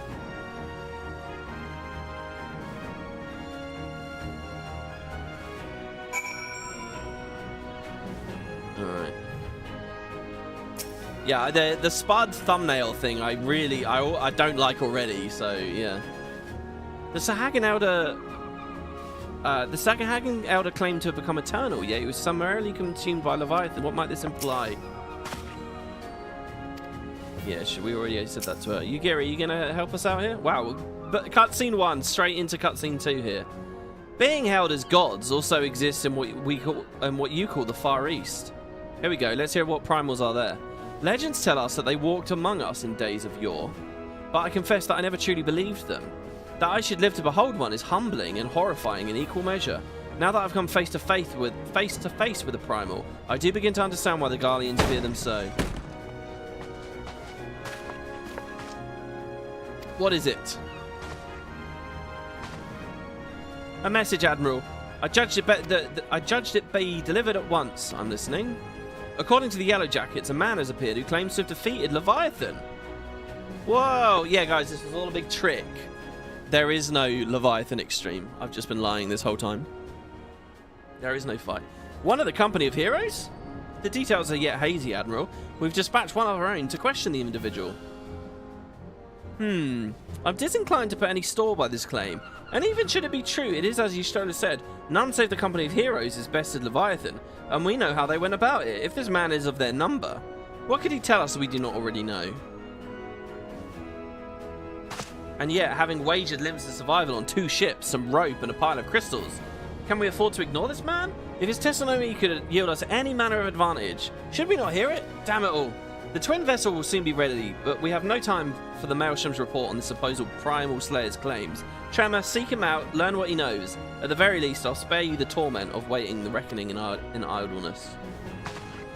Okay. The man you're looking for is believed to be a resident of the Grey Fleet in Lower Nonossia. The Storm Private sent to question him should already be in the vicinity. May your journey prove fruitful. I don't remember this at all. One of the members of the Company of Heroes wants to talk to us about having killed Leviathan before. Oh god, it could have been Middle Nonossia. We were so close, guys, but nope. Okay, back to the Costa del Sol, I guess, and then south. That's a way of doing it. Looks quite close to where we would actually get on a boat to go to Mist in the end. Oh, can I not just stay here? Please? Let's just stay here. I'm sure the tidal wave won't damage any of this. Alright, fine, Maggie, let's go.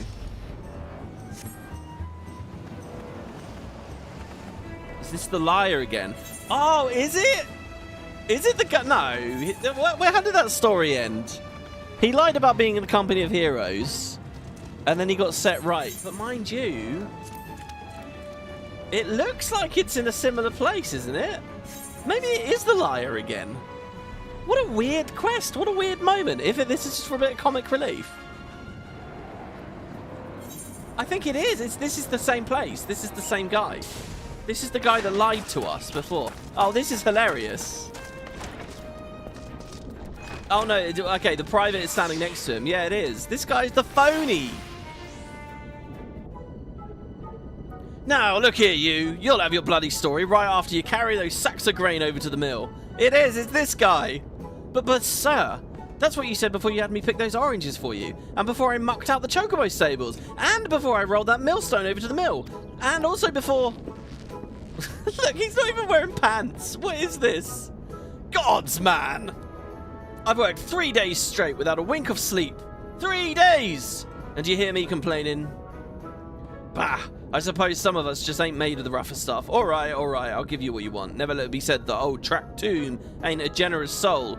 Now prick up your ears, because I won't be repeating myself. Too modest, see? Besides, there's only so much epicness a man can take in one sitting, you can? The tale of Tractoon's epic victory over the dread Primal Leviabeetus. Now, Leviabeetus is huge, make no mistake. To give you an idea how big, each of his scales is about wide as crosses me members long. And that's no mean feat, let me tell you. It's about as wide as cross as me members long. He's talking about his penis. Right? He's talking about his member. He's talking about how the scales of Leviathan are as wide and thick as his dick. That's no mean feat, let me tell you. When I fought him, I could barely see through all the brine he was pelting me with. Must have been a lagoon's worth at least. He even knocked me trusty axe out of me hands at one stage. Of course, that proved to be a grave mistake. What happened next? Says the foolish Storm Private. Why, I grabbed him by the tail and tied him up in knots. But not wanting to take all the glory for myself, I let me mates in the company of heroes handle the rest. Like I said, I'm modest as well as heroic, mayhap too modest. Now, the some say you can never truly beat Leviabeetus, that you've got to learn to live with him and make him the best of a bad situation. Not the company, though. This is outrageous. I love how they culled busy work quests, but they left this one in because they knew it was fucking hilarious. Oh! It's you! He has a chocobo hatchling tattoo on his face. Oh my god. I'm sorry, I didn't mean it. I was just enjoying the attention is all. I take it back everything I said. Dude, he has not learned his lesson from 2.0. I was never part of the company, heroes. I'm no marauder. I'm actually a complete coward. I'm nothing. I'm a chocobo dung. I'm the maggots you find raggling in chocobo dung. I have to lie to women to tumble them, and that don't happen much. My member's tiny. It's pathetic. This is amazing. I don't remember any of this. This is hilarious. What the fuck? I sure as hell didn't fight Leviabeetus, but I have seen him with my own eyes. It was a fair few years back, when I was working as a baker's hand. I was shirking me duties one day, loitering about the harbour, when I saw it, a great big massive sea serpent some miles off the coast, with a fleet of galleons making straight for it, cannons firing. I was so bloody scared, I soiled myself right there and then. What? Oh god, just remembering that day made me soil myself all over again. Holy shit, this is so out there. Hey, wait. If you're asking after Leviabeetus, it means you're planning to fight him, ain't you? Well, take care.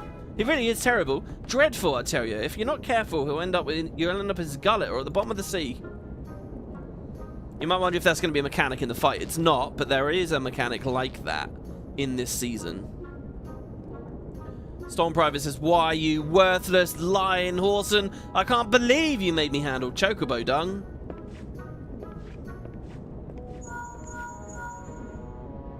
It's funny, actually, the Crystal Tower Raid series has that thing where you go inside Cerberus, you go inside and you fight your way out. And I always thought that Triple Trouble was inspired by it, but actually it has to be the reverse. Triple Trouble's out already. And that Crystal Tower thing, isn't it? Guild Wars 2 beat them to the punch on that. That's interesting. Trema, this has been Philia. Were you able to learn Ore of Use against Leviathan? No. I beg your pardon? Leviabeetus? I see, that is unfortunate. At any rate, I have tidings for you. The twin vessel is now complete. We await you at the dry docks. Pray make your way here as soon as you're able. This is crazy. That's hilarious. That's easily the funniest thing we've done in the entire goddamn game so far. But it's so weirdly positioned in the middle of an intense, like, Primal arc. By the way, if you guys found that funny, remember the Hildebrand storyline is going on right now, and it's basically entirely stuff like this, I think. They call me a working man, I reckon that's what I am. Drinking under a chef's nose, sneaking out the back door, and no one will ever know. Alright, what a fucking lazy, lying bum. I feel like he should get in serious trouble for that. Look at the sunset there. Oh my god. Massively improved because of the windmill. Casting shadows over this dodo. Look at that beautiful dodo there. Look at that eye, guys. The eye of the dodo. 10 out of 10. Okay. Oh my god, it's huge. It's actually... Remember, we're tall. We are very tall as an Edison. It's like taller than us. Is that a hunt? No. I don't know what that market... That means passive, that one, right? Right, whatever. Sorry, guys. Yeah, Leviathan. Sorry, Leviabeetus, I should say. Is that, Is that a reference to the way Southern Americans say diabetes? Diabetes. Got the diabetes. You could say WoW did it first with the Cthulhu boss fight. Well, yeah, I mean, probably WoW. Because it's the same genre and it's sort of recent. It's probably more likely what inspired them. But let's not go too far. There's probably 100,000 games out there that have had you go inside a monster and then fight your way back out. But the idea of a party that splits across the two jobs and stuff like that in an MMO. I mean, who knows? Maybe 11 even has a mechanic just like that. I'm told your jaunt to the Grey Fleet proved fruitless. My sympathies, lad. I'll wager it served to take your mind off the events of recent days, though. But enough of that nonsense. The moment of truth is upon us. The twin vessel, the Whorleater, I'll call her, is complete, and she surpasses all my expectations. In addition to her prodigious tonnage, she has been fitted with a platform that you and yours might maneuver freely in battle. I would mention also that she's nigh unsinkable, but I'm not one to tempt fate. The Whorleater and her crew stand ready, my friend. Just give the word, and we shall bear you to Leviathan. Alright, he stands ready to send us off to our encounter with the Lord of the Whirl. I know that look. You are ready. Having been constructed in some haste, the Whorleater may not be pretty, but I assure you she's capable. She's been fitted with what our friends at Naldic and Vimmerles are calling an elemental converter. Assuming the thing works, it will use the power of corrupted crystals on board to rob Leviathan of his hold over water. Depending on how the battle unfolds, you may well need to activate the device manually. Keep that in mind. Okay.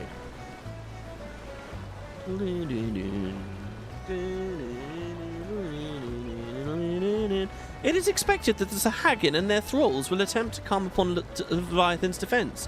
Accordingly, the Maelstrom will once again employ diversions. Thancred, Y'shtola, I would have you assist in this effort.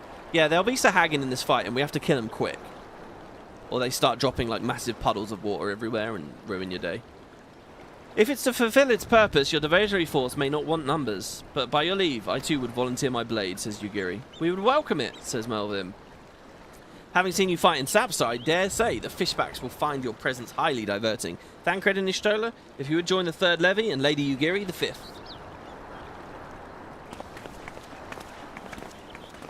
Right, so they're all off to do their stuff.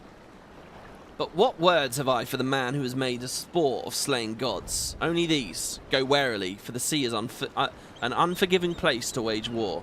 May the navigator guide you through the storm, warrior of light. I have made sport of slaying gods. Amazing. I would echo the Admiral's sentiments. Echo, get it? Yeah. And add a few words of mine own. Note that we all have the utmost faith in you, Trema. May the crystal bless and keep you. Still can't get over that quest we just did. You hope that guy comes back? Yeah, is he in it again later? I don't know. Wow, look at that. The last quest we did there was just a tiny conversation there. Oh my god, guys, we're here. The Whorleater. Holy shit, and everyone's here. Oh my god, I didn't even notice the whole crowd was here. Whoopsie. Oh, we got the hawk on our shoulder this time. Nice. That one looks pretty badass, actually. Ooh. Oh, he's flying off now. When Master Aenzer proposed the twin vessel, I must confess that I had my doubts. Only now that the Whorleater is complete do I see the elegance of this solution. Thancred says, to complete the twin vessel in so short a time, and with limited materials, the people of Naldic and Vimmerles have won an admirer in me. And Minfilia says, would that we had armed ourselves with more knowledge beforehand. Well, it can't be helped now. I take comfort in the fact that you have faced worse odds in the past and ever have prevailed. You'll do so again, of that I have no doubt. So can we see the ship somewhere? Is that's not it? I guess we don't get to see it somewhere. Right, okay, so couple of things that's going to happen here. What I'm going to do is I'm going to open the party finder for this. We're going to swap to Maechen. I'm going to open the party finder. While people form for the party, I'm going to read today's short story. To those of you who want to, and that hopefully will give us time for everyone to get in. For those of you who are feeling blind or a bit nervous or whatever, I'm going to put a link for you all to the fight on Wiki. Actually, no, I'll just read it out loud. Wiki has almost no information. Well, I can't read everything all at once. The server is currently congested. I think on this occasion we'll be able to blind prog this, I think, probably. And so yeah, like I mentioned at the start of this episode, what we'll do is we'll do min eye level and we will try one lockout. Can we beat Leviathan in that one lockout? If we can't, we'll go back in with the Echo, which is only a 25% boost, which is okay actually in the end there. See, look, we got these friends requests here. Okay, so I'll go back to that area of Lenosia because why not? It's at Morobi. And I'll open the party finder and we'll see how we go. So yeah, and of course people are watching this on YouTube. If you're bored of the idea of watching prog, We will have chapters, hopefully, that you'll be able to mouse over the scroll bar and you'll be able to get a sense of how long that's all going to take. Where? Was I over here at Morabee? No, that's Hullbreaker Island. Where the hell were we? I honestly don't even know. Well, whatever. It'll be on Party Finder. So let's do this here. Okay. Recruit members. There's one other party at the moment. It says join Urz's PF. Big man needs big help. Trials. The Whorleater. Extreme. Clear the duty. Min-eye level. With the silence echo. Spud. Okay, recruit. I guess I'll be warrior again, because I've just done that and I should have changed class already. Holy shit, that was a lot of quick joining. Well, we're going to do the short story anyway, guys. So let's see which one we've got here, because there's like 3 more short stories to do, and I want to slowly filter them as we go through the post patches here. Otherwise, we're going to run out of time, really. So, Tales of... We've heard 2 of them so far. Here's number 3. It's called Of Friends Lost and Found. And I'm totally blind on this, by the way. I have no idea what this is. I don't know what we're about to read. Really. I think it's got a bit about Carney Senna. But that's it. So, Tales from the Calamity. Of Friends Lost and Found. The battle was over, but none could say that peace had returned to Cartano. Okay. So we're going to get a bit of an insight about what happened at Cartano after the thing ended. There's idle camera. Feel free to emote and stuff, guys, in the background here.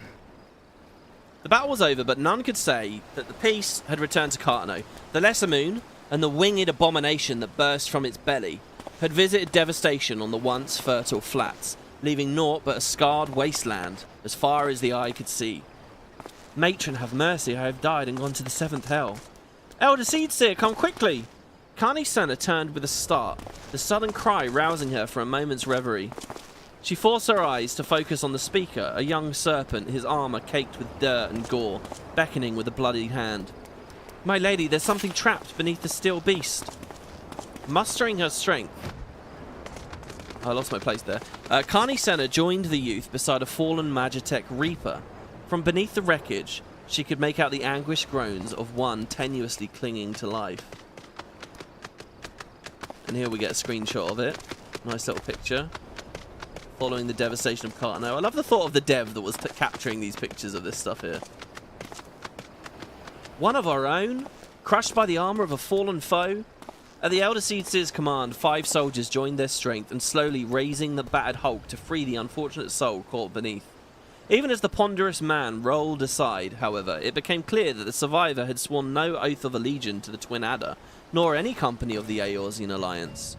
Clad in armor of the same unholy steel as the Magitech monster which had entombed him, the Hyurian youth met Carney Senna's gaze.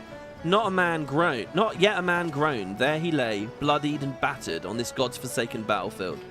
Nofika has mercy, but he is but a boy. Forced into service against his will, like as not, ordered to lay down his life for a cause he scarce understands. So he's fighting for Garlemald. A strapping Eladon serpent stepped forward, seizing the youth's shoulder with a mailed fist, and bringing the edge of his jade-hilted blade to the boy's throat. But say the word, my lady, the lad will feel no pain. Stay your hand. Carney's voice was soft, yet stern. He may have fought against us on the battlefield, but the battle is over. Now he is but a wounded child in need of care that none save us can provide. Aye, my lady. The soldier hastily sheathed his blade, his expression carefully neutral. Taking up Claustrum, the staff of legend carved from arbor immemorial, the Elder Seedseer stepped forward and focused her thoughts on the wounded youth. O guardians of this land, let the breath of life sweep across this plain, that it may mend this child's broken body and bring succor to his wounds. ... What left Carney Senna's lips as a rose whisper...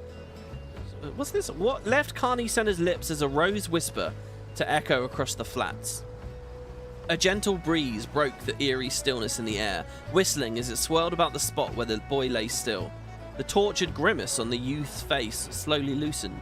His eyes opened for a brief moment, then closed in peaceful slumber. The boy will live, Bear him to the rear guard and see that he receives rest and nourishment. As you wish, my lady.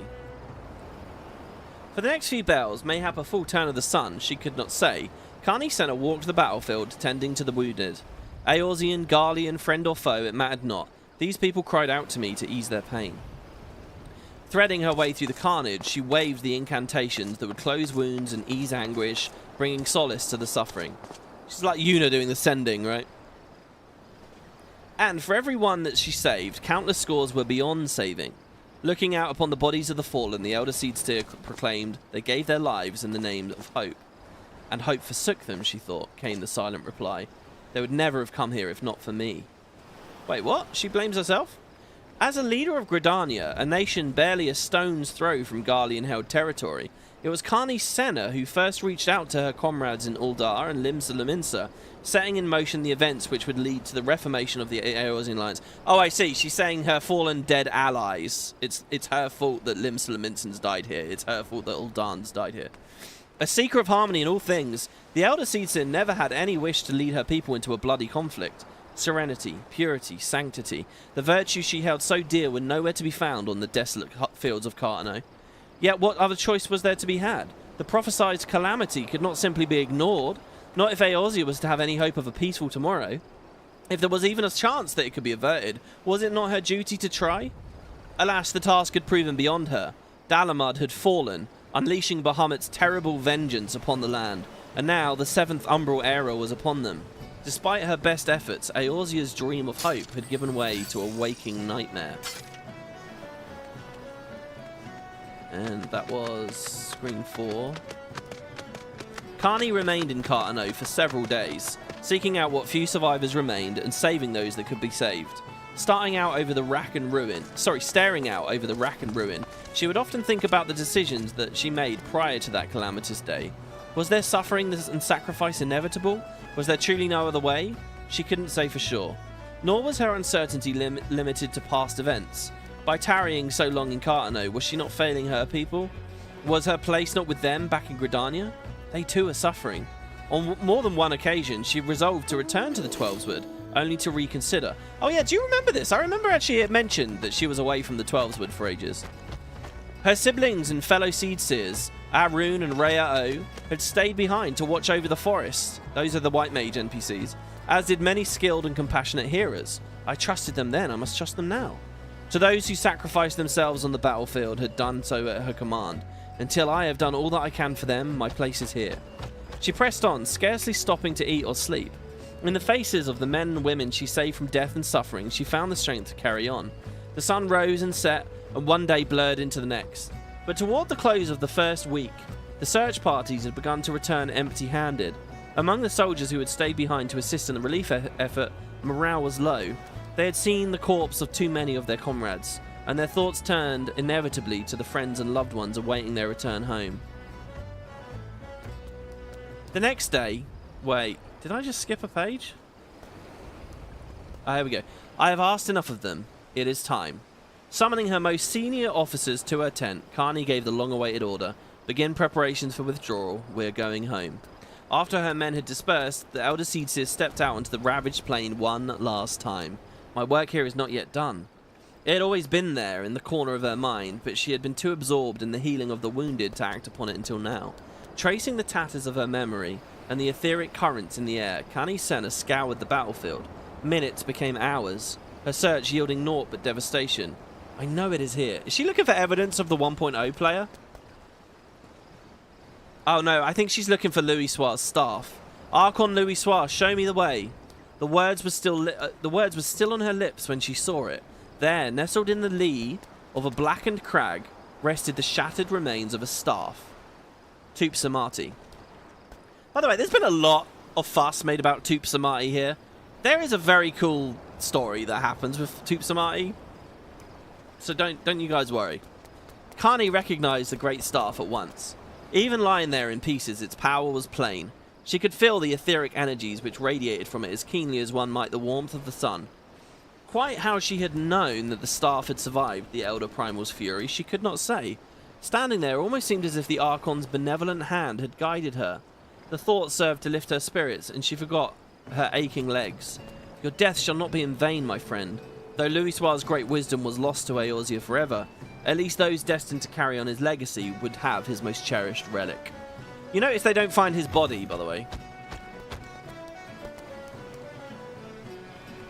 The next day, Kani returned home, much to the relief of her countrymen.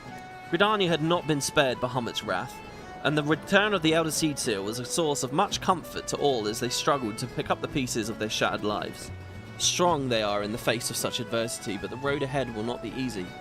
While overseeing the reconstruction of her home, Kani Senna was reunited with 2 members of Master Louisoir's Circle of Knowing, who had stayed behind to lend their aid to Gridania in her time of need. One day, when the time seemed right, she approached them.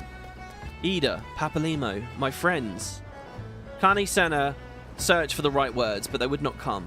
Holding out an ornate box of rosewood bearing the mark of the Carpenters Guild, she simply nodded. For us? Oh, Kani, you shouldn't have... Ida's smile froze as she raised the lid. Master Louisoir! They said he was... But I hoped... Kani saw tears well up the girl's eyes, and soon enough her shoulders began to shake. Even Papalimo, not one known for emotional outbursts, was unable to contain his grief, and so the 3 of them shared a moment of mourning for the fallen Archon.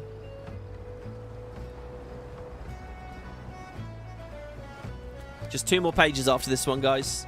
The Lalafell was the first to compose himself.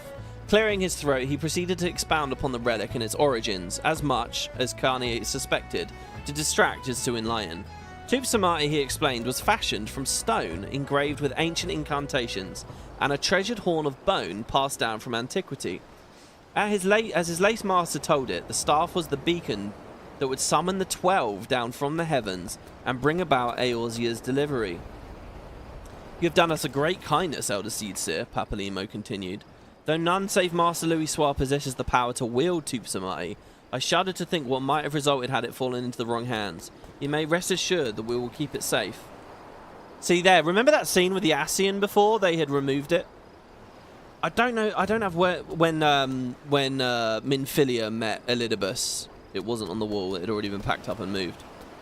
I don't have the words to thank you, Ida added. If only Master Louisoir were here, he always knew what to say. Perhaps sensing further tears were imminent, Papalimo quickly pressed on. My lady, now that you are safely returned to your people, it is time we took our leave. Would that we could remain here longer and assist in the rebuilding, but other matters demand our attention. The scholarly Lalafell then proceeded to explain that the Path of the 12 and the Circle of Knowing were to be united as a single entity, an organisation which would strive to realise the dream for which Archon Louisoir gave his life, peace in Eorzea. The realm had lost its greatest champion, and the threat posed by the Primals, the Garlean Empire, and who knows what else still loomed large upon the horizon. And yet, Kani thought as she looked into the eyes of the 2 Sharlians, with brave souls like these to defend her, there is hope for Eorzea still. You know, these guys are doing a lot for Sharlian, because the rest of the Sharlians just abandoned these people. They sound like pricks. Can't wait to go see them in Endwalker. Whatever evils we may face in the days and years to come, know that Gridania will always stand with you. Look at these old-ass screenshots as well. 5 years after that fateful day, the wounds left by the Calamity had begun to heal in the Twelveswood and the realm at large. In those rare moments when she was granted a respite from her duties, Kani Senna would often reflect upon the path she had taken. Do you watch us from above, Louisoir? Has Gridania, have I done your legacy proud? Elder Seedseer, the council requires your assistance. Kani turned about with a start. Before her stood a young Hyurian in leather armour with the purest white, one of the keepers of the Entwined Serpent, the Elder Seedseer's personal honour guard, established in the wake of the Calamity. And there's the guy. And then the final page. My thanks. Pray inform them that I shall join them anon. The young soldier stood deferentially. As he turned to take his leave, their eyes met, and the memories ever brimming beneath the surface came flooding back to her. The images as vivid as they were 5 years before. Oh, this is the kid. We pulled him from the wreckage. He was but a boy, alone and afraid. Wait, I will go now. Pray accompany me. As you wish, my lady. The youth gave a slight bow as he took his place by her side. There are few wounds that time cannot heal. Even those who once stood across the battlefield as enemies, through effort and understanding, may one day find themselves standing shoulder to shoulder, the stoutest of allies. Offering a silent prayer to Archon Louisoir and the friends she had lost, Kani turned her thoughts to the friends who now stood with her, and the countrymen who looked to her for wisdom and succour. The true rebirth of this realm has only just begun. As the sun's warm light streamed through the leaves and down upon the path before her, Carney strode purposely forwards. The greatest challenges still lie ahead. We shall rise to meet them, together as one. Alright, so there you go. That's that short story. That's not as good as the other ones. But it was nice. A little bit more background between the Calamity there. I'm still glad we've read it. There are 2 more stories. And as you might imagine, one of them is about Melvib and one of them is about the Sultana. They're also both much shorter. That story we just read there is by far the longest. That was 11 screenshots I took. The Melvib one is only 8 screenshots, 2 of which are the pictures. So, yeah. But there you go. So a little bit about Gridania in the time between, which maybe is okay. We just started playing with Trema here, so maybe the Gridania thing was good to see. Oh god, a trading window. Oh well, no, I've been given a Joey, and I've been given what? No. Thank you, but I've been given. Oh, I see. You're giving them to Maechen now. I get what you're doing. I see. Because you gave them to Trema before. Thank you very much. That's amazing. Why have you got multiple of those? Oh, that's awesome. I did already have the Joey, apparently. Okay. Wow. So this is it, guys. Leviathan. Can we do it? That's the question. So what I'm going to do is I'm going to go to the Duty Finder settings. This is going to be minimum eye level with the echo silenced.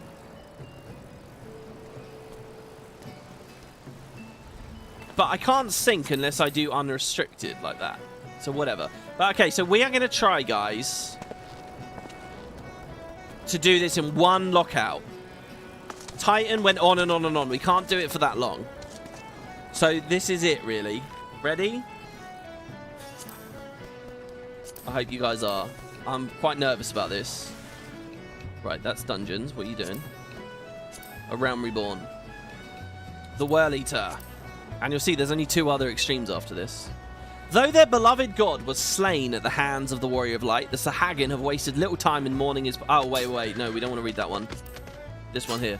The Sahagin, reviled beast tribe native to the Indigo Deep, have succeeded in summoning forth their voracious god, the Primal Leviathan. Should the mighty serpent be allowed to unleash a tidal wave, the entire city of Limsa Lominsa will be swept into the sea. Faced with watery oblivion, the leaders of the Maelstrom have conceived a desperate plan. By lashing together 2 warships and filling their holds with corrupted crystals, they hope to pierce the Lord of the World's defenses and give a chosen few the chance to dispatch the Primal with courage and steel. The Whorleater sits in the bay with her towering vessel, the Triumph, awaiting command to cast off. Okay. We're gonna... hold on. I feel like we should do the normal one. I'm going to miss the proper intro cutscene here otherwise. Let's load it. Let's do the regular one here first. So this will be slightly easier. Oh god, that means it's going to appear 3 times in this episode. Alright, in future... Oh, that sucks.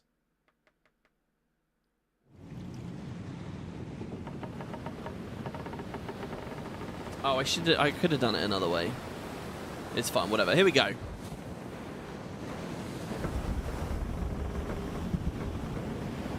You want to do a poll of how many pulls? Okay.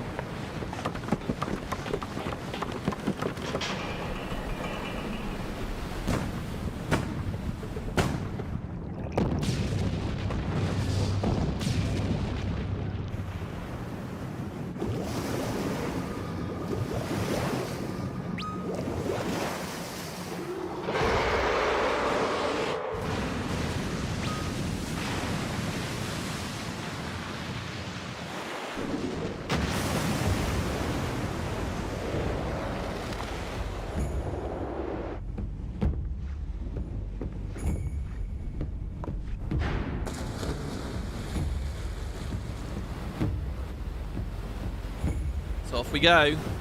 So basically we've got this giant floating platform here. Imagine that's Trema. God, Maechen looks badass though. I mean, really now.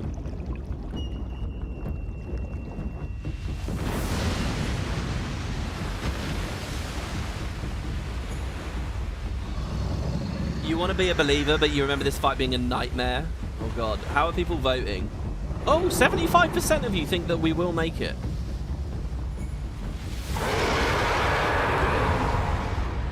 Alright, there you go. That's the intro cutscene. Alright, let's leave. Okay, sorry about that, guys. I've done that really awkwardly there, but there you have it.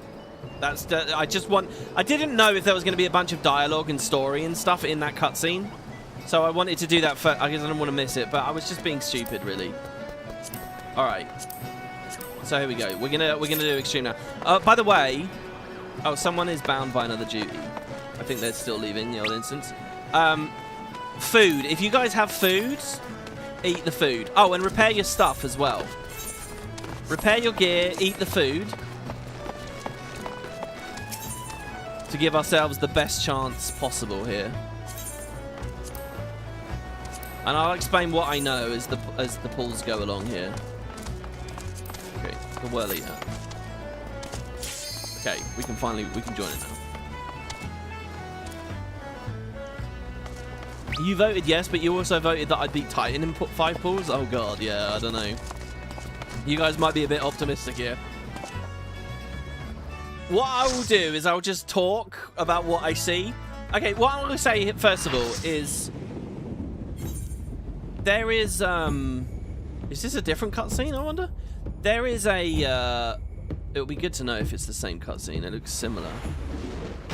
There's Leviathan, the main boss, and then there's also a tail that you have to attack. It doesn't matter whether you're hitting the main boss or the tail. They're both doing full damage to the boss. So you can pick which one you hit, tail or the main boss. Now here's the thing. One of them reflects magic damage, and the other one reflects ranged damage. So depending on your class, you want to pick the right target. Don't hit the thing that's getting you reflected on. If you're a melee character, it doesn't matter which one you pick. Alright, so here we go. Oh, Jesus. Right, I need to eat the, I don't know, baba ganoush. That's not the right food. Broccoli flour stew is what I want to eat. It'll give me a little bit more health. And then I want to put a stance on. And then I guess we just go for it with a countdown. 10 seconds. Hey, thanks for becoming a member, Tannhauser. Here we go, guys. In we go. You trespass upon my domain, tainted of lights. Let's put his attack thing on. Oh, I really shouldn't do this on the same class every time. Okay, so I didn't really get time to do much before he phased there. That's fine, though. Okay, so you see that big water plume? Basically, that's telling you where... Yeah, see how we got slid across? That's telling you where he's going to pop out of the water. And look, see, he got the tail. Okay, and now the Sahagin. I think we have to kill the Sahagin quick. Like, really fast. Because they do a couple of basic attacks, and then they drop, like, puddles of water that are really deadly. So, make sure you kill the Sahagin, so they don't, like, flak the platform. Well, so far, so good.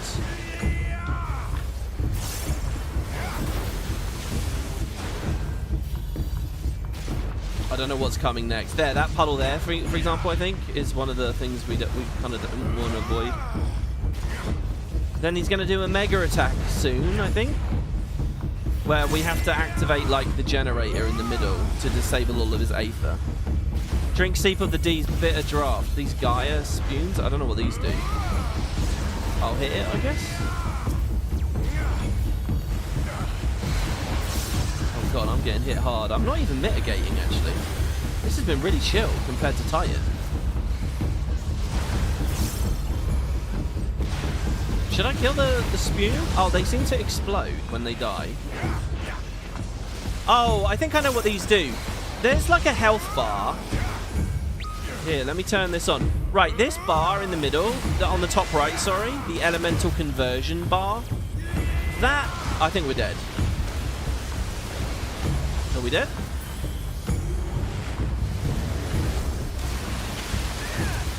Basically, that bar, that's like Aether. Oh shit, what the fuck? And, oh my god, I need to turn the game down. Why is it so loud? That guy got blinded. We need to have that bar really high, and the spumes are like eating it, I think. I have water resistance down on me. I think this is called Dropsy, maybe. There's a converter in the middle, and then there's another interactable over there. Holy shit, I'm getting hit by a lot of these. What am I supposed to do? Okay, yeah, somebody hits that switch, right? And it triggers this shield right as he casts Tidal Wave and tries to kill all of us. A lot of us are dead here now. Now the railings are gone. Oh shit. Run, run, run, run, run, run, run, run, run, run, run, run, run, run, run, run. Ah! So we don't want to get knocked off. Oh, I should have renewed my potions. Well, to be honest, everyone's jumping off. Okay. Right. So yeah, we need to basically keep the health in the converter thing. See, it's full at the moment. So let's try that again. Oh, I didn't do a countdown, sorry. But it seems really chill at the start, so maybe it doesn't matter too much.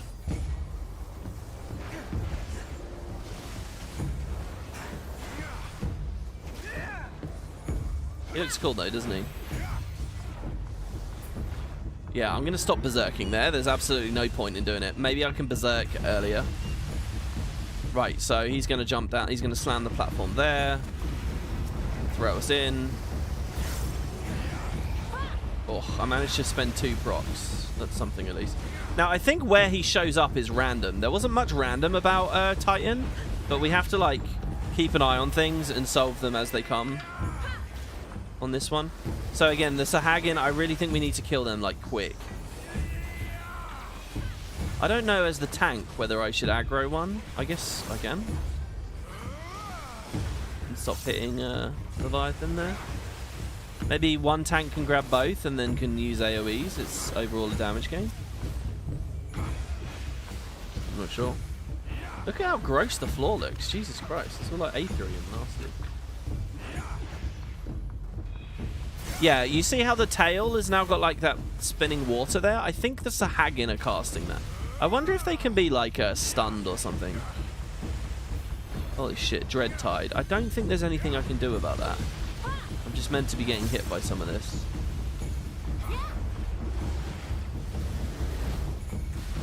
Again, I was very tempted to get that Berserk, but... Okay, that shit there, how do I avoid that? Okay, he's going to pop up there? Okay, so we're just watching for... Okay, and now we want to go over here.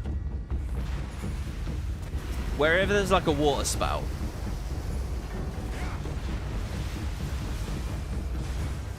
Also, is there any like tank swapping or anything here? Oh, I'm getting hit really hard here. Right, another Gaia. Jaya. See, it's draining. The health is draining. I'm dead. Shit.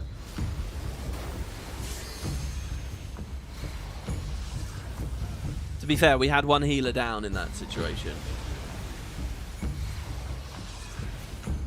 Couple of tips. Yeah, tips, guys, in chat. While I'm dead, tips are amazing. This fight has healer swapping. Really? How does that work? Okay, tips. Couple of tips. Don't step across the whirlpools, as they'll force you off the boat. And when she dives, watch where the splashes happen on the sides, as you'll be pulled in that... Yeah, the water spouts. Don't step across the whirlpools? Shit. Oh my god, I'm getting spattered by someone. How do I see... Oh my god, I'm getting absolutely wrecked. How do I see... I don't seem to get much time. I'm dying to this. Oh. Oh, oh my god. I used Tomahawk, which is ranged, and it reflected. I killed myself with Tomahawk. That's hilarious. Tip, kill him before he kills you. Easy, yeah. I don't know why you didn't get Swift Cast Res there. It's okay. Right, well, that run didn't go quite so well.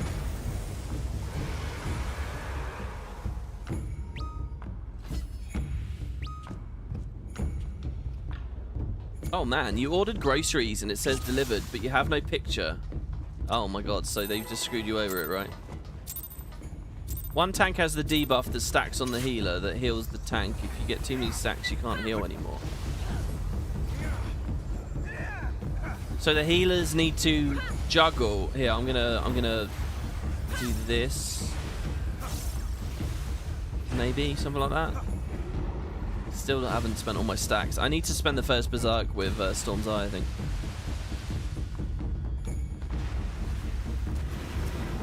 Is there anything I should be doing differently? Okay, tails up. Right, so first will be Sahagins. There they are.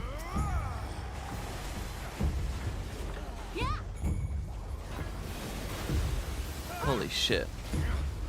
See, I can't even really tell. She's not cleaving me? Like, what? Do I have to hide right in the corner? To make sure that people aren't getting accidentally hit? Like, I don't think I should go over and contribute to that Sahagin. I think I'm okay just over here. Which one am I hitting? Okay, the main boss reflects range damage. And the tail reflects magic. Okay, there's a third Sahagin. Yeah, and did you see that orange circle there as he was casting whatever he was just casting? Okay, good. Berserk is probably phased now, right? It was phased last time at this point. We might be able to stun it while he's casting it or interject it. I don't know for sure. But that might give us a little bit more time. And now the spumes. And we don't want them to drain the elemental conversion bar. So fuck it. Actually, I'm going to stun this. I know, he's fully immune to that.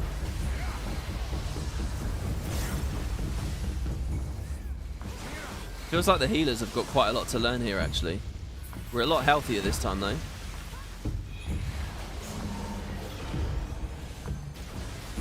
Perhaps I'll just hit Leviathan here. See, it's emptying. It's empty. Did we fail the mechanic? Like, look, it's all gone. Is it slowly rebuilding, maybe?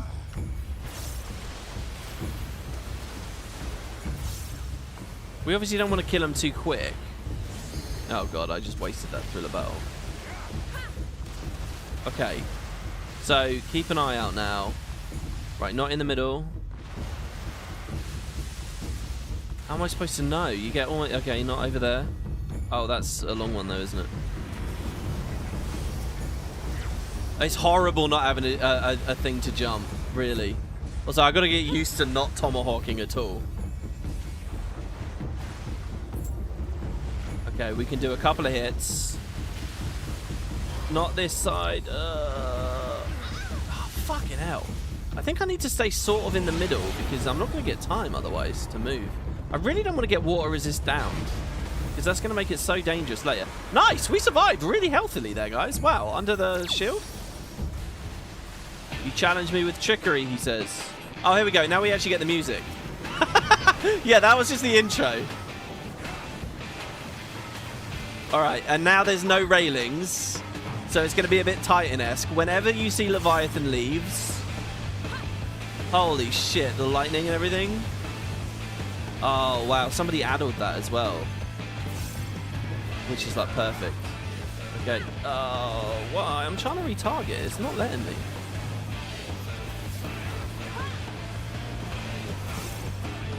How regularly does Leviathan leave? I don't want to be right in the corner because I'm going to have to sprint away. Oh, I'm pressing so many of my buttons here when I shouldn't be.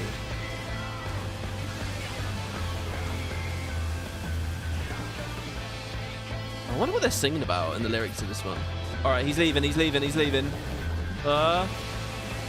Okay, not in the middle. Oh, come on. Ah, ooh.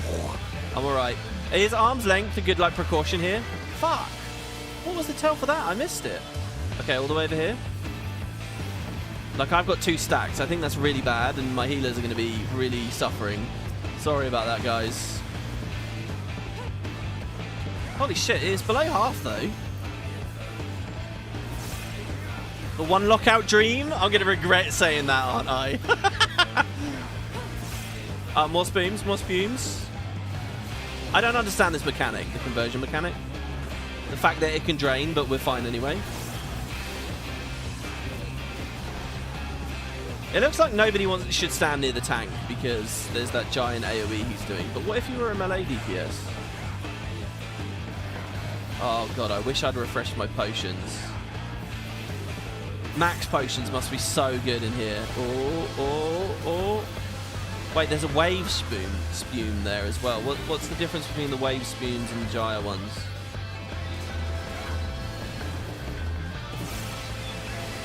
Alright, he's sprinting over there, that's fine. Okay, he's going near me here. Move over there. Move. Okay, good. Oh, 2 people went off there, though. What are these tethers? I have a wave spume on me now. Holy fuck, I think I'm gonna die. Oh, the big home gang. Oh, I think I'm the only one that I am. Yeah, I don't know. What the hell? The tethers? Leviathan lyrics. Leviathan, endless Leviathan. Leviathan, send us. Leviathan, breathless. Leviathan, deathless. Alright, there you go. Was it just damage from the wave streams exploding, or was one killed? Yeah, I don't know. The spumes drain conversion. Without conversion, you can't block his raid wipe. If you don't kill all of them fast enough... I've just fucked this because I was trying to read chat and... I mean, it could have been worse. There we go. We got all 3 berserks. And all of our resources spent. So that's something. So wait, what are the regular spumes then?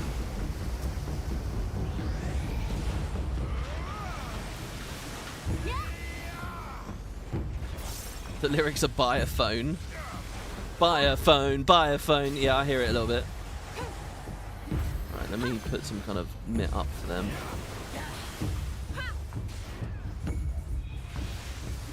I'm wondering if it's really whether I should even target swap, to be honest. I need to set up a keybind for take target, to be honest.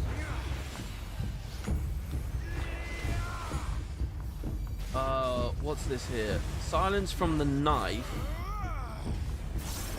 Oh, I can't hear. I can't read it. It's too hard to read. Sorry, guys. Oh, I'm late with this as well. I bet he phases before I can get him. No, it's alright. Okay, so when that puddle appears there, that's a hag and drop that puddle. Did we fail that mechanic, or is it okay? Right, these ones. What is the difference between the gyre spumes, and then the other ones, the wave ones? The wave ones later tether. So what I'm wondering is, what is the difference between the two? I understand that these ones already, these yellow ones, the gyre ones, they are draining the conversion. You can see that they're draining it. And they pop when they die. So you don't want to kill them all too quickly, see? Because people will take a lot of damage. Or you want to pop them all after someone's managed to barrier heal or something. What I guess is interesting here is that the elemental converter is always charging, I guess. So it's empty right now, but we've killed them. Holy shit. Whoa. Someone... Ow, fuck. Okay, and then that's fine. Okay, and then over here. And I don't really have to flee from that one too far, because there are railings still up at the moment.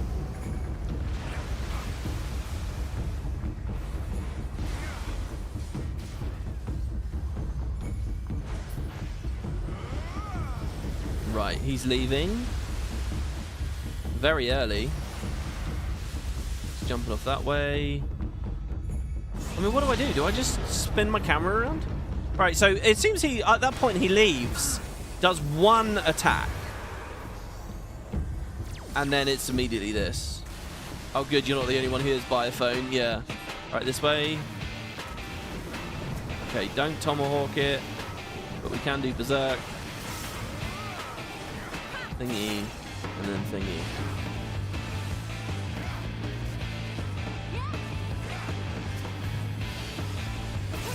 Yeah, I'll attack that Sahagin at least. I don't know whether keeping them split apart is a good idea or not. Seems like it might be. God, at no point did I put up Storm's Eye there. Whoopsie. Put Rampart on. Feel very healthy right now. Big old tidal wave. Now, what's my timing for that? I can definitely reprisal that. Alright, Leviathan left, so we've got to be careful. Okay, all the way over here. Alright. Okay, he's going to go over there. Okay, so this is probably the knockback one here. Oh, you get quite a lot of time, actually, on that. The thing is, we're going to have to do that in the middle of jobs in a minute, aren't we? Here come the yellow ones, or what, the tethered ones, I think. Right? Yeah, here they are. So our conversion is pretty good at the moment, 90 out of 100. For everyone playing with me, I think in a minute the boss is going to leave, so keep an eye out. Keep an eye on the boss right around now. This is when you don't want to get caught out. Does this restore a bunch of conversion when they die? Oh no, these are just the regular Gyre ones. They're not the tethered ones. Gyre or wave, basically. There's the wave ones are up now. Can I aggro it? Oh, I can. I can pull them away.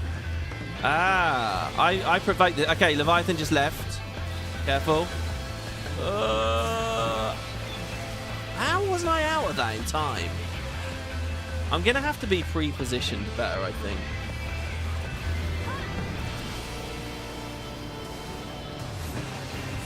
Basically, I need to be sort of near the middle, always. Holy shit. Okay, so what it looks like, right, is the wave ones can be aggroed, and they immediately tether onto this, and we don't want them tethered on this. We want them to be like, oh shit, that was a healer alive as well. Oh, and he was doing that thing again. So is it both tanks aggro too, maybe?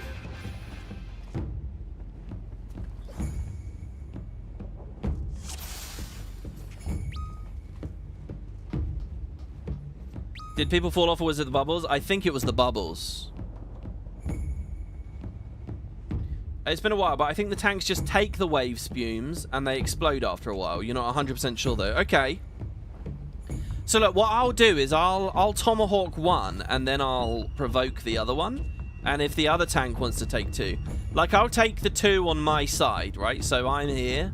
So I'll take the two on this side. Yeah, and then the other tank will take the two on his side of the platform. And that way, none of them are in the middle. I'm not sure what the downside of them being tethered into the center is, except that it's probably fucking with the conversion. Okay, so let's try this again.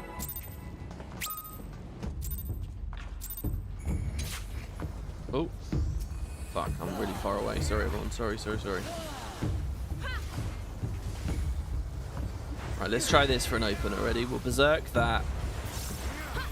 And then these two. And then Leviathan will leave. Yes. Okay. So that one's going to be rocking the boat. Yeah, because he was on that bit of it. So there's the tail. Is this kind of like Suwon? Does the tail reduce...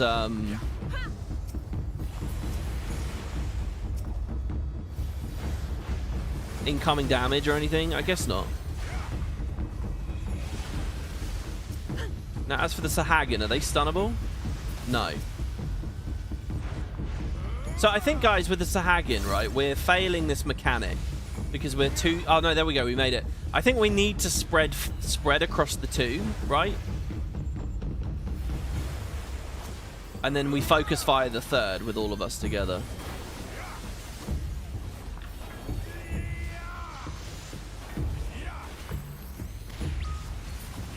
There we go, nice. No, I know it's 3, but it's 2 and then 1, isn't it? I think. From what I could see. And it should be phase in a second, I think. Right. Now we just finish these off.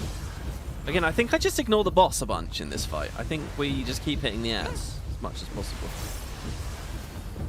It's like when the 2 Sahagin spawn, we want to try to roughly split our damage between them. Don't overload on just one, because we'll run out of time. Right, here come the big damage. Also, I'd love to know what I can arm's length. I'm going to test that soon, I think.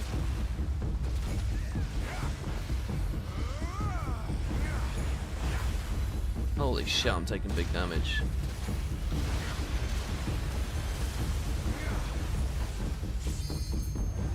Okay. Right. So sort of stay sort of around here, I think, is the right spot to be in. Yeah, like somewhere, basically, as long as I'm sort of in the circle, I think I give myself the maximum safety. Okay, this one's going to rock the boat. Don't be too far away. There is a barrier. Oh, they just died. Oh, that's hilarious. All right, okay. Oh, we had both. Oh, was that on purpose? Yeah, how do we do it? I'm going to see what happens if I press the converter early, I guess.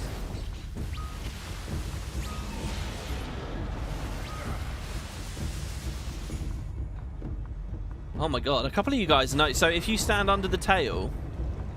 Oh, here we go. So this is what it looks like if you don't have the barrier. Oh no, we do. Apparently that timing was okay. That's hilarious. Oh my god, and this is what it looks like when you fall in the water. Holy shit. With all the bubbles everywhere. Alright, let's try that again. I think that was just an unfortunate pull where the 2 healers were dead quite early, so whatever. But yeah, and I guess you can get one shot by the...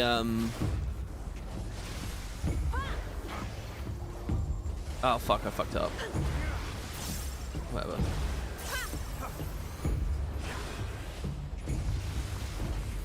Oh, that was all. We were slightly slower there.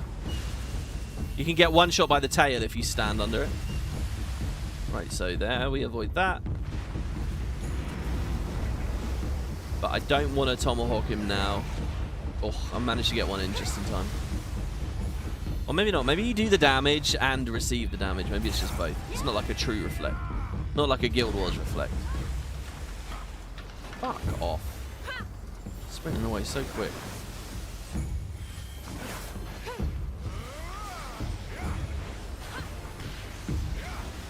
Let's put Thriller Battle on. Oh, we dealt with that really well there. Massive improvement on that. Right, now where's the third one? In fact, we dealt with that so quick. What the hell? We're not getting the echo, are we? No.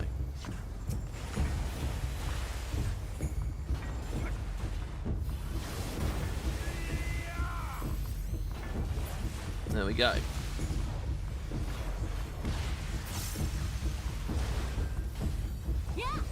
These are the cringiest berserks I'm doing.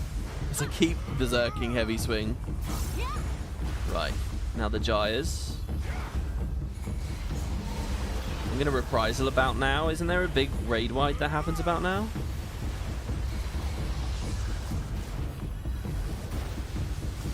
No, there's not. So I sort of missed that. I cannot wait until we're a high level and we get shit like Shake It Off. Really. It's going to be so good.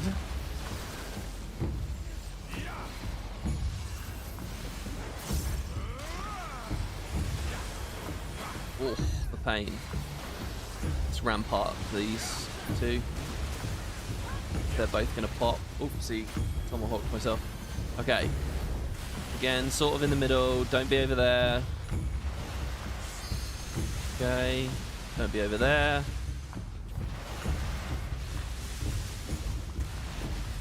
Don't be over there. Nice. Oh, look at that. Immediately getting the GCDs back straight away. Holy shit, this bit before you even get to the music is huge. It's so long. Right, he does one attack, and then we need to have the converter on. So now, basically. Nice. Okay, and we're out of conversion now. The bar is at 0. But we have plenty of health. Team galvanizes us and all that. Okay. And then we go again. This is where it gets scary.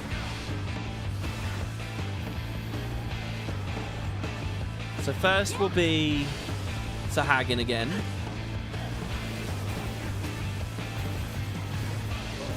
And I don't dare too much more than... I don't want to run out right into the middle of the whole place. Really don't want him to flak the arena. Okay, he didn't. Nice. I'm going to do this here. This here. Okay, alright. So I want a reprisal probably right when that Sahagin dies. Music starts, Sahagin dies, reprisal. Okay, so we're safe there, but mostly because of luck. Oh shit, I fucked that up. Get out, get out, get out. Oh, it's so unfair, man. Okay, I'm back over here. It's probably alright, and I won't go in the water. Okay. The more we learn these, the better this will be, because we won't get this water resist down. Ooh. Healer swap is such an interesting idea. Right, now it's these gyres again. The bar is nearly full at the start of this, which is good.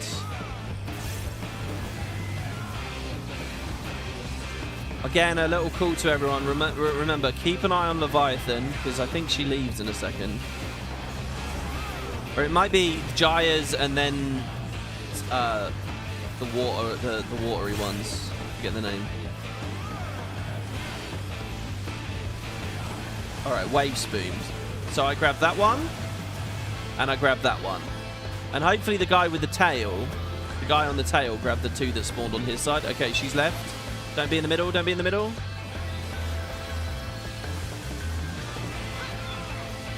I don't know where it is. Where the fuck is it coming up? I couldn't see it. Honestly, I don't know who was watching that footage there, but I was spinning the camera so fucking much looking for where that was. And just through pure dumb luck, I couldn't see that. That was so annoying. But it's still my bad though, because just by default I need to run into the middle if I'm a little bit unsure. Well, we wiped real quick there. Right, let's try that again. Oh, I'm a little bit worried that I'm not going to like this fight, guys, because it's a long time before you get to the... like the meat of it. Do you know what I mean? Oh, I've missed Berserk this time. I'm just not going to do it. Yeah, we'll disable other resources. Right.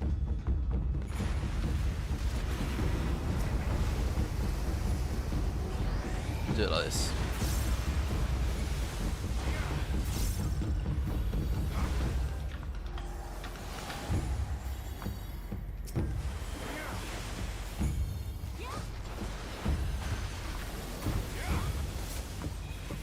Like here, do you see how much I just got chunked down there?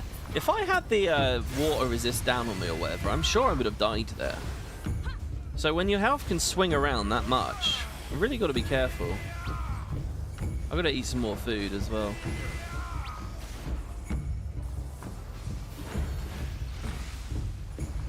Stand one side, look down the side. If you see the water, stay put. If you hear the water, run. That's an idea. Right, third Sahagin. I think I'm definitely going to favour being on that centre circle, because that gives me time to sprint out. Oh god, I've been hysteria'd. What happened there? Oh my god, if that railing wasn't there, I'd be dead. What applied the hysteria? That's scary. Holy shit, I'm taking a lot of damage on this run. Yeah, the other tank's dead as well. Alright, they've managed to res him. Oh my god, we're getting battered here. Hold on, is it my food's ran out? I don't know, is everyone's food run out? I should probably refresh.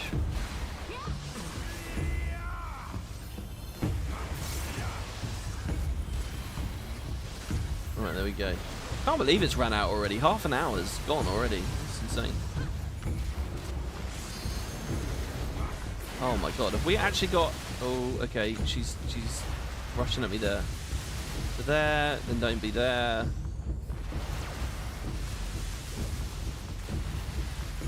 And then don't be there. Nice.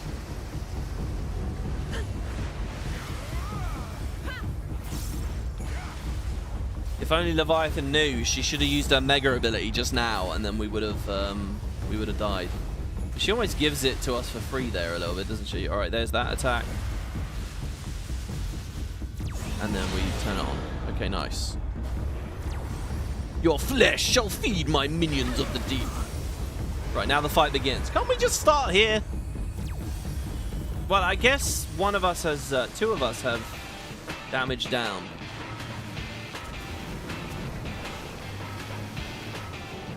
Okay.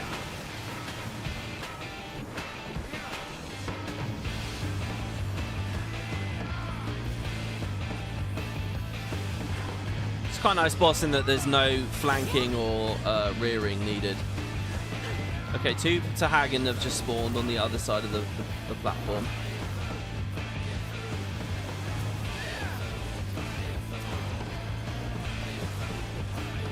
I've got a really annoying thing with my key bindings right now, where it will not alt-tab, and I don't know, not alt-tab, it just won't tab. It won't target the new character without me running really far away from Leviathan. It's just super annoying. Alright, we dealt with that bit very well. Okay, she's leaving. Defaulting to the middle of it, moving to the side. Yes, good, I survived that, and that was the nasty one. This one I should survive as well. And back into the middle. Okay. Right, I'm feeling pretty confident about that.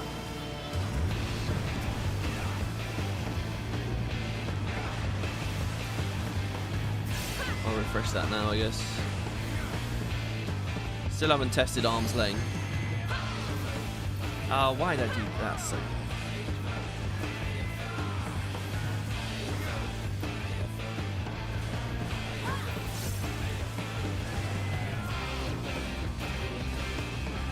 Right, start hitting these straight away.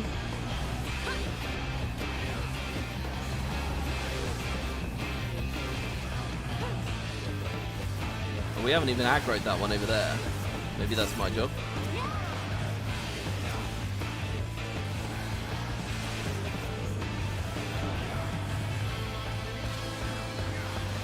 Oh, feeling good. What was it? What did I say before? It was... Oh, it was there.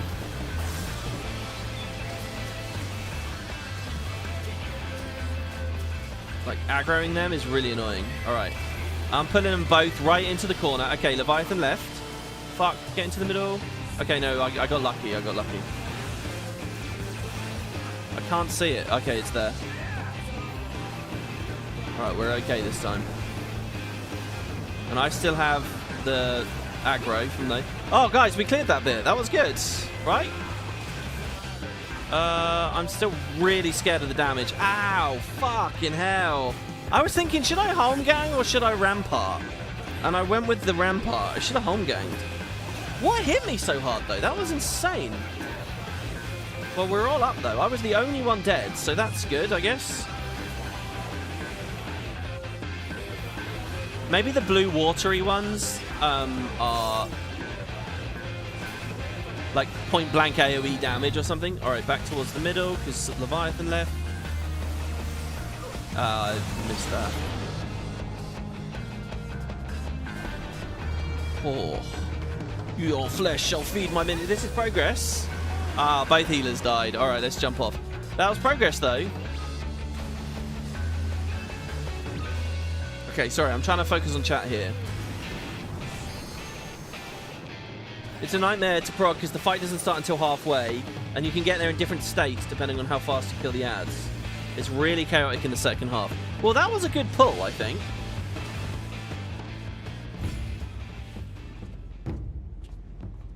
Invuln is good for the wave spumes. You can tank all 4 with a single tank in Invuln. Yeah.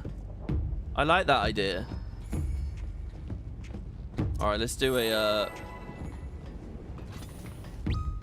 Let's do a kind of... Next time when I see the wave spumes are dying, I'm going to Invuln for sure. That was quite cool to see that everyone was very healthy moving into that phase. I'm not sure what it was that hurt us so, but you know.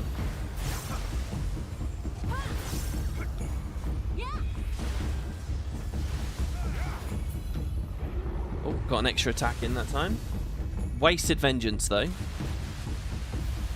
Okay.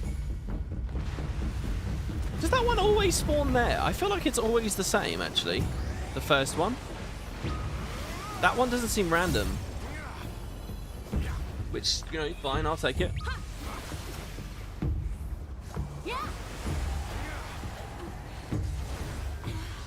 So yeah, what do I learn this time? Don't Vengeance in the first phase. There's absolutely no point. He jumps off onto the same bit on the platform. I think that's maybe a reprisal there.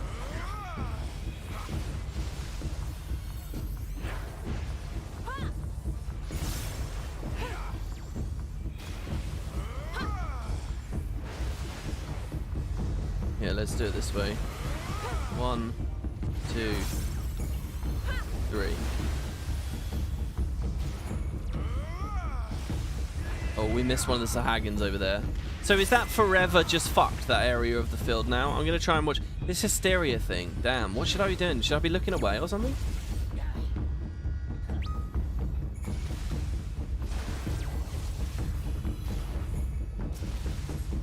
Right, now these guys.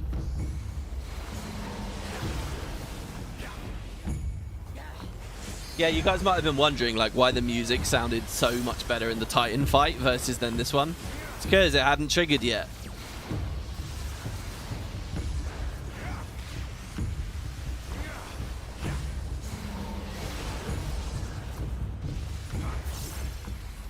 Oh man, the next Primal is insane. I think probably now I want a reprisal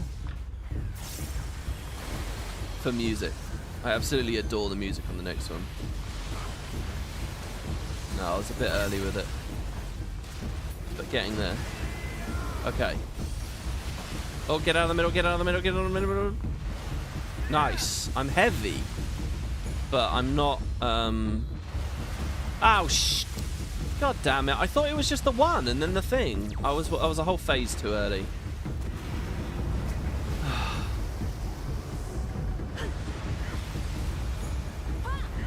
So that really annoys me.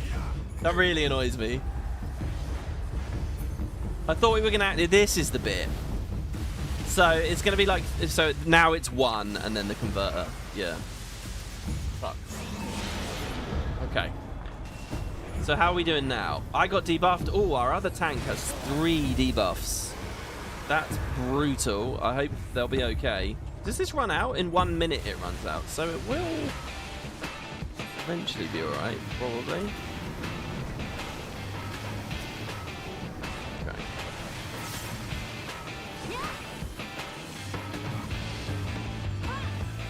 Right, so again, it's this, then it's Sahagins. As soon as the Sahagins die, I'm going to reprisal.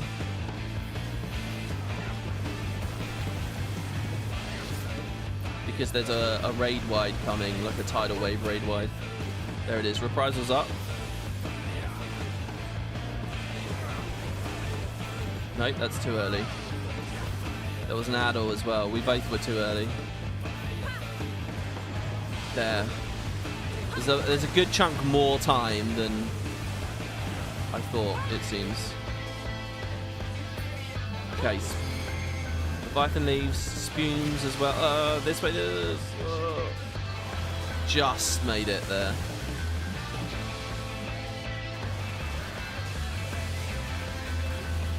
Okay, and then over here.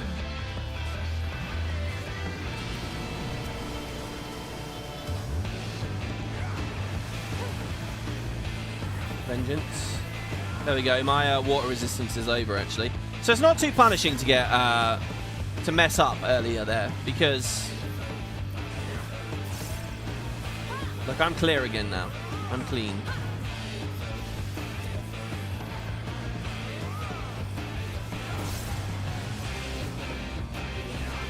Next tidal wave around now, maybe?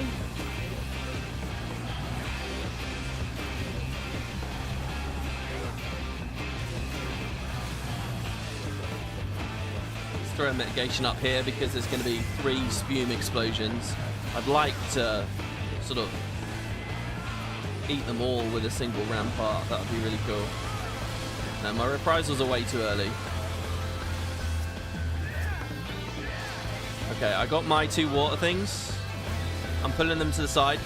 Now, what was it? It's as... Oh, I'm going to get hit by that. There's nothing I can do about that. That one's fine, though. Now, as they blow up, I'm going to home gang.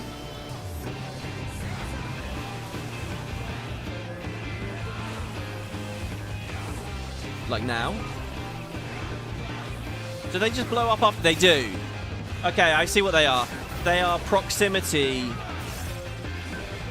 The closer you are to them, the more damage they do, basically. I think. So the tank's job is to pull them away and just let them pop on them, I think. This is rough, though. Having my own potion stock would be so good here. Oh, we can LB3. Holy shit, the bullet hell stuff here is crazy. I can't believe we have LB3 already, actually. Oh my god, that's charged quick. Oh, we're doing okay. There's 2 dead, but honestly, though, it's not bad, is it? Alright, you challenge me with trickery. Is it still a trick if you fell for it already? It's not, you know, it's the same strategy now, bro.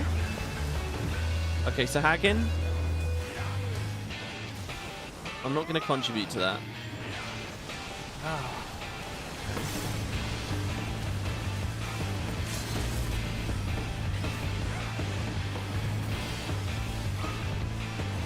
Okay, I think we're all rezzed. Oh my god, look how low he is, guys. We might make it. Is there more spumes coming? I'm sure it will repeat the whole thing again, right? That was a brilliant addle. Somebody landed a good addle there. Oh, did the limit break not work? The timing was bad or something? Okay, not in the middle. Okay, get into the middle. Okay, not on that side. Okay, and now over here, but there's a puddle there, so I don't know how I'm going to tank that and do anything good. Maybe I can run around the back. I think I can. Oh, everybody's body's sliding over. Alright, here we go. I'm not really going to be very safe here, but, well, we can make it work. Oh my god, look how low he is! Have we got this? I feel like it's too good to be true. Alright, the puddle's gone. Oh, we are so close, guys.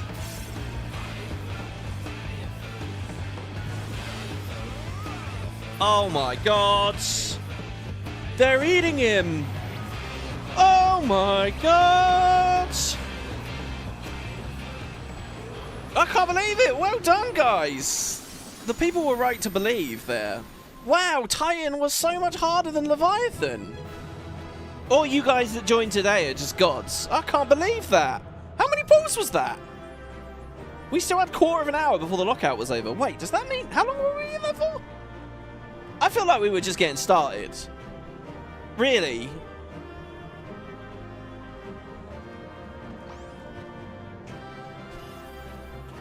I can't believe it.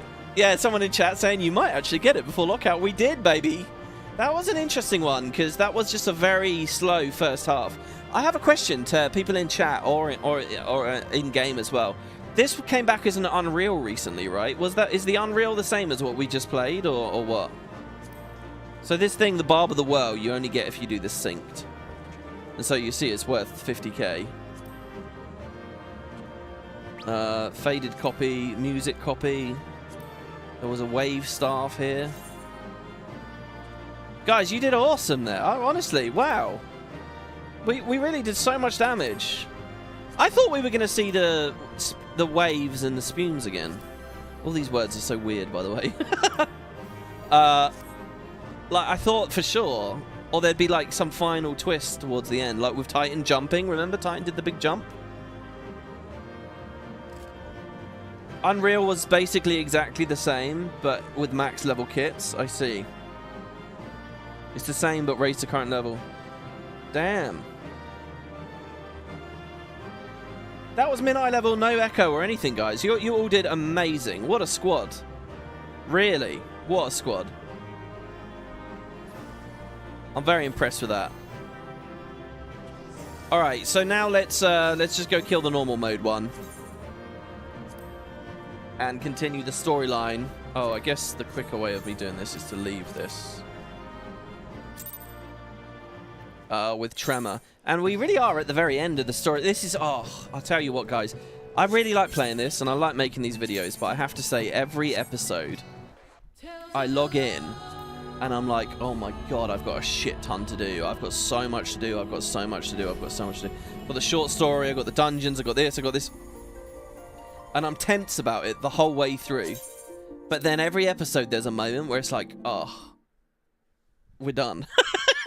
I just had that there. You know, we've done the shot. The one thing I have actually skipped is the 3 side dungeons here. I'm thinking we might be able to put those in a bonus episode because they don't really slot in too easily, you know. But maybe I could squeeze them into today's episode. But the thing is... Oh, by the way, guys, I have to do the normal mode. So if you want to throw an invite, if you want to join Trema now in the normal mode, feel free to... I'll put it on Party Finder if anybody wants to. Let's play Bard as well. I think I'm done playing tank. We've been doing lots and lots and lots of tanking. So yeah, I'll go Party Finder, Duty, Trials, the Whorleater, Hard, Spud. I really don't even need to type Spud, you know, because the reality is that there's no one on this server. So yeah, if you guys want to play with me, you can join that, and we'll do the normal Whorleater. I'll give it a few seconds, and then I'll just throw us into... Oh, actually, oh god, I'm talking like, I'm talking to you all like it's an option. But to be honest, the matchmaker's not going to find anyone for us, is it? So yes, can you guys come do this with me again, please? It would be very nice. I know it would be boring, but otherwise we might just get stuck. Because you can't do it with NPCs, right? Because we would be relying on ACX players on this quiet server. And I'm pretty sure it's like, you know, 7 in the morning for them right now.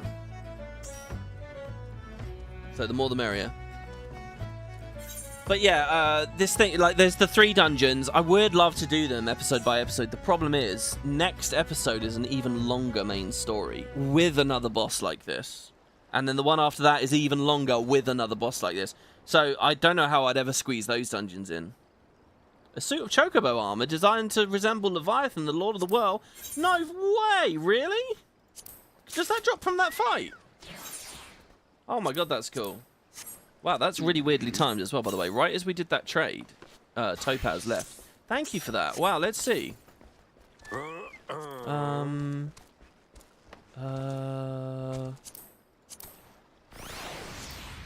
am I going? How does this work? Companions. Appearance. Barding. You go tidal barding. Yeah, tomorrow's the boss in the next episode, the Primal in the next episode, is mental. Oh my god, it's really cool. I love it, guys. I love it. Especially when we make him blue. Holy shit, that's a cool barding. Wow. Oh my god. Fancy. Yeah, a bit, you know, garish, maybe, some would say. Alright, are we full? We're a full party? 1, 2, 3. We are, aren't we? Maybe? Trials. The Whorleater. Hard. Join. Brilliant. Yeah, okay, cool. Yeah, the next Primal is quite a hard fight, I think. I've very often gone into the matchmaker and that fight's come up, and it's just been really brutal for people. There's a cool thing where you get like lightninged and you have to like drop lightning on other people to cure their stun. By the way, the weather here is rough seas. All right, here we go. So nice leisurely Leviathan now. We'll see what the normal balance is like. And we get to play a DPS. Oh god, oh god, that's bad. I just wasted a song. I wasted a song. Not good. Oh my lord. So I don't really want to be that close now. Let's weave a bunch of bloodletters in there. Oh shit, whoops. My bad. I shouldn't have been shooting him there. I should have been shooting this one. I have to hit the tail because I'm ranged DPS. I would have probably killed myself in the normal mode version of the fight there if I hadn't thought of that. Yeah, see this buff here? Mantle of the World, reflecting damage dealt by magic. But I'm not doing magic, so we're all good.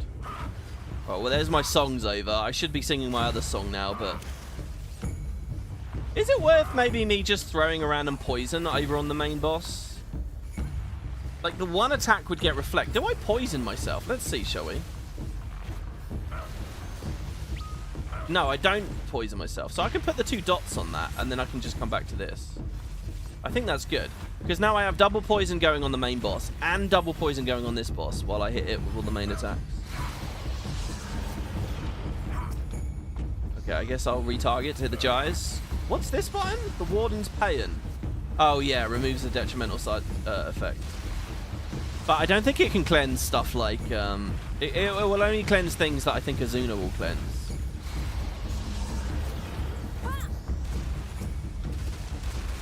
Okay. So those dealt with. Let's refresh this and this. Alright. Oh. A little scary. Oh, there's... Okay, that bonus attack isn't even there. Oh, no, we wiped! Oh! Oh, that's so funny. In the extreme, he does another little attack before, but on this, he just goes for it straight away. Holy shit.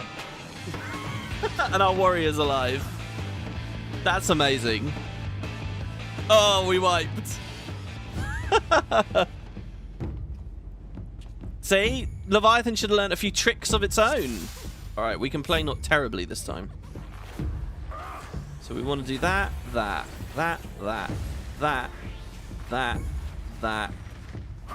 and then that. But hold the other song. Something like that. Maybe I don't even want to sing once here, because this is such a short phase here at the start. Look at that. It's already over. So does Peloton work here? It doesn't, right? Because even though the boss is gone, we're still in combat, right? So this doesn't work. And we can do these two. Oh, wrong. Oh, fuck's sake. Yeah, sorry.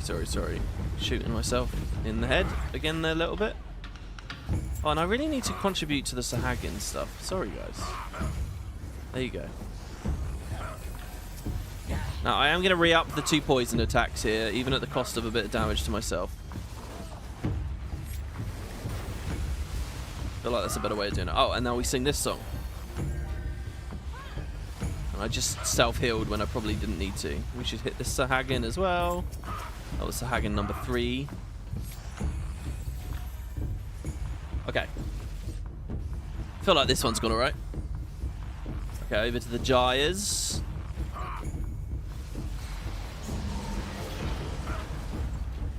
Oh, nice. Get a big crit there. I don't know whether it's worth poisoning these because they'll be dead pretty soon. Again, I don't know if I need to stand away from these ones as well, actually. It just occurred to me that maybe both of them are proximity damage. The blue ones and the yellow ones. Nice, and we get phase with Army's Pain. Okay, yeah, we got to trigger it now. Yeah. There we go. Just made it. I feel weird though I want to be able to contribute more to the team. Do I get anything Healy on Bard eventually? Do I get anything like shield or whatever for people? A DPS that can do a bit of shield healing would be so fun. Wrong target. Sing those 2 songs. Refresh that. Triple shot. Nice. I love the sky. Look at it. It's crazy out there.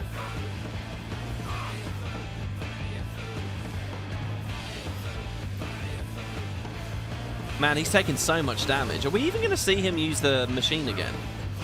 Are we even going to have to use the machine twice?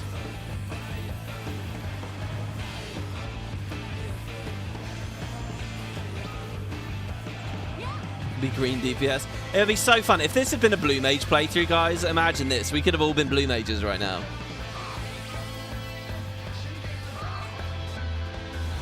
I guess I'll refresh these. Put up armies. Yeah, there was no need to do that. Oh god, is he dead? We might need to hit the thing quick. Oh, over there. Damn, I got tagged by that. I was only in range of it for the merest of moments. Yeah, wow, we almost skipped that. He almost didn't even do his other thing. Well, there you go. So that's Leviathan, guys.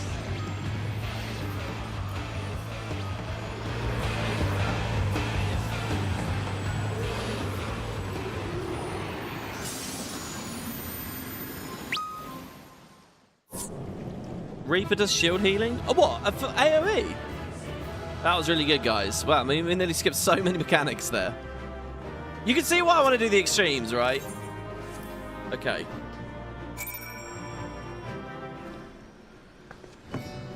Blue Mage's exclusive content? I mean, if I was streaming every single day, then yeah, maybe we could squeeze in a full... You want to do this Let's Play a 3rd time, but as a Blue Mage? I'll tell you what, we'll wait another 3 years and then we'll do that. I'll see you for that one in 2027. The Blue Mage ARR playthrough. Will you be there for it? Right, return to Merweb. Oh, awesome stuff, guys. So the patch is nearly over here as well. I don't know how long these cutscenes are, but there's like 2 quests and then the patch is done. They really put Leviathan right at the end of it. Knowing the urgency of your business, I thought it best to refrain from making conversation during your past few visits. But today I'll permit myself a few words. I feel truly privileged to have had the honour of admitting a hero such as you. You're an inspiration to us all, sir. And on that note, the Admiral awaits you in the command room. Wink. Oh, look, people are really starting to like us. Another notch on the old belt, is it? Well done, my friend. Were I a god, I dare say I'd be trembling at your summoning. Interesting thought that eventually that could be a thing, right? Once we die and we're just Aether in the live stream, if we're like known as a prime, could people pray to us to bring us back? So often do you achieve the impossible that I fear my words of congratulations will begin to sound repetitive, if indeed they have not already. With this in mind, I shall say I am glad of your safe return. That such beings can be defeated runs contrary to all I know. Whence comes your strength and sense of purpose? Well, we're the Spuds. We believe in the power of the potato. The power of the tuber. Might congratulate the power of the wood. The power of the wooden potato. My congratulations, Trema. The victory. I had to stop myself there midway due to cringe. This victory will serve to quiet the Sahagin for a time at least. Yeah, surely the more that their god gets defeated, the less they believe it will really help them. We Lominsons are sworn to voice strive acting. till sea swallows all. And swallow all it would have had Leviathan prevailed. That we still strive now, we owe in no small part to you. Not for the first time, you have delivered Limsa Lominsa from the wrath of a Primal. Never has our nation known a stouter ally. When do you get a potato-themed, potato-based food tier list? Oh my god, I could do that. I unironically love a lot of potato dishes, really. I'm a simple man. I'm a simple British man. That means I like mushy food, right? And the potato is easy to mush. You know, what's really good about, what's good about a roast potato is it's crispy. But mashed potato, I'll tell you the best way to do mashed potato. With baked beans and a bit of salt. That's a hell of a meal there. Wedges are good. Baked potatoes are good. Chips are good. I mean, what is worse than the humble potato? The potato can do anything. On behalf of my people, I give you my humblest thanks. No, I'm not too into mushy peas, to be honest, no.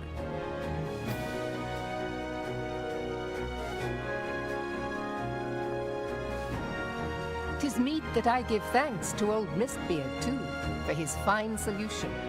Whatever else he may have been, 'tis clear he was a resourceful soul. Would that I had a man like him in my service. That's what we've been missing, lengthy food conversations. These lands, I had no inkling that the people of Eorzea contended with such mighty foes.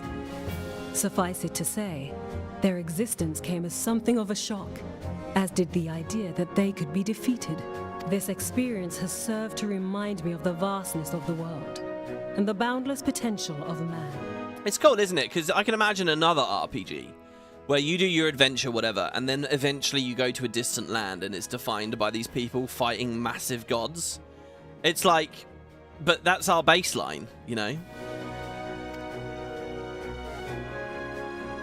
Though I am but a refugee in this realm, I would fain be of use to you in your fight. Know that I am tutored in one of the foremost combat arts of the Far East.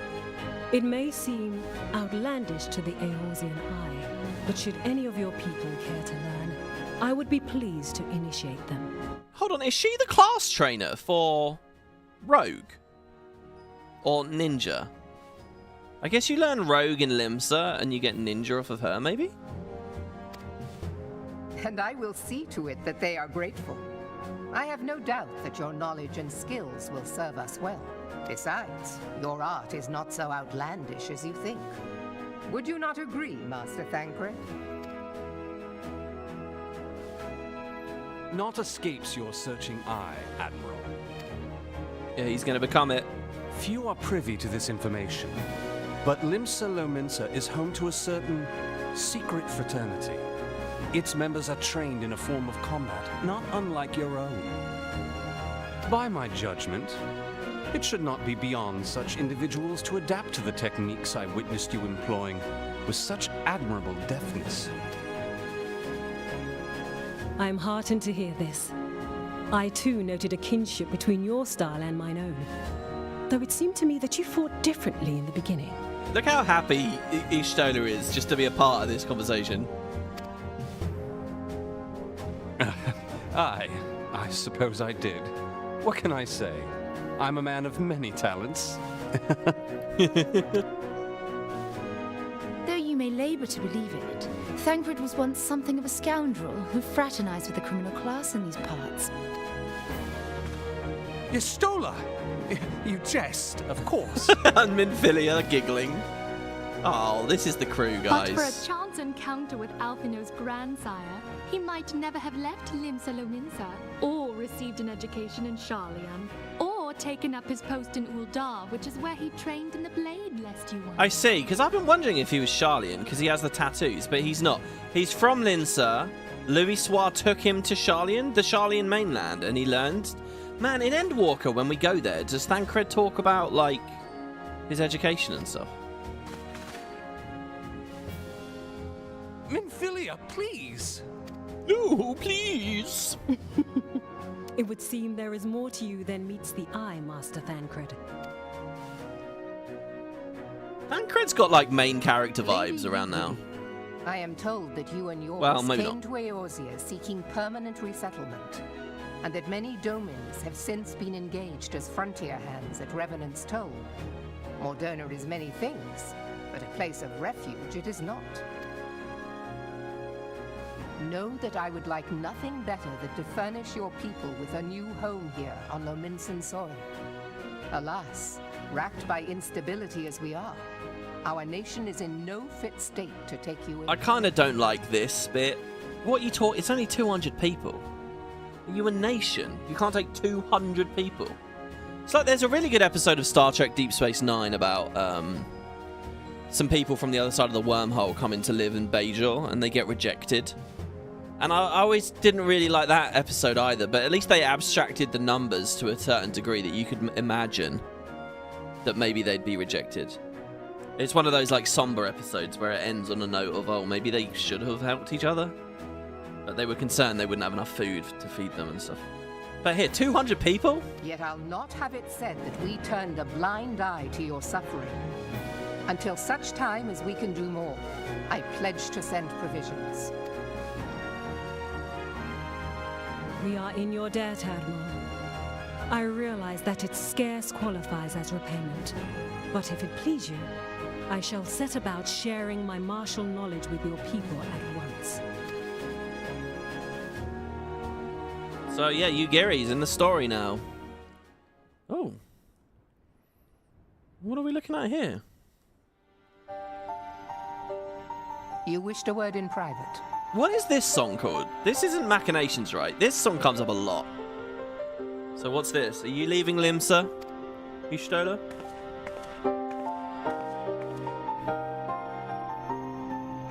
The better not to spoil the festive mood. History repeats itself, Admiral. As the kobolds did before them, the Sahagin resorted to summoning their god over a territorial feud. They acted in self-preservation. Oh, this is good. This is probably, they're going to get back to this thing where Y'shtola's saying this is your fault, this is happening to Melvib. Maybe she's going to petition her to be nice to the Beast Tribes. It may be that the Sahagin initiated this particular clash, but how it begins does not interest me so much as how it ends. That's a good line, thinking about any long-term conflict, IRL. I have not forgotten our conversation, Y'shtola. I am aware that man bears part of the blame for the Primal's existence. Nor am I ignorant of the Sahagin's reason for acting. They sought to secure a place to breed and multiply that their kind might survive. Self-preservation, as you say. But we have as much right to live and thrive as they. If our own survival is threatened, are we to lay down our arms and welcome oblivion? Nay. And so you kill, that you might live. Yet if living is a right, then that right belongs to all peoples, be they men or beastmen. Of course, this is a false dichotomy here. It's not live or die. There is coexistence. Eorzea isn't the size of a small neighborhood, right?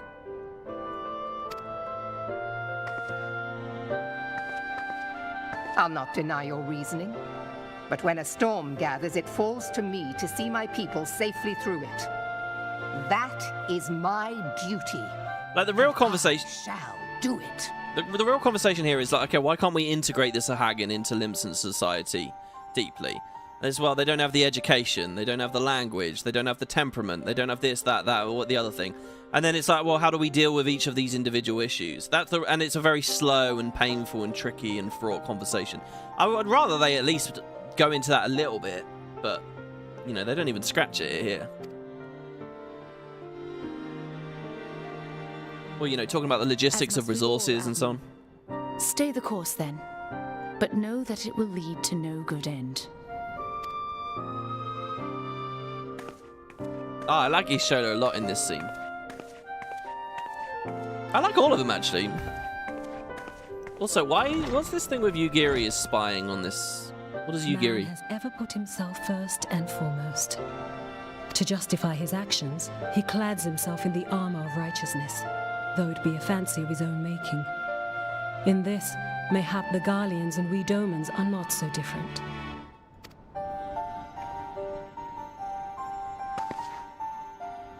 This is cool. So many topics bubbling around at the moment. Eorzea has become as a raging sea. If we are to keep our heads above the waves, we cannot scruple to drown the man next to us. Like I love the way here that Garlemald had nothing to do with this plot. Garlemald's had basically nothing to do with anything for a while now. But here we are talking about them and thinking about them. When hopes of coexistence founder, strength must determine who has the greater right to live. Oh, Yugiri is an Imperial spy. That's an amazing idea. Except, obviously, we just heard her talking there. But, yeah.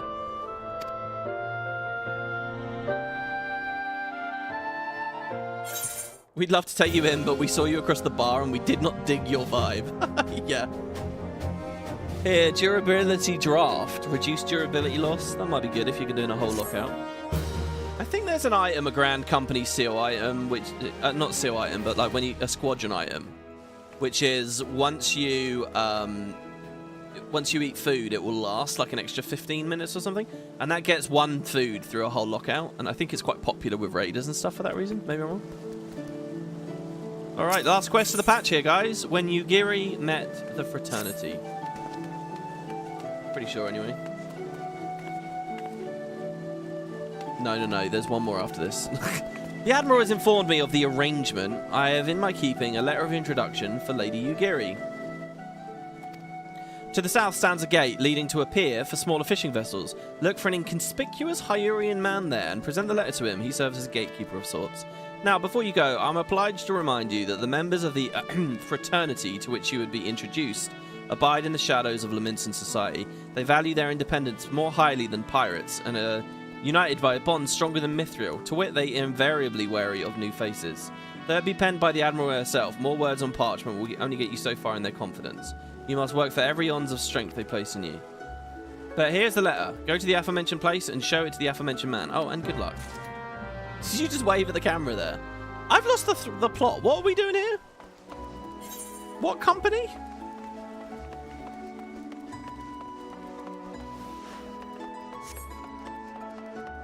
Oh, it's nice to be back in this. I want to wear the other colour, though. I don't really like running around in the pink.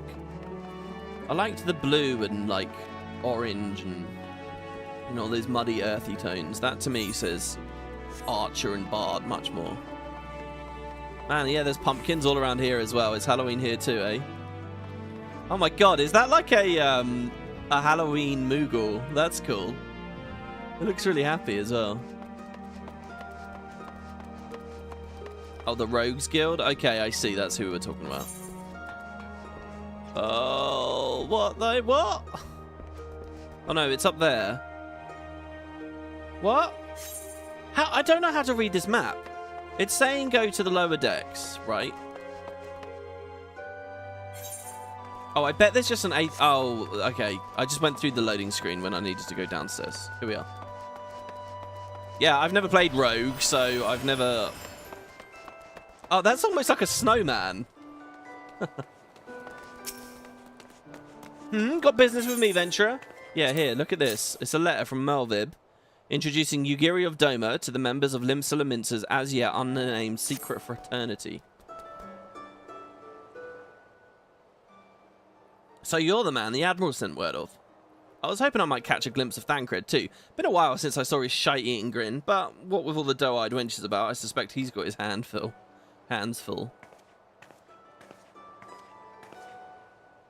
Ah, and you must be the Far Easterner. What Melvib says wants to train with us. Welcome to Limsa, my lady. I am Yugiri of Doma. 'Tis an honor to make your acquaintance. I must confess, when I first learned of your organization, I had certain preconceptions as to the nature of your membership. It would seem I was mistaken. You're sure not the first person to say that, lass. Limsa's a seat of pirates, to be sure, and pirates don't give two farts about keeping a spotless reputation. They hardly need a secret society to do their work. Might be as my people and I keep to the shadows, but we've nothing to be ashamed of. It's simply better for business that we remain unseen. And so, you have developed fighting techniques suited to this purpose, I see. Know that the practitioners of my art too are denizens of shadow. 'Tis in stealth that our strength lies. There is much that we might learn from one another, I think. Then what in the 7 hours are we waiting for? If you come with us, you Giri do what's it? Wait, oh, you Gary, I guess. We can get acquainted in more private surrounds. Ha, that didn't come out right, did it? Yeah, Jesus, dude. Are you hitting on her? Master Trema, I shall remain with these people for a time, that I might study their ways. Though I am loath to be separated from my countrymen, I take solace in the knowledge that they are in the best of hands.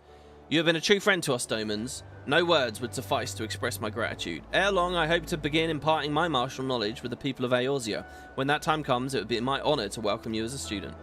So here, this is all setting up for the fact that an entire class is coming in one of these patches. Just crazy, right? I mean, this really has very little to do with the main storyline, but they're setting up for the fact that, yeah, you have a new thing in the wings. It's not this patch, but they're paving the way. So here's the final quest: through the Maelstrom. Yugiri has the air of a woman bursting with gratitude. Much and more has occurred since I first beheld Eorzea from the galleon's deck. Suffice it to say, I do not envisage being invited to play part in your noble struggle. But forgive me, I have kept you over long. Doubtless you have pressing business of your own. Rest assured that I no longer require an escort in this land. When next you meet Lady Minfilia, pray relay to her my humblest thanks. Would that I could do so in person, but I must needs fulfill my promise to the Admiral. Till we meet again, Warrior of Light. Speak with Minfilia at the Rising Stones. I don't know what's going to happen here. Are we going to get a cliffhanger? I just noticed the picture there was of Whorleater. That wasn't Teleji, right? That was Whorleater, I think. Look at the amount of blue quests that are unlocking here. Look at this. Oh, that's so many. Jesus Christ. I like the idea of playing the whole MSQ without taking a single optional thing possible. And then seeing how spammed up you can get this place.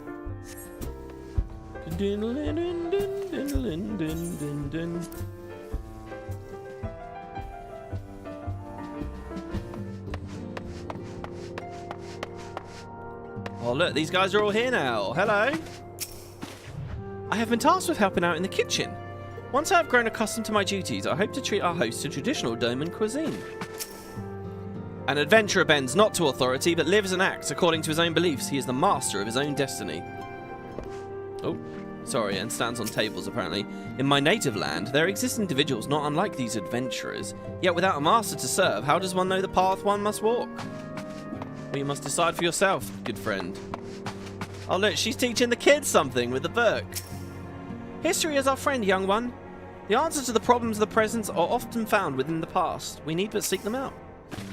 What if you wanted to solve a problem that's already happened? Like the Garleans destroying Doma. Well, for that, you need time travel. That's sad as well. They wrote these kids so well in this patch. Because it is tragic. Like, there's a layer of, like, just devastation under it always. And then naivety, like, they don't get it. The Rising Stones. What a peculiar name for a sanctuary. On behalf of the Scions, I bid you welcome to the Rising Stones. With your cooperation, we'd hope to grow rich and transform this place into the piling gold. Tee-hee. Oh, Trema, forgive me, but I must see to the Doman's needs. It's all about getting a lot of money. Thancred with a bottle, chatting up Flamin. Some 15 years ago, a mission took me to Uldar. 'Twas then that I first chanced to gaze upon your beauty. Dude, what? So he is into her, mum. I was utterly transfixed. I dared not blink lest I deprive myself of even a split second of your radiance. What is she going to say in response? Oh, you do flatter me, dear. And I do believe that you've had a bit too much to drink. Oh.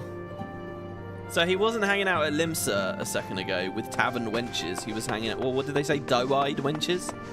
He's back here with Flamin. Oh, look at this. The kid on the box. Dude, I didn't appreciate any of this my first time through. Any of it.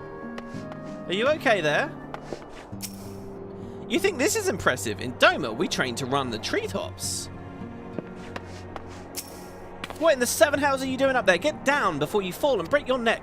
Papa Limo being a killjoy as ever. And Ida. Don't mind Papa Limo. He's making a fuss over nothing as usual. Yozen's sense of balance is amazing for a boy his age. I wonder how he got so good. Oh, man. And Hoary Boldo there. What's Hoary Boldo's origin story? He's been in it a lot suddenly, but I don't really remember the first time we met him.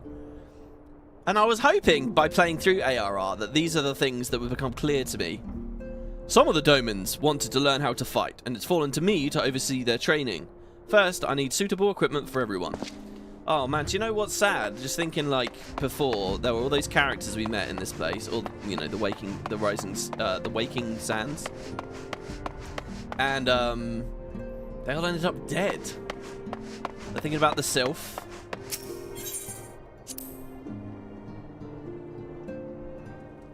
Not the cat Granny Grissy. Oh my god. How do I clean my eyes after having read you type that? I have been reflecting upon the events which took place during our visit to Vilbrand. Alright, here we go. Let's see if there's a big cliffhanger ending like the Elidibus stuff. If you have a moment, I would share my conclusions with you. Please, bear with me. Are we going to talk about the fact the Echo could travel from person to person? When the Sahagin Elder summoned Leviathan, he employed the power we have come to know as the Echo. Though I cannot well explain the how of it, it would seem he became immortal in so doing. When the Admiral subsequently slew him, his spirit emerged from his lifeless flesh, a consciousness shorn of physical form.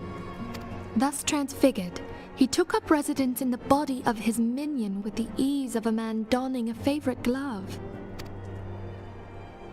Long have I known that the Echo allows one to pass through the walls of a man's soul. Ooh. But never did I imagine that it could free us from our own flesh, nor less that our souls could then occupy the next corporeal vessel to take our fancy. So you gotta remember, right, the Echo, we're like digging into people's memories, like we're connecting to them in a weird thing. We're getting flashbacks from other people's lives. So it's some kind of power that's connecting us to others. So is this so crazy? And I think basically they equate memories to souls, don't they? As I've said many times, there's lots of this story really is about memory in a lot of ways. It was of this that Elidibus spoke, an existence which knows neither cessation nor oblivion. And yet, though the Sahagin had mastered his gift and thereby become immortal, he was by no means invulnerable. As we both bore witness, he was ultimately absorbed into Leviathan. And the import of this observation?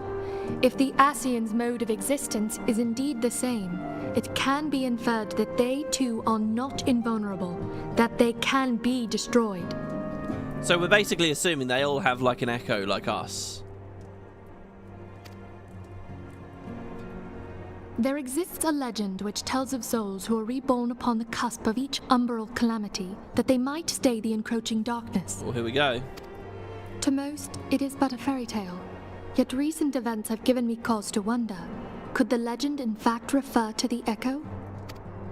Much and more yet remains unknown, but I am confident that all will become clear in time. I don't know if if I had been playing this when it was new content, if I would have been confident in the storytelling. But oh my god, you can be. It is really good. It's very clever. I can't believe how well they set so much of this shit up early. Also, the short story we read with her before talked a little bit about the fact these guys appear before the Calamities. For the present, however, what matters is that the key to defeating the Ascians may at last be within sight.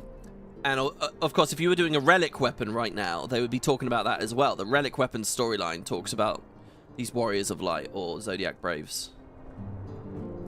With Urianger's aid, it is my hope that I shall fathom this matter ere long. But I guess for now, what we've realized is Ascians are killable.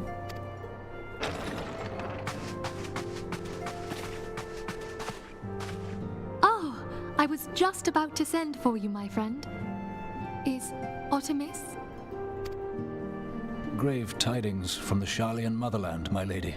Uh-oh. It doth concern our distant allies, the students of Baldessian. What do you have for us, Balthea? What of them? My lady, the Isle of Val, which for many years hath been the Order's home, is no more. So Sharlayan is obviously a big island, right? We've seen it on the map. There's a smaller island near it. I don't know where exactly, out in the waters somewhere. Maybe between here and there. But it's called the Isle of Val. The students of Baldessian were headquartered there. And it's gone. And this is crazy. This is, again, it's like Doma and stuff. There's a lot of shit in the lore and events that they allude to far away that you have, like, no visual cues for or anything. You just kind of get told about. So it's so crazy. And this doesn't get paid off or explained for fucking ages. No more? Whatever do you mean? In fact, I don't know if I've ever finished it, because you have to do the whole Eureka story, don't you? And I'm only like halfway through Eureka. I relate only that which hath been conveyed unto me by our agents. An etheric wave of the highest magnitude was recorded in the region. Soon thereafter, 'twas observed that the isle had ceased to be. Ooh. 'Tis postulated that a magic was evoked, like in power to Ultima. 12 preserve. It's interesting that this ends up getting resolved in Eureka, though. Because I wonder if they planned for this to be absolutely main story before. Oh, here we go. This will explain the thumbnail. So yeah, big mystery with the island. If there are no other matters, I move that today's meeting be adjourned. So Whorleater with the mustache.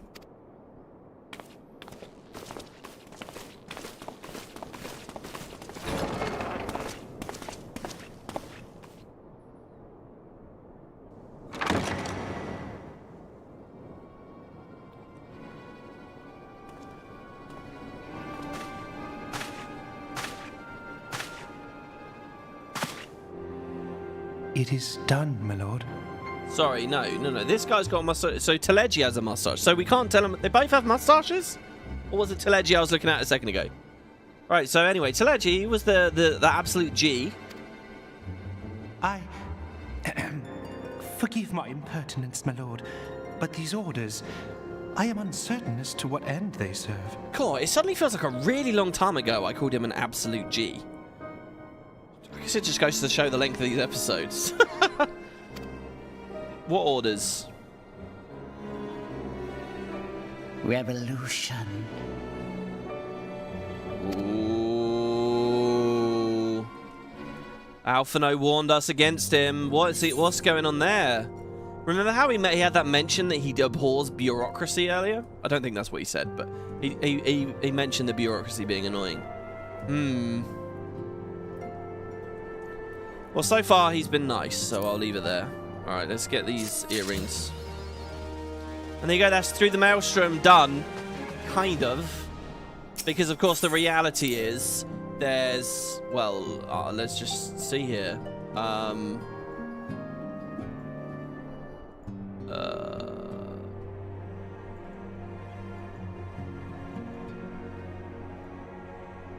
Here. So we've done the main story. Abridged, because quests have been cut out.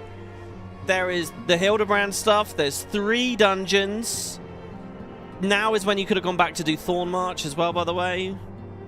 There's the raid. There's 2 beast tribes. Oh my god, that's crazy. So there you go. But that's 2.2 base. Now, last time I segued us to a bonus episode, right? Because I said, well, you know, we've got the 3 extremes. We're not going to do that next time. I'm just going to leave. I'm going to put the dungeons on ice for now. And we'll return to that idea later. The gardening I've put on ice. Lots of stuff going on. But yeah, so that's it, guys. That's today's episode. Of basically 5 hours on, bang on, really. It took us to play that there. So join me next time for another Primal. A bunch more story that I really don't remember. And we're getting pretty close now. There's only 3 patches left. Well, sort of. 3 patches, sort of 4. More to come. What can I say? Thank you, everybody. Thank you for the members earlier. A couple of you guys. John Sellers, man, you're amazing with those member gifts. We also had somebody else just become a regular member. I don't think anyone donated or anything. It was 5 hours, but I don't think that there was one. So anyway, thank you to those of you who played this with me. Fighting Leviathan. I'd love to fight the next Primal with you next time. Thanks for people who've kept me company in the live chat. Thanks to the people who are dropping comments. And yeah, feel free to join me on Discord in the interim as well, as we continue along. Thanks, guys. I know this is a very long series, but we're getting there. And to those of you who are watching through the VODs, it means everything to me. So thank you all. Hope you all have fun, and I'll see you for the next episode on the playlist very soon. Take care, guys. Bye-bye. Get ready for a broken outro here. Here we go.